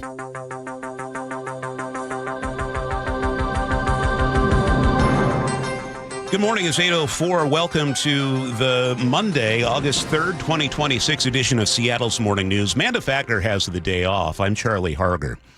Wildfires near Spokane have forced an estimated 60,000 people from their homes as fast-moving flames continue to spread. KIRO News Radio's Luke Ducey is here with the latest. Luke? Yeah, three fires burning in the Spokane area called the Spokane Area's Fires Complex. And I got to tell you, what's scary is it's almost 0% containment. And if you don't know what containment means, that means they don't have any kind of fire line around the whole thing. It doesn't mean that they'd put it out, but they don't even have it contained, which is really scary. Some 600 structures have been destroyed, including hundreds of homes.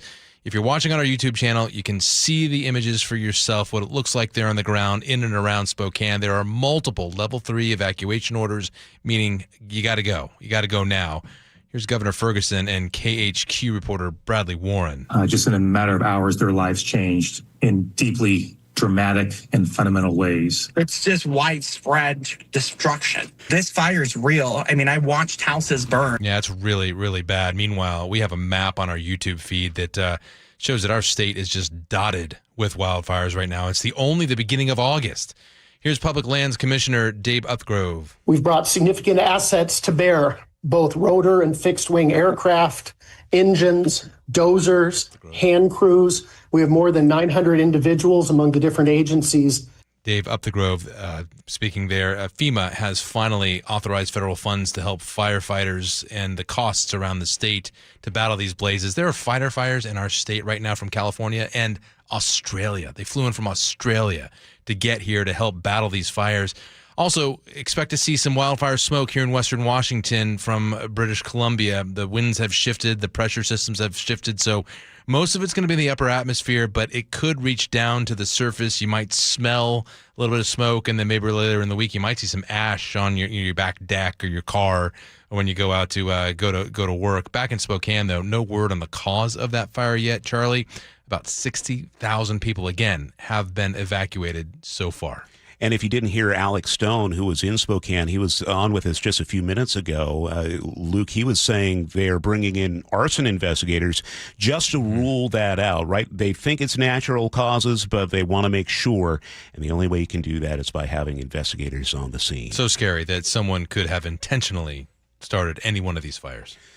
Luke Ducey reporting live. It's 8:07. Two Puyallup school officials are facing criminal charges for allegedly ignoring a sexual assault report. News Tribune reports prosecutors have charged the principal and athletic coordinator at Rogers High School. A student wrestler accused a transgender opponent of sexually assaulting her during a December match. Court documents show the school officials waited almost 2 months before calling police or child services. State law requires school staff to report those allegations within 48 hours. Prosecutors say they're not charging the accused athlete because the case would be too difficult to prove. The two officials are scheduled for an arraignment hearing today. Pierce County Sheriff's Office is investigating a deadly stabbing in Bonnie Lake. This is happening off of Prairie Road near the Fred Meyer and Costco. So our investigators say one person was killed. It's an active scene. We understand SWAT teams are still there as a suspected attacker remains barricaded inside. No other details have been released. We are going to keep you updated as we learn more.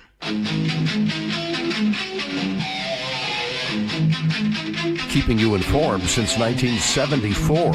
This is the city's longest-running radio news show. Seattle's Morning News on KIRO Newsradio.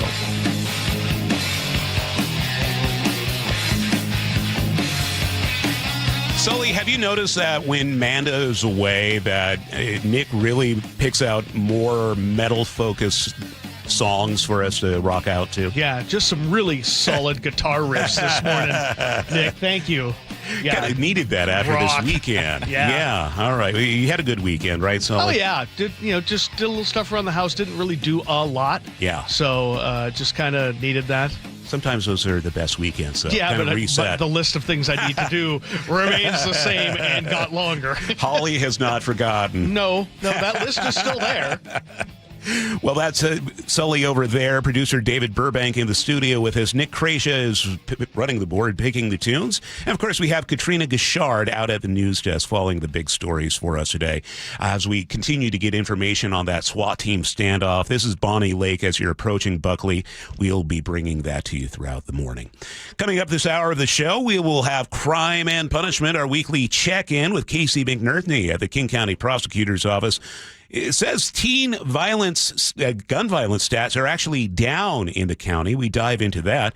And G. Scott stops by to talk Seahawks. Training camp underway and what we'll be able to see tomorrow on HBO's Hard Knocks. We'll talk to G about it coming up later in the hour.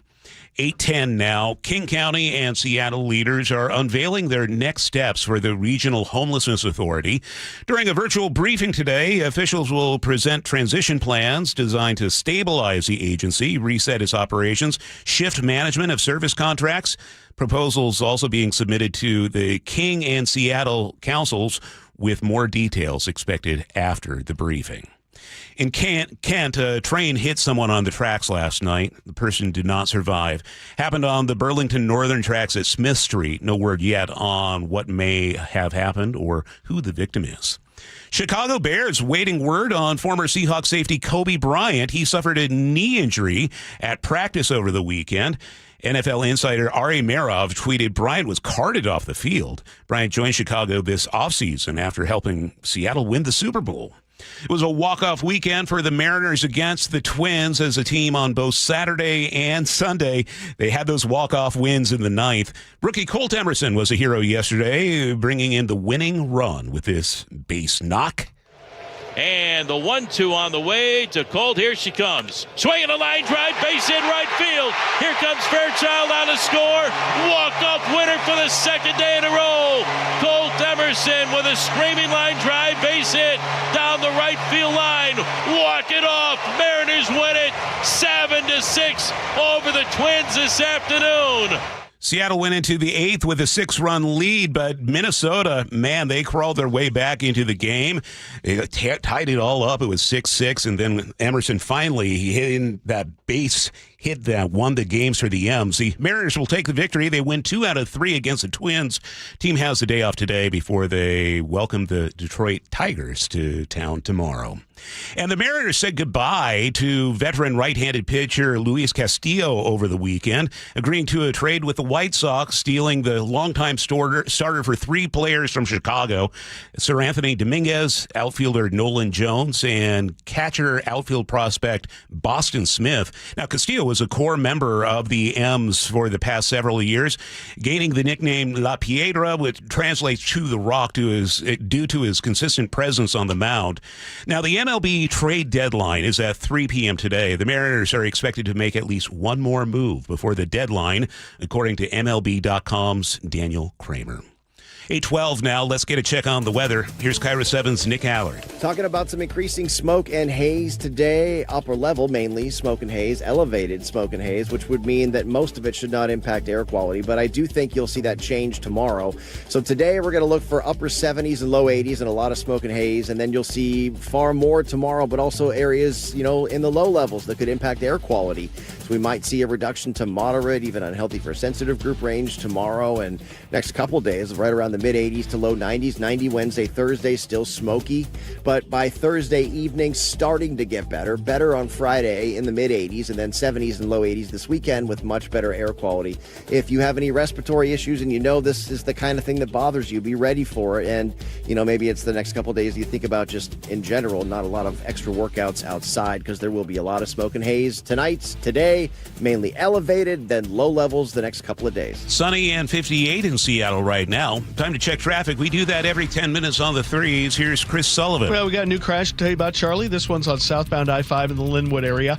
Right after 44th, as you work your way down into Mount Lake Terrace, right lane is blocked. We've got a semi that didn't quite make it all the way across the fog line as it lost it. Probably power. I'm talking kind of stall is what I'm talking about. Not emotionally? No. That or flipping or anything like we saw yesterday on I-5 up in Arlington. But it's upright. It just didn't quite get its rear end across the fog line. So the right lane is blocked, and we're adding time to what was already an hour and 5 to an hour and 10-minute trip from Everett to Seattle. And it's probably an hour and 20 now, with an hour away from Linwood thanks to this. 405, about an hour and 10 total, heavy from Canyon Park on down. The other crash we have is on northbound 167. It's inside of 180th, right as you get to the 405 interchange in Renton.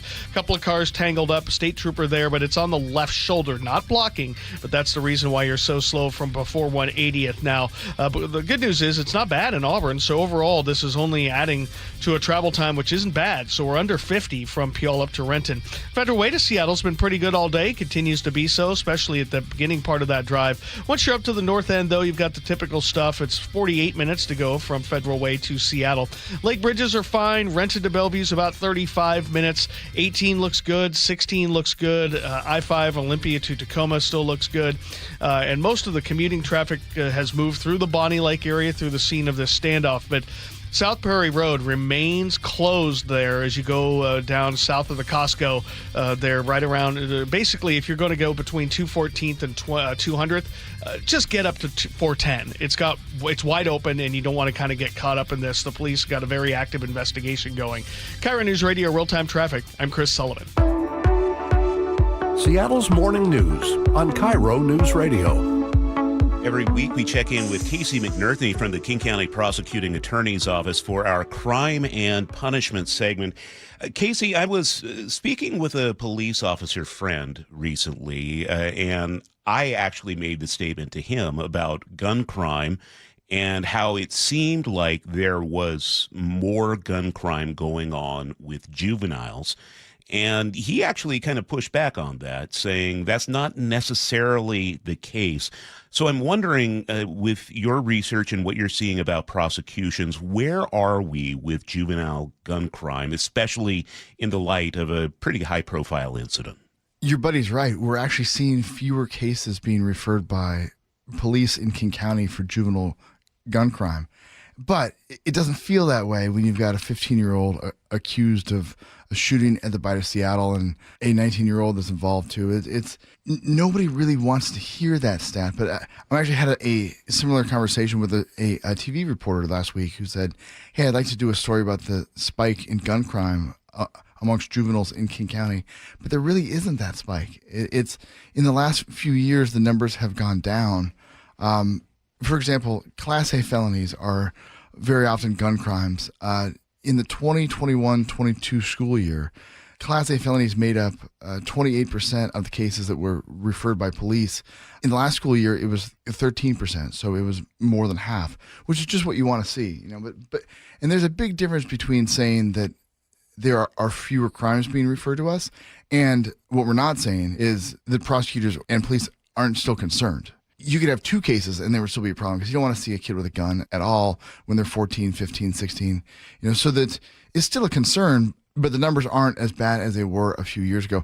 It's understandable though, when you see these headlines, and also the counties, when you're watching the news, they all blur together, Thurston Pierce at King County, Sonoma, she's like, when you hear a headline about a kid with a gun, you don't really care where the county is. It feels like it's happening a whole lot more. This kind of tracks with what we're hearing about violent crime and murder rates also on the decline. Have you given much thought to what is going into this? What's behind it? I wish it was one simple thing where you could say, oh, it's this thing, and then just keep doing that. I think it's a combination of a few things. We saw the adult crime rate go way up during the pandemic. The juvenile crime rate oddly went down because kids weren't around each other and weren't there to do really dumb things and stupid things with each other. And so I think it's a combination of a few things. It's a combination of course, enforcing the laws, making sure that that's clear and consistent. And that's what King County prosecutors will keep doing. There's also the idea that things are getting back to normal, that you can't get away with it. And there's, I'm sure, a lot of different factors that people will study, sociology folks will study for years, but it's really a combination of a lot of things, I think. Casey, let's transition over to this hate crime. By the way, we're speaking with Casey McNerthney from the King County Prosecutor's Office. This is the crime, and now a jury has decided that there should be punishment. What's happened here? Yeah, this was a case that involved a 12-year-old black girl last year in Seattle. She hopped on the number 7 Metro bus right near Aki Kurosi Middle School. Here's this woman yelling and thinks, well, that's just, normal bus activity. And then she realizes, oh, wait, this person's talking to me. And this woman yelled terrible things, really awful, awful things. And this 12-year-old endured something that a 12-year-old should not have to endure at all, or anybody should have to endure. And then worse, police alleged that this woman pulled out a canister of pepper spray and held it up and implied that she was going to spray this girl. Thankfully, she didn't, but there was just a lot of hate that was being spewed. And so this girl got off the bus, and other people did too. The bus driver called police right away, and Seattle police and then King County Sheriff's deputies responded right away. What we noted in this case in our office was the courage of this 12-year-old. Yesenia Manzo is one of the senior deputy prosecutors who handled the case. Here's Yesenia explaining this young girl's courage. I think she was one of the most collected, composed witnesses I have had in general. I was very impressed with the fact that she came in despite being clearly afraid.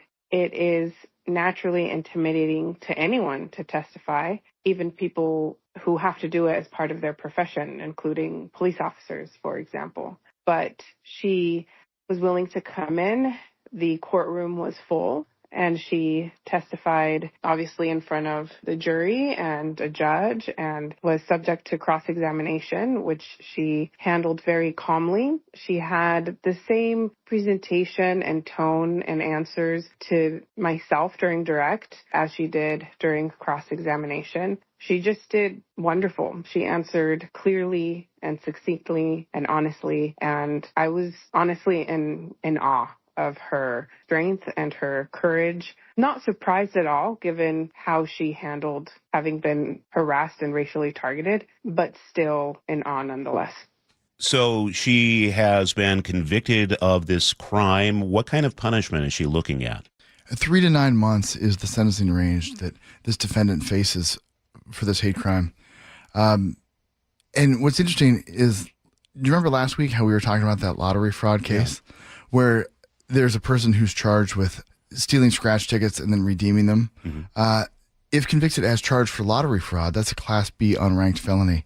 And so that person would face 0 to 12 months, which is more than what you would face for a Class C hate crime. And so these two cases are examples of the sentencing guidelines that the judges face. A lot of times you hear prosecutors, get the feedback from the public saying, oh, you guys don't care enough, or you didn't work hard enough on this case, or judges get blasted because it's like, oh, hey, you guys aren't really handing out a real sentence. But it's the sentencing guidelines that are set by state lawmakers that outline what someone gets. And so for this hate crime, 3 to 9 months, which I think a lot of people would say doesn't feel equivalent to the hate or the crime, but that's what state lawmakers have set with the offender score and the sentencing range. And so if you ever hear a sentence and say, well, that doesn't feel right, it's state lawmakers who can adjust it statewide. Casey McNerney, King County Prosecuting Attorney's Office. Casey, thanks. We'll check in with you next week. It's good to see you, Charlie. And before we get to traffic and weather, it's your last chance. Seattle Seahawks preseason home opener is on August 15th. Today is the last day you can enter to win 4 tickets to watch in person. All you need to do is open the KIRO Newsradio app and find out how. And if you don't already have the app, simply text the word app, APP, to 888-973-5476. We'll send you a link to download. Time to check traffic now. We do that every 10 minutes with Chris Sullivan. Hey, we've got a lot more activity around this conked out semi on southbound I-5 right at 44th in Linwood. The right lane is blocked, but there's plenty of emergency vehicles around this thing, and so we're backed up away from the Linwood split down past it. Then you get a nice long gap, and then you hit the brakes again in the normal spot at 145th. Give yourself, though, an hour and 20 now from Everett to Seattle, about an hour away from Linwood. So we've added about 10 minutes to our trip, so expect about 20 minutes worth of a delay total as you make your way down. For 405, it's about 10 minutes faster. Really heavy from Canyon Park down through 522 in both directions. Also pretty heavy as you work your way through Bothell or Woodinville, depending on which side you're approaching it from. Looking at Federal Way to Seattle, actually really good all the way up until you get up to the north end of Boeing Field. 45 minutes on that trip. That's a really good day. Valley Freeway still working with this crash involving a couple of different cars. Small little fender bender, not blocking because of where it is. It's northbound 167 just before 405 on the left shoulder. State Patrol is there. Doesn't look to be too bad. And the travel time really not being impacted. We're at 45 minutes or less from Puyallup to Renton. All of Pierce County looks really good. Olympia to Tacoma, no problems for you guys. Lake bridges are fine. And again, we are continuing to monitor the action with the Pierce County Sheriff's Office with this standoff just south of the Bonnie Lake Costco. South Prairie Road remains blocked. There are detours in and around. If you just want to avoid the whole area, you can. Just get to 410. It'll be fine as you make your way basically through Bonnie Lake from there. KIRO News Radio real-time traffic. I'm Chris Sullivan. High in the upper 70s today for Seattle. Smoke starts to spill in later this afternoon. Tomorrow, even more smoke than Wednesday and Thursday. Thick smoke at times, especially in the upper atmosphere. We're looking at highs in the mid-80s to low 90s the next few days after this. Right now in Seattle, it's 58. Coming up, KIRO News Radio's Luke Ducey has more on the big payout for former Seattle Police Chief Sean Barnes, and we'll get an update on the wildfires in Spokane with ABC's Alex Stone. He's on the ground there. It's coming up on Seattle's Morning News. Dear Ursula, I have a group of friends who have bonded over... Hi, I'm Ursula Voitin from the G and Ursula Show, and I'm launching a new podcast called Ask Ursula. This is your space. Real life, real questions, whether it's about family, friendships, love, and yes, even the fun stuff like travel and finding your signature scent. Hit me up and ask your questions at mynorthwest.com/Ursula. I look forward to connecting with you. At mynorthwest.com and the G and Ursula YouTube channel.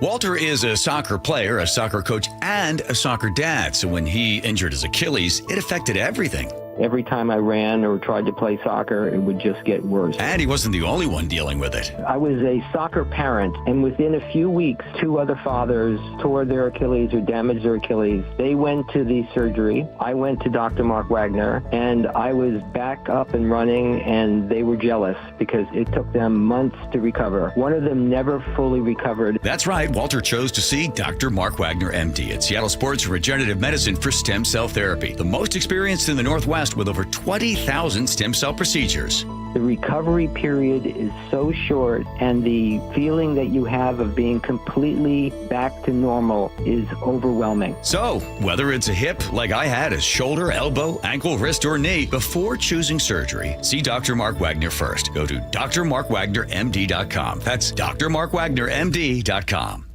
Don't wait. Insulate. Last year, American Crawl Space and Pest Services gave over $2 million in insulation rebates from PSE, more than any provider in the state. If your home was built before 1990, you're eligible for recouping up to 95% of insulation replacement costs. Insulate with American Crawl Space and keep your home warm during the winter and cool during the summer. American Crawl, the heroes you call.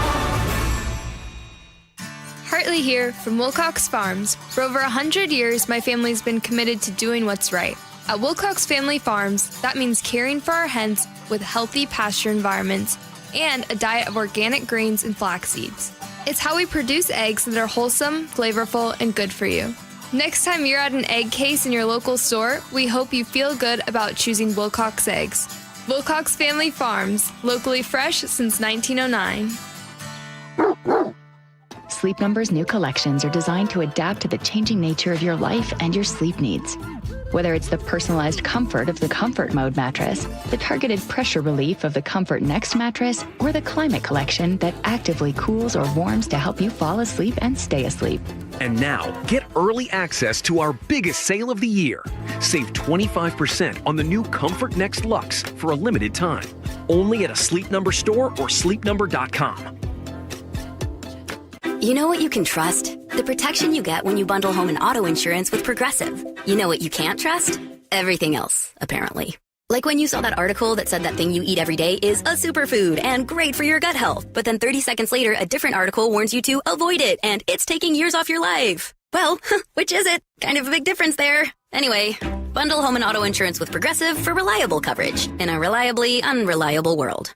Progressive Casualty Insurance Company affiliates and third-party insurers. Not available in all states or situations. KIRO News Radio is giving you a shot at 4 tickets to see the Seahawks in their preseason home opener, Saturday, August 15th. To enter, open the KIRO Newsradio app or visit mynorthwest.com/win for details. You can enter once per day, so the more you enter, the better your chances. Enter daily from July 28th through August 3rd. Full details and rules at mynorthwest.com/win. That's mynorthwest.com/win. Free consultations, no fee guarantees, 5-star reviews. J.P. Pendergast with Pendergast Law explains the importance of going beyond these familiar offerings. Accident victims want an attorney, Tom, that satisfies their needs. Someone who handles those needs with the highest degree of care.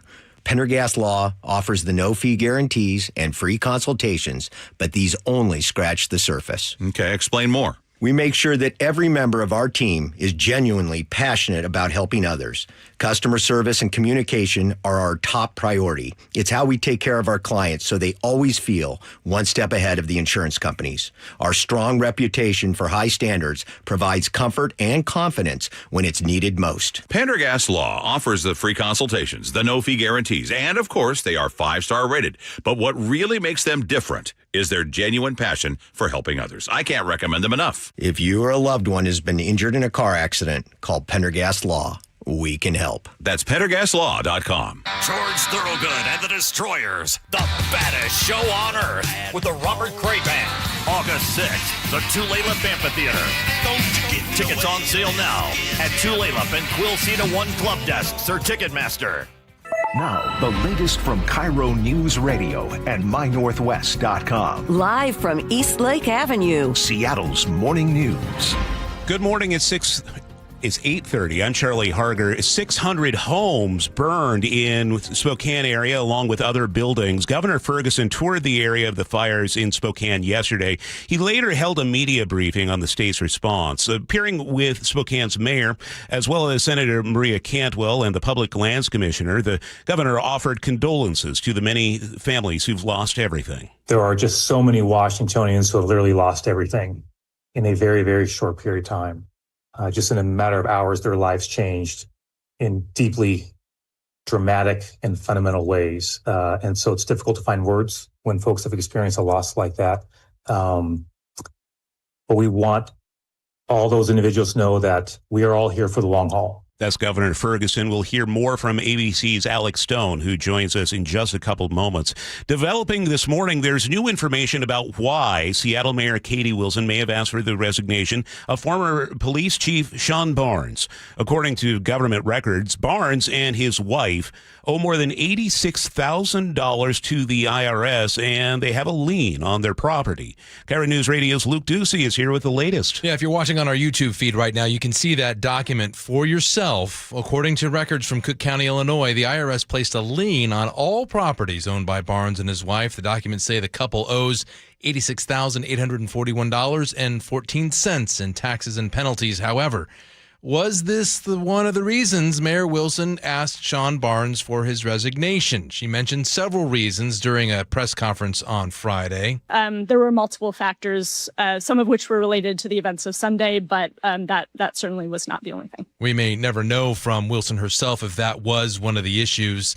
Besides professional vulnerabilities and accountability issues, a source from inside a federal court tells me there would also be huge concerns about a chief of police being blackmailed or bribed with something like this, not wanting that information to get out. However, political analyst Matt Markovich explains. A tax lien on someone's property does not preclude anybody from becoming the police chief of Seattle. It's that simple. The stopgap or the check and balance in all this would be the Seattle City Council, which generally approves all major hires of department heads. Well, also this weekend, I asked former Mayor Mike McGinn about Katie Wilson's handling of the gang-related mass shooting at Seattle Center and Sean Barnes. Back in 2012, McGinn was mayor during the deadly Cafe Racer shooting in Seattle. 5 people were killed.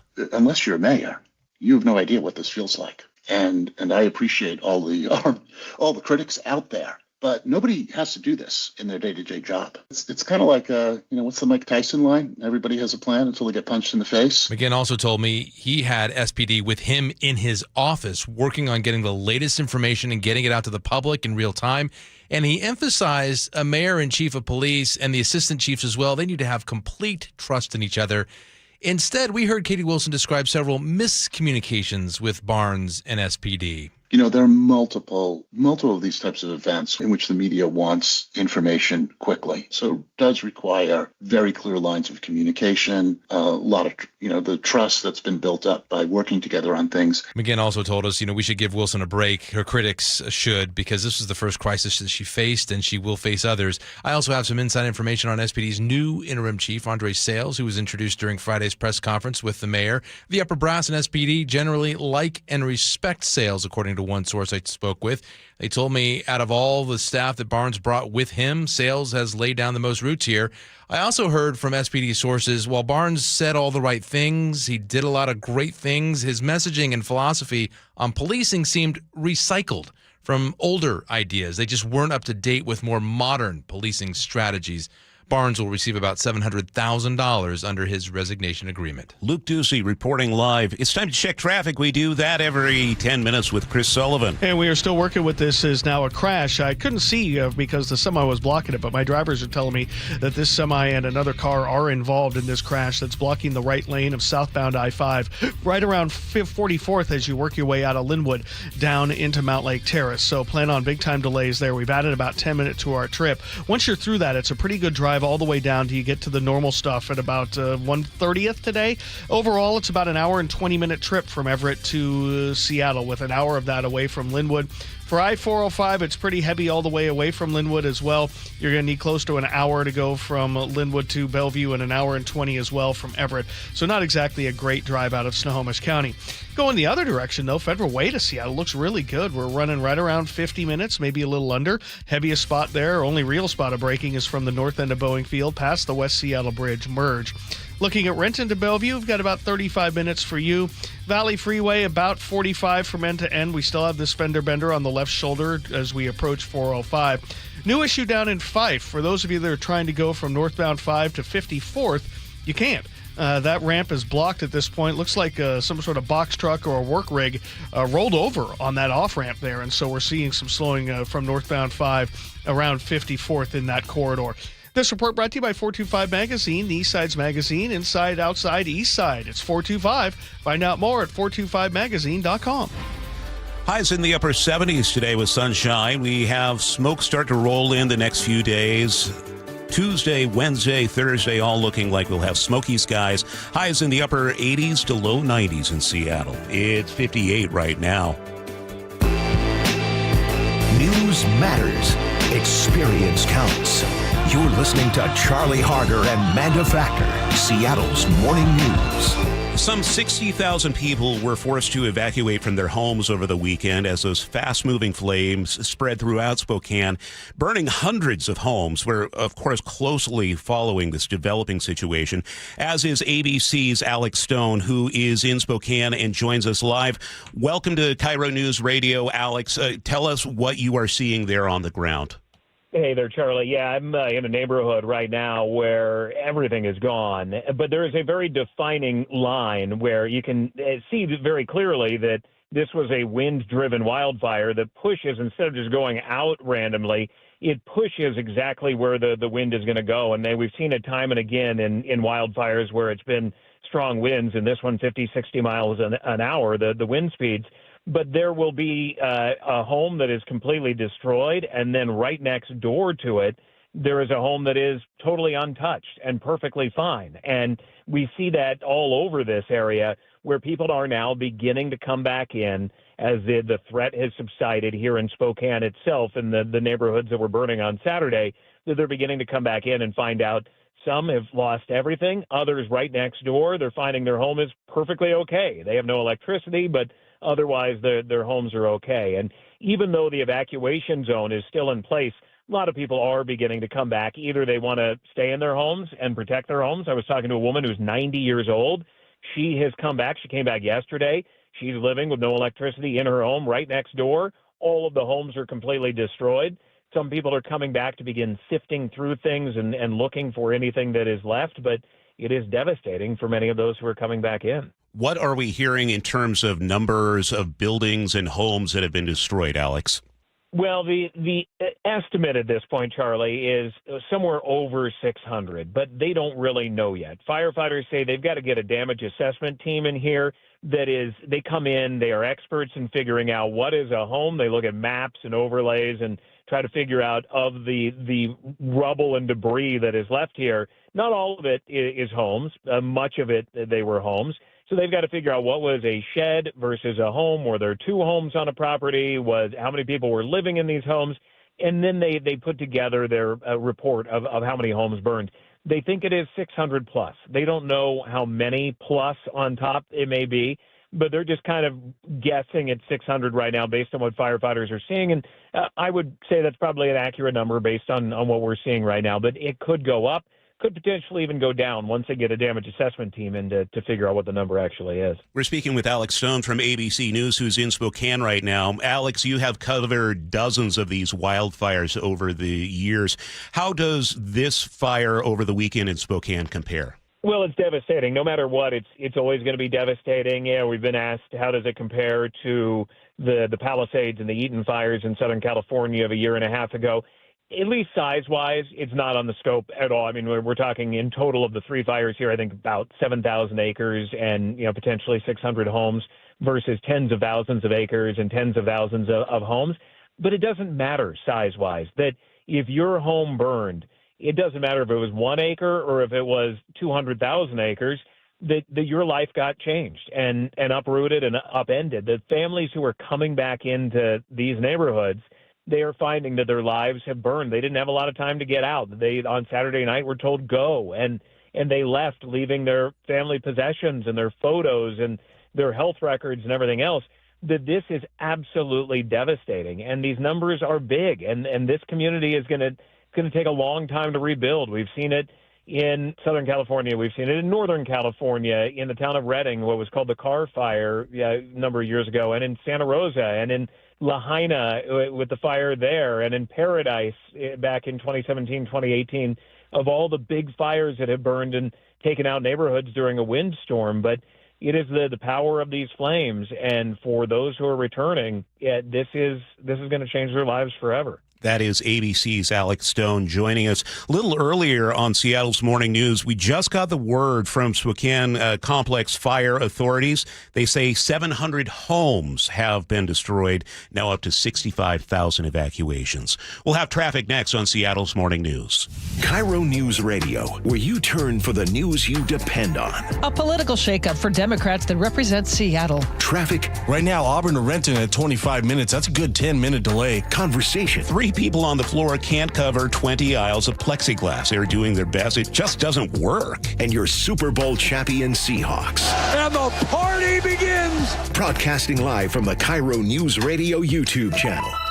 KIRO News Radio 97.3 FM. This is it. These are the nights. The ones where you laugh until you can't anymore. And smile until your head hits the pillow. Where everything feels just right. Because it is. Muckleshoot Casino Resort. Must be 21 and over. Please gamble responsibly. For the ones who get it done, Grainger offers the professional-grade products you need to get the job done. With fast delivery you can depend on and access to technical product experts ready to help you meet any challenge. Call, click Grainger.com, or just stop by. Check engine or ABS light on? Take the guesswork out of your warning lights with O'Reilly Veriscan. It's free. Ask for O'Reilly Veriscan.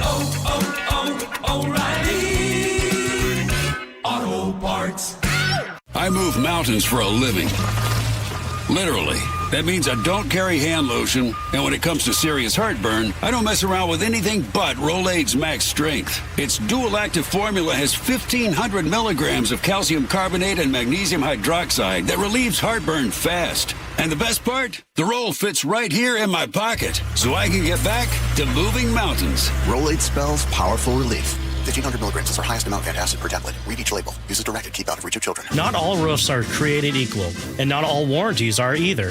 This is Justin Shirley, CEO of State Roofing and Exteriors. Right now, take advantage of free lifetime Golden Pledge warranties on all GAF shingle installations. And save up to $3,000 or choose 0 down, 0 payments, and 0 interest up to 24 months. Summertime savings won't last forever. Protect your home with a roof you can count on for decades. Call 866-ROOF-ROOF or visit stateroofing.com today. Held to a higher standard since 1968.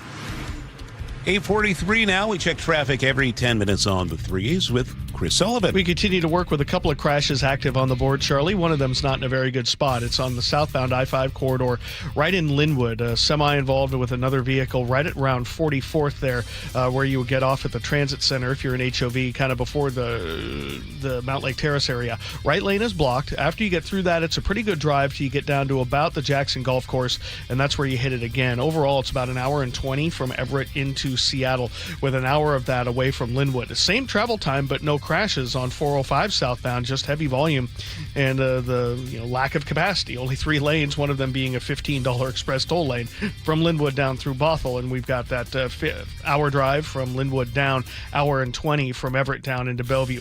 The other crash we have that's active, fortunately, isn't on the freeway technically, but it is. There's a lot to look at. This is in Fife, northbound I-5, right at 54th. A work truck rolled, it's on its side, and a bunch of emergency vehicles have shown up and have now blocked the off-ramp to 54th. So you can't get off there if that's where you're going on northbound I-5. Fortunately, again, it's not on the freeway itself, it's on the on-ramp, but believe me, there's a lot to look at. So plan on a little bit of delay there. Then Federal Way to Seattle's got about a 45-minute trip. 45 or less up the Valley Freeway. It's cleared out really nicely, even though we still have that little crash right near the north end of the drive on the left shoulder. Rented to Bellevue, about 35. Both directions of I-90 are slow near 405, but nothing you can't handle. Lake bridges are fine. KIRO News Radio real-time traffic. I'm Chris Sullivan. Just getting word from the Pierce County Sheriff's Office. The standoff in Bonnie Lake is over. They have a person in custody.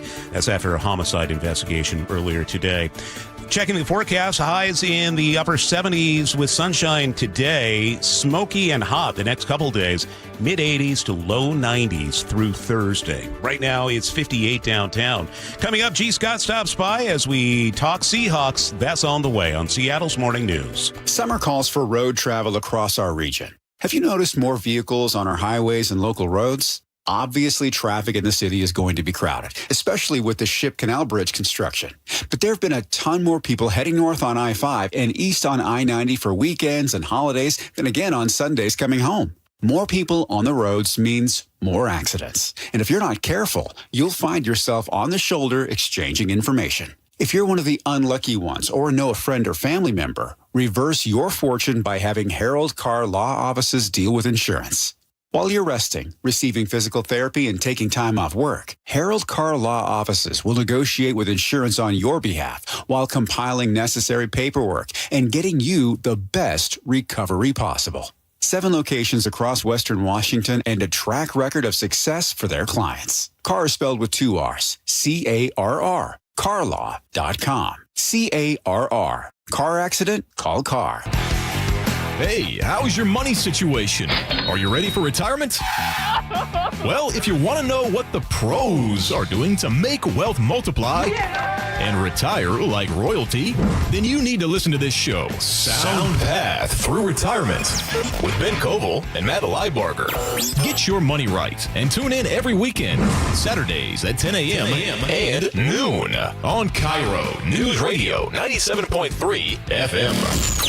Join the Mariners at T-Mobile Park August 7th to 9th for 50 Season Celebration Weekend. Friday, post-game, catch the Alumni Home Run Derby featuring Ichiro and other former Mariners sluggers. Presented by Muckleshoot Casino Resort. On Saturday, arrive early to witness the greatest gathering of Mariner legends in franchise history. And Sunday, score a collectible 50 Seasons pin thanks to KeyBank. It just continues. Fire on fire. Seats are going fast. Get yours at mariners.com/tickets. Did you know that 4,000 women are diagnosed with breast cancer every year in Washington state? I'm Dr. Suzette Miranda with Northwest Hope and Healing. We provide financial support for breast and gynecologic cancer patients in our community. Join us at Life in Color, a summer brunch, auction, and fashion show on August 23rd at the Somme Hotel in Woodinville for an unforgettable afternoon of inspiration. Get your tickets now for Life in Color on August 23rd at nwhopeandhealing.org. That's nwhopeandhealing.org. Seattle's Morning News. Hear it live, stream it online, watch the show, or catch the podcast anytime on mynorthwest.com. Well, here he is from the G and Ursula Show, 9 to noon every weekday on KIRO News Radio, and of course the Reset Podcast. Mynorthwest.com. I started seeing clips of Hard Knocks over the weekend. the HBO show that's following the Seahawks in the preseason here. Gee, I'm getting excited about this. Yeah, the first episode drops tomorrow for HBO's Hard Knocks, featuring the defending Super Bowl champion Seahawks. It's going to be happening tomorrow. So I would like to ask all of you, before I get into this, where do you stand? Is this good? Is this bad? Are you nervous or are you indifferent? You guys can text in, but go ahead, let's start this off. What do you think? Here's the thing I worry about, because usually these aren't great teams who are on Hard Knocks. Right. So does that change the equation? I don't know. That makes me worried, though. That makes me a little concerned. Like, is this saying that the NFL isn't taking us seriously? Is it saying that they finally wanted to have one of the top teams featured? I don't know what to make of it. Well, starting in 2024, the NFL, the whole model before was, hey, you were not a good team coming in, and you have had to have missed the playoffs 2 years in a row to have a chance to be on Hard Knocks. And then that kind of gives these other teams an opportunity to be in the spotlight. And where the NFL's like, nah, you know what? Let's play the hits, right? Like your old radio stations when you listen to, how come they keep playing the same song all the time? Because they playing the hits. And right now, the Seahawks are the hottest team considering they're Super Bowl champions. I love this. Am I nervous about it? No, I'm not nervous about it, and here's why. It is what it is. A camera is not the reason why you won't win. A camera isn't a reason why you have a bad culture. And I'll ask this question first. Since the offseason, since the Seahawks have won the Super Bowl, can you guys tell me a negative story, knock on wood, involving one of the Seahawks players? No. Okay. That's what I want the world to see. That's what I want young kids to see all across the country. I want them to see, like, hey, this is the reason why I have to do better in school. This is the reason why I have to do what I'm told. Because structure, right, is actually a real popular thing. It's a great thing. And I think the Seahawks get to display that. I think Mike Macdonald is different. I love how Mike Macdonald leans in. He leans into telling everybody, yeah, I'm kind of awkward. You know what I mean? And so for people to see, because sometimes they just think that, oh, it's just the outgoing extroverts that have, no. You can be who you are. Don't try to be like someone else. And so that's another thing that I love about this. So Tuesday, there's things that, I don't know what we're going to see, but the coolest thing is if you're a fan of the Seahawks or if you're not a fan of the Seahawks, you get to see what they do. And so I'm excited for people to see that. It feels like being in high school, and imagine your high school is getting ready to be on Hard Knocks. They're getting ready to show your high school and everything that goes down, like how important the custodian is at your school. Shout out to, may he rest in peace, Earl. When I was younger in military school, man, Earl was, oh my gosh, he was a World War II veteran, and he was everything. He had to deal with you. Oh, we had to deal with him. He was hilarious. But yeah, I'm excited about it. I saw the clip this morning where they're out at practice and two guys, they didn't recognize their names. They run off the field and they're going back to the locker room. Oh, he made him sign. And Mike McDonald says, come back, you got to sign autographs. That just says something about the culture on this team. It does. It really does. And again, I'd asked that question to kind of start. What have you heard? Nothing.